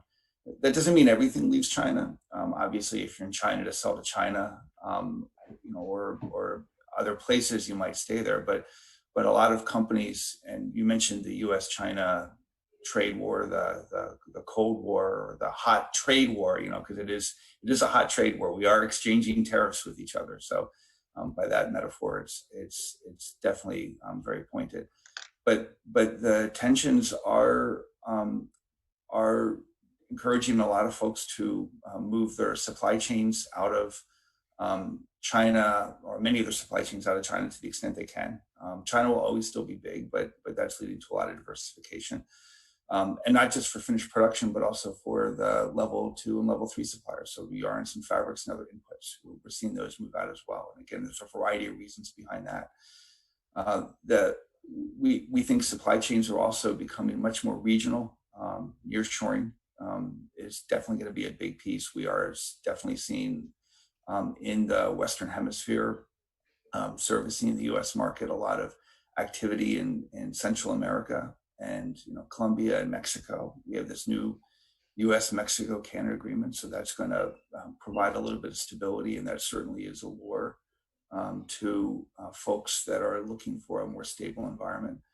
And then if they're shorter and more regional, that also helps you better service your e-commerce needs. You know, if you're closer to your market and there's a greater demand for e-commerce, which is a greater demand for quick response to the consumer. If you're close to the consumer, if your production is close to the consumer, if the materials are close to the production site, which is then close to the consumer, then you've got that shorter supply chain that can do a better job of servicing. And I think a lot of those supply chains are going to become more digital too. I think this is one of the other things that people learned is how much more they can do online by trading, you know, designs and models and products digitally, because you can't go there and inspect, you can't go there and feel and hold the fabric or the product. You have to be much more digital. And I think we're going to see digital supply chains become more of a common element going forward. And I'll stop there, but if we have time later on, I just thought to make a point that I think these supply chains are going to become more sustainable too.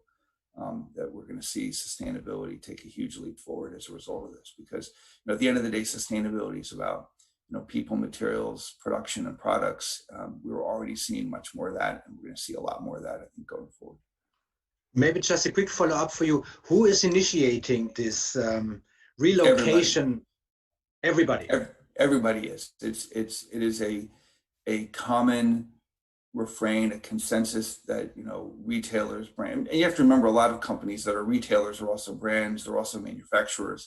So the delineation that may have existed in our supply chains 25 years ago isn't as clear as it is these days, where a lot of folks are much more intimately kind of involved, and they cross kind of those supply chain boundaries. But really, it is a consensus view that those trends that I just talked about are really the trends that are controlling the market, and everyone is trying to position themselves so they can either take advantage of those trends, be able to do business given those trends, and so forth. Thank you, Steve. Mr. Bekehan, you please. You ask what will structurally change the global textile apparel industry. I would say what has to change is this huge price pressure in our supply chain. I've said many times before, fashion business is killing its own business by this huge price pressure. And I would echo what Ram Serene said in the former session, and I fully agree with him, that we have to rethink totally different our business models. And in that respect, I trust on the new generation that that graduates from all the fashion universities and textile universities worldwide, because I talk a lot to them when I have the chance, because they inspire me, because they have a different view on how to run our business. And for the time being, having said that, what can we do? I mean, we should bring demand and production more in balance with each other. We were talking about for years about changing our supply chain from a push market to a pull market. Well, I would say time is there to do that. I see in that respect changes in order rhythm and also in a number of collections and less volume. Does that mean that people will source from a European perspective, for instance, closer? I see Portugal building up capacity. I see Turkey, whether that's part of Europe, that's always under discussion. But anyway, Turkey is benefiting from some production coming closer to the market. I see a lot of small companies, startups, who have an approach of production by purpose. When there is a demand, they will fulfill it and produce it within 2 weeks or 1 week in nearby. Could be Portugal, I'm based in the Netherlands, so it could be Belgium or whatever. The problem for those is that if they want to scale up, banks, as I said before, our image is not that good. They will not get the money to scale up. So they depend on what governments do or their local government do in helping scale up. I think we can learn from those scale ups to some extent. I see reshoring partly, yes, but not for the full, for the 100%. There will be a need for producing basic articles, whatever, in a smart and speedy way, also in the Far East. More online business, as before by Steve, in combination with physical shops, where physical shops will become more or less a showroom or a service center for goods deliveries. I see also investment in digitization that's clearly gaining wings. Now you see this digital webinar. I mean, it's the 5th or 6th I'm on. And done in the right way, digitization reduces costs and increases speed and flexibility, which can lead to less inventory and less need for discounts. And I tell you honestly, when pulling it down and preparing for this webinar, I've said this is something we have touched upon in many conferences of ITMF or IF or AAFA or whatever. Still, we're talking about it, but most people in our supply chain do stick to the old business models, and that has to change. I also agree with Steve that sustainability will get more important. You see that governments will connect sustainability and environmental improvements more compelling to trade negotiations and FTAs. If I look at the statement that the European Parliament made, the Green Deal program by the European Commission, including circularity and extended producers' responsibility levies, etc., it will come, and we should comply with that, in my view, and see it as an asset rather than costs. I hope that the future will also be based on free but fair trade, always the point of view of IF. So we should take care of governments trying to impose tariffs, etc., under the given circumstances. Is the last thing I would say we need for a recovery of our industry. Mr. Candelia, how do you see fundamentals change during or after this COVID crisis? Yeah. I am of the opinion that the change has already started taking place. You see, in India, for example, the retail is not yet open properly. Everything is happening on e-commerce. Anybody who is requiring, say, essentials, say the shorts, say undergarments or anything, all these things are coming online. So the change has started happening. Secondly, as you mentioned that Asia has a large population. So regional cooperation is going to be accelerated. So already it has been happening. Supply chain will definitely be take the rebalancing. Product will get rebalanced. So the consumer, as many speakers have said, that the consumer mind is different. Say wellness products or medical products, something like that. Consumer don't want to spend. Say that, as one of our panelists mentioned that last time when he has used that suit. So this is the things are changing. So you have to see what the consumer needs. And whoever will be able to produce that competitive price, delivery very fast, the short runs, shorter delivery times, competitive prices, and exactly what the consumer wants. Who can do all these things will, similarly in India, say, earlier people used to compete each other. Now they are collaborating with each other. Say, I say that, okay, even if I am the same line, you sell my product, I sell your product in my region, you sell my product in your region. Similarly, the value chain partnership is happening. Okay, we ultimately offer the garment to a buyer and we join hands. So supply chain is rebalancing of supply chain is taking place. So many new things are coming up. So ultimately, consumer is the king. He will decide from where and what supply chain disruption will be there. Thank you. I fully share that the future textile supply chain will be much more demand driven. I'm inclined to say that the fast fashion business model is actually the model to follow if it's combined with sustainability aspects like circular economy.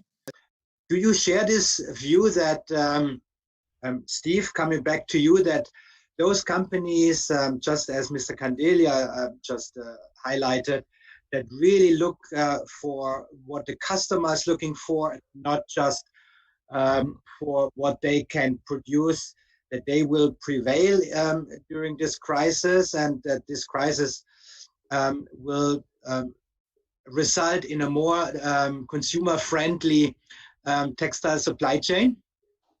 Well, yeah, and I agree with what Hans said too. This is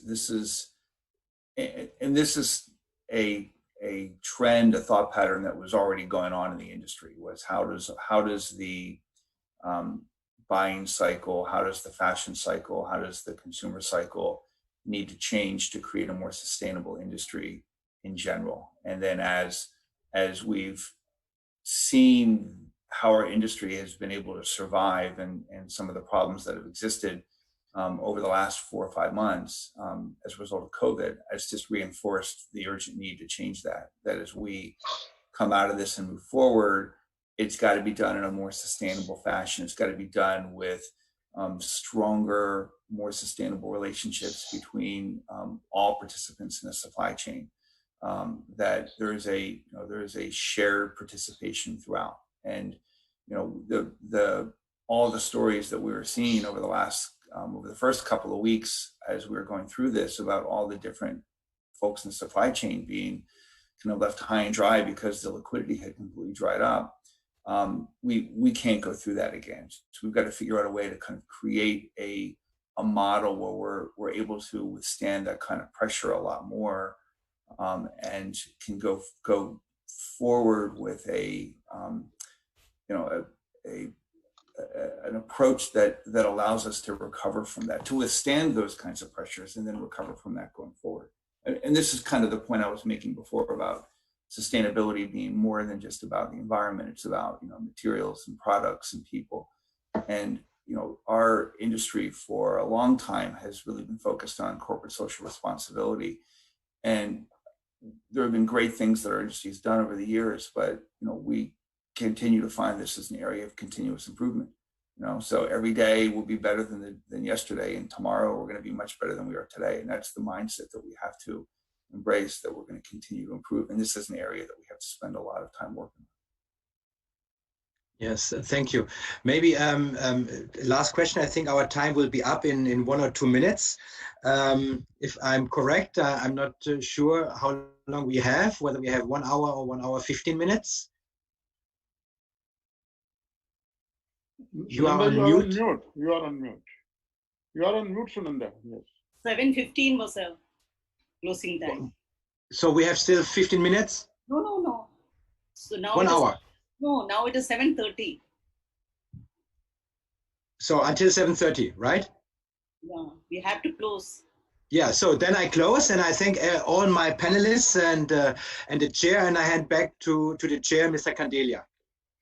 Thank you, thank you, Dr. Schlinger, for your very probing questions to the panelists and taking out best out of them for the attendees. So that has been a very remarkable answers and the foresight. And I thank you very much. I thank you, Mr. Lamar, Mr. Beke, for their well thought answers to all your probing questions. And I think audience must have got a lot of insight into this. But I would like to say only one thing, that after the end of every tunnel, there is a light, how long the tunnel may be.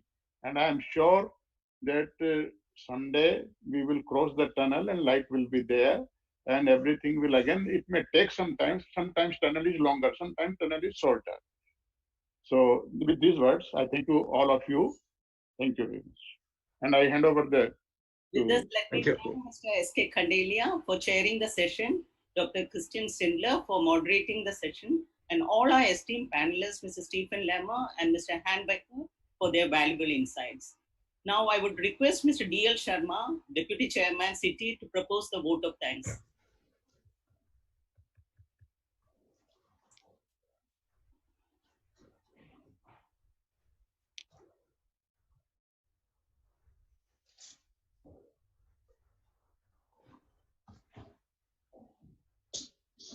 If he is not there. So you can do, sir. Okay. I'm really grateful to all the panelists. Yeah, I'm here. Yes, please, Sharmaji, please take over. Please yeah, so good evening. Proxy. Thank you very much for the. Okay, please carry on. Please carry on. Yeah, I was on the mute actually. I just wanted. No issue. Please carry on. Please carry on. Please carry on. So, good evening, ladies and gentlemen. I would like to thank all the eminent chairpersons of all the sessions, the speakers, the moderators, the panelists, and the audience in general who are on this call from all across the world for sparing their precious time for this important event. I know it is difficult it is to keep themselves free in the pandemic time.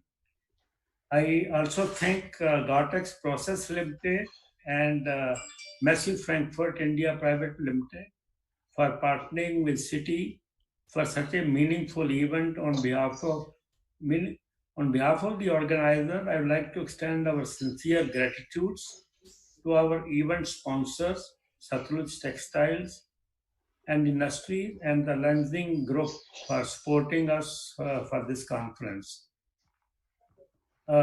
In our present conference on rebooting the textile and apparel industry, we have deliberated at length amongst the textile industry stakeholders to find quick and apt solutions of the issues and challenging emerging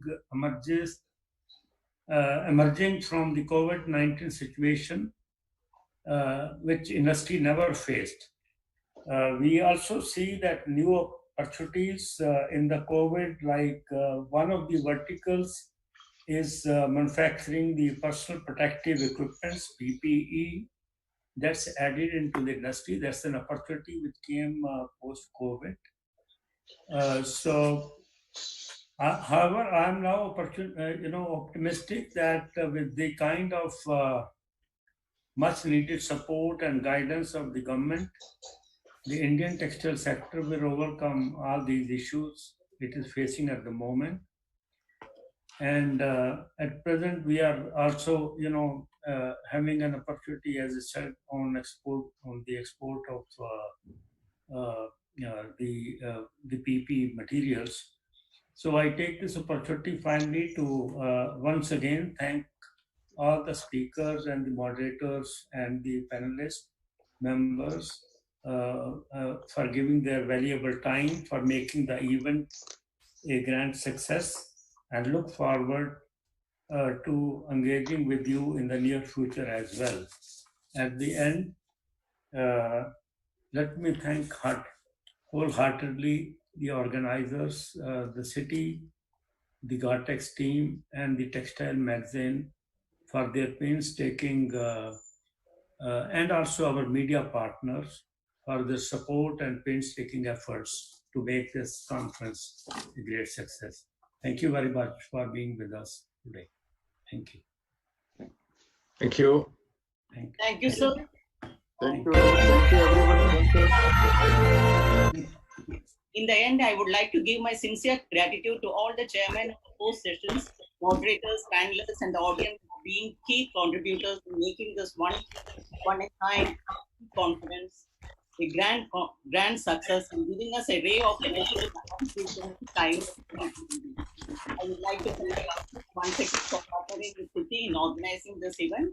Also, I would like to thank our sponsors, Gartex Textile Industry and Lenthi, and India Party Group for supporting us for this conference. Also, appreciate and thank the entire organizing team of this e-conference in CITI and Gartex amidst the COVID-19 challenges.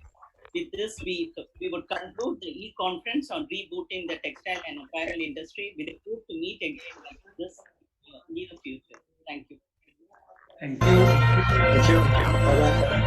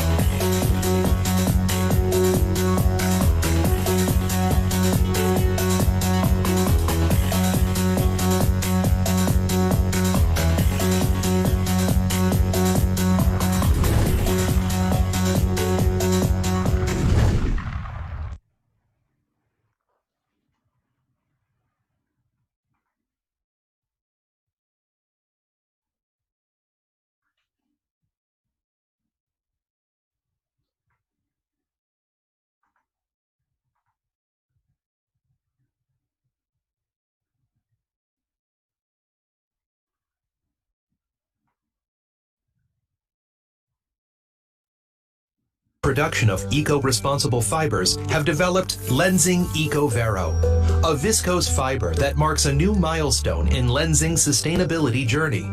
The Lenzing EcoVero fibers are certified with the EU Eco label, which is only awarded to products with a significantly lower environmental impact throughout their life cycle.